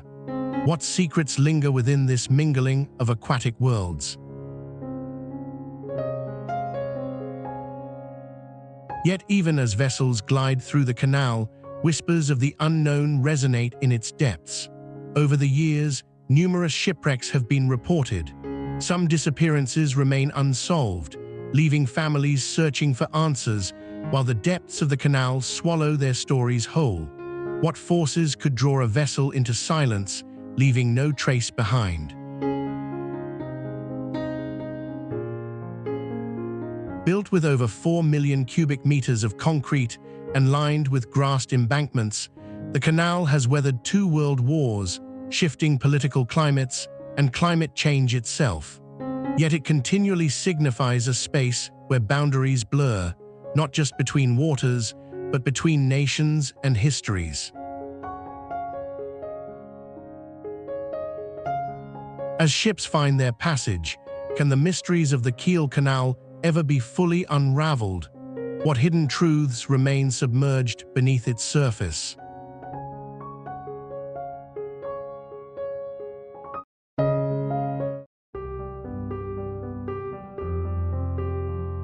Rising sharply against the Shanghai skyline, a gleaming monolith stretches skyward, its jagged silhouette slicing through the clouds.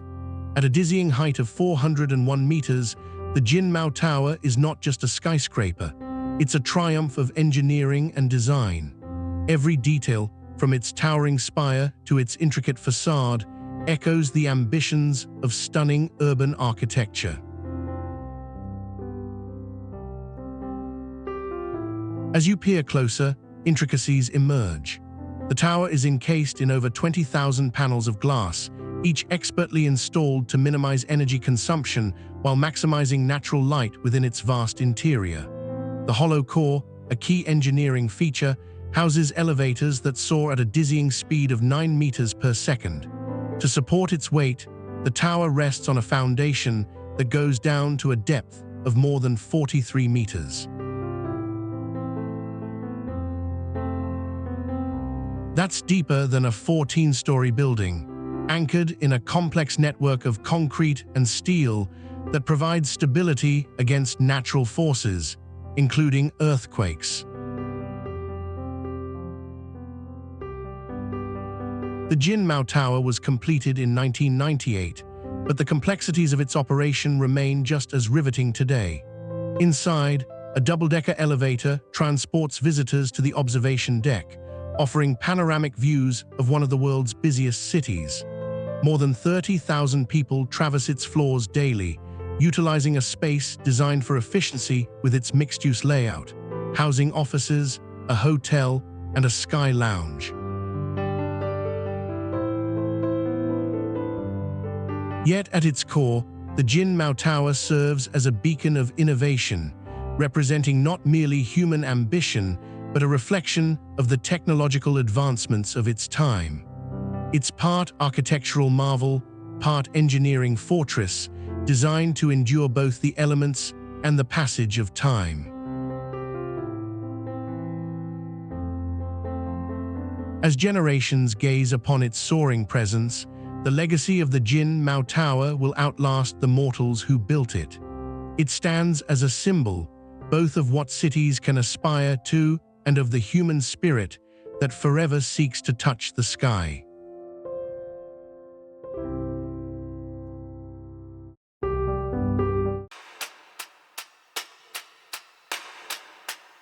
The air is thick with the hum of bustling activity. Shimmering lights reflect off sleek glass surfaces, and a warm glow envelops you, filling the multi-layered space of Raffles City in Chongqing. Here, the sound of footsteps collides with conversations, creating a symphony of urban life.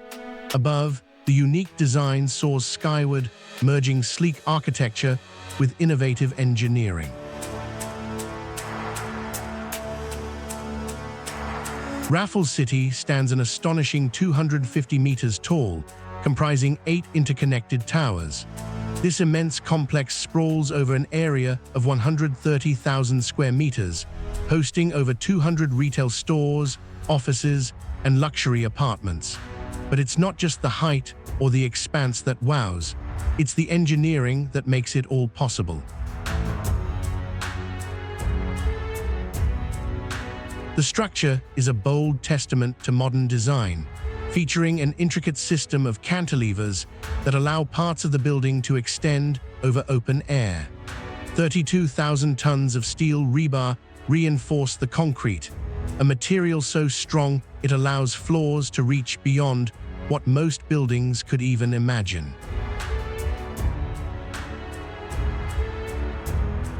One of the most fascinating aspects lies within the foundations. The engineering team employed a technique known as floating raft foundations, effectively distributing the weight of the towers across a vast area of the site. This approach combats the unstable soil that lies beneath the building, a challenge presented by the mountainous landscape of Chongqing itself. The result? A structural marvel that defies traditional limits. But it's not merely about the infrastructure, it's about the vision. Raffles City was designed to harmonize with its surroundings, creating a new social hub that integrates shopping, living, and working spaces into one cohesive unit. The essence of urban life is captured here, where the lines between different aspects of daily activity blur seamlessly. As the city continues to expand skyward, Raffles City forces us to contemplate not only the future of architecture, but also our relationship with the urban environment. We are reminded that every towering ambition must be rooted in the earth, the very ground that both supports and challenges our dreams. In the end, it's not just about what we can build. It's about how those structures shape our lives and define our journey through the modern world.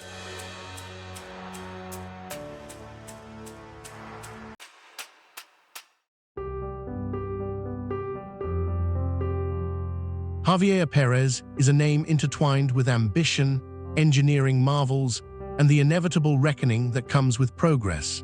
As the chief architect of Spain's high-speed rail revolution, his vision turned a dream into reality, but at what cost?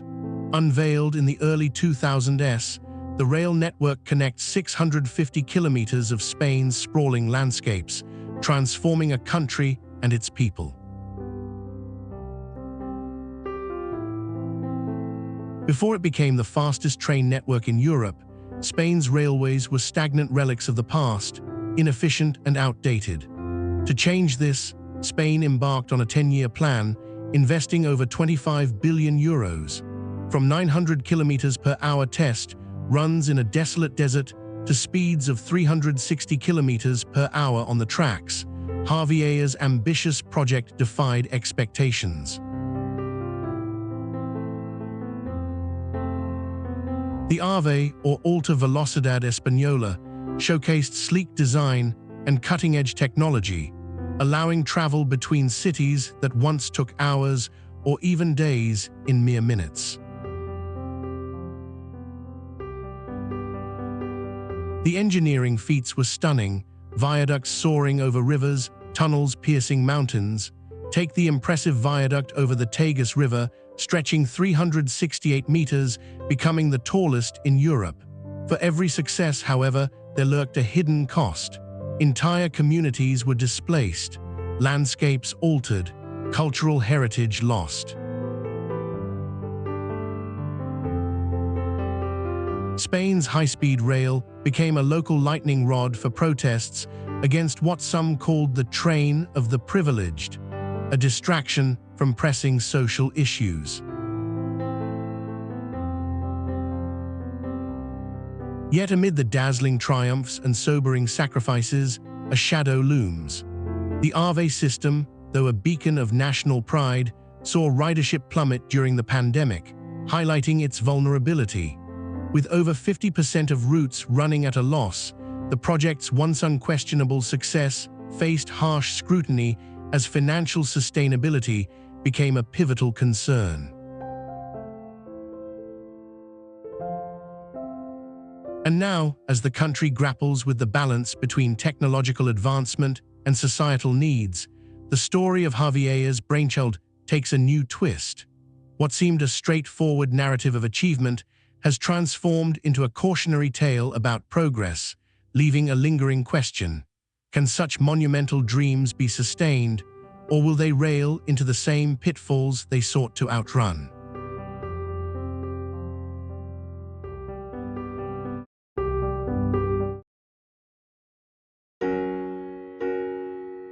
(1,750 kilometers. That's the length of a single waterway built over more than 1,000 years, weaving through China like a giant vein. Known as the Grand Canal, this monumental construction stretches from Beijing in the north to Hangzhou in the south, a route traversing a geography that shifts from bustling cities to tranquil rice paddies. Yet for all its enormity, questions surrounding its origins linger like morning mist over its waters. How did workers in the 7th century, with nothing but rudimentary tools and sheer manpower, manage to carve out a navigation system so vast it holds the record as the longest artificial waterway in the world? What drove emperors and countless laborers to relentlessly toil through mud and stone, risking their lives and privacy while giving birth to a marvel that would remain a crucial artery for trade and transport for millennia. The Grand Canal is said to have facilitated the movement of over 100 million metric tons of grain. In its heyday, when waterways defined economies, it crafted an intricate tapestry of culture and commerce, connecting disparate regions. Hanjin, a small river town, may not seem significant today, yet in the 11th century, it was a bustling hub where merchants exchanged silk for spices, with boats navigating through narrow passages, often little more than a stone's throw apart. Still, not everything about this waterway is clear. Why did some sections remain unfinished while others flourished? What ancient technologies were lost to the ages, leaving behind whispers of genius buried beneath the soft silt that has accumulated over centuries? The Grand Canal's waters have ebbed and flowed alongside China's rise and fall, marking the passage of time like a silent witness. It has endured wars, droughts, and the ever-changing tides of fortune. Now, as distant sounds of ferryboats echo against its banks, it serves as a reminder that even man's grandest achievements can become enshrined in the mysteries of history.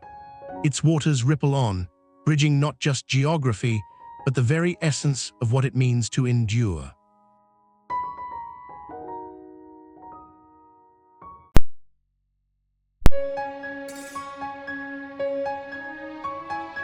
Catherine Dewitt stood on a precipice, a slender figure dwarfed by the massive structure looming above her. Groundbreaking for Skybridge 721 began with hope and ambition in 2022, but the reality of building the world's longest pedestrian suspension bridge demanded resilience and sacrifice from every worker involved. Stretching over 240 meters between two peaks in the scenic landscapes of West Virginia, this bridge was more than a marvel of engineering. It was a lifeline for the community. The project brought jobs and an influx of tourists, but also tested the limits of human endurance. As workers hoisted steel cables weighing more than 8 tons, they were challenged not only by the physical demands, but by the geography itself. High winds and treacherous conditions turned every shift into a battle, their safety precariously balanced on the edge of the abyss. Each step in the construction process was steeped in uncertainty. Engineers, architects, and laborers pushed forward with determination, but the story was not without its tragedies. The pressures of working hundreds of feet above the ground claimed lives, men and women who had dreams only to be cut short. Their legacy, however, would bridge gaps far beyond the canyon. As the final cables were attached and the last rivets were hammered into place, the anticipation rippled through the crowd gathered for the opening day. What awaited them was a breathtaking view, a chance to walk on air. But beneath the excitement lingered a sobering truth. The bridge would not only connect two sides of the gorge, it would also compel visitors to confront the reality of the lives intertwined with its construction. On that day, as Catherine took her first steps onto the bridge, she caught her breath, not just from the dizzying height, but from an unsettling realization. Each footfall resonated with the echoes of those who came before, their sacrifices bound to the steel and cable they had laid down. In that moment, the beauty of the view was forever colored by the stark reality of the cost associated with progress.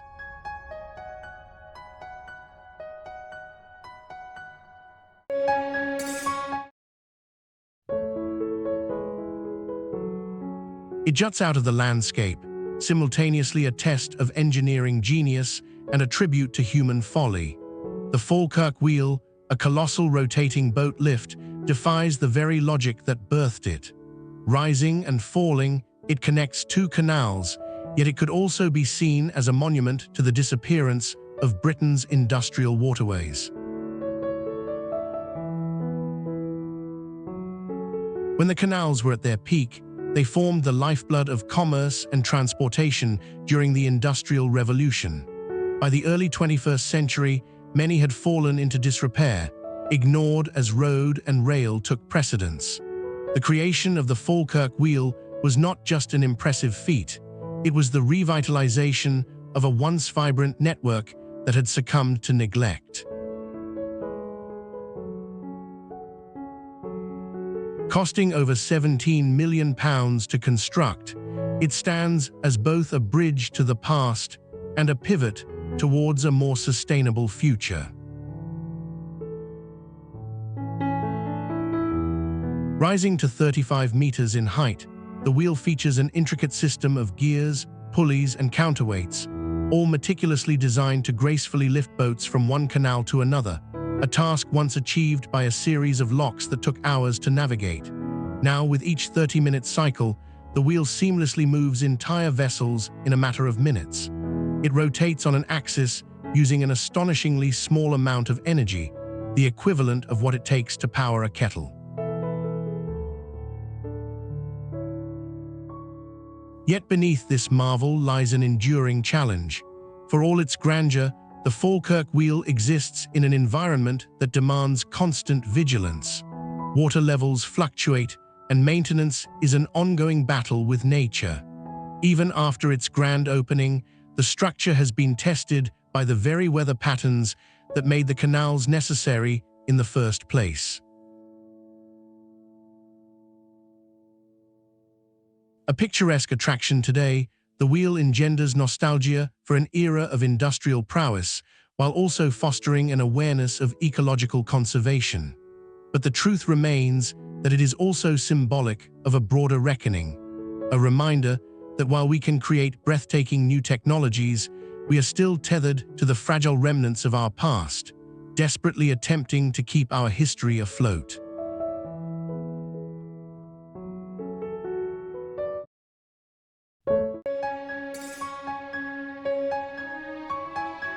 The winds howl and snow whips against the walls, an icy grip clinging to the very structure itself.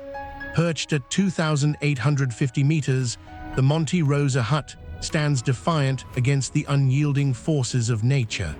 This isn't merely a luxury lodge. It's a bold experiment where human ambition collides with the raw power of the Alps.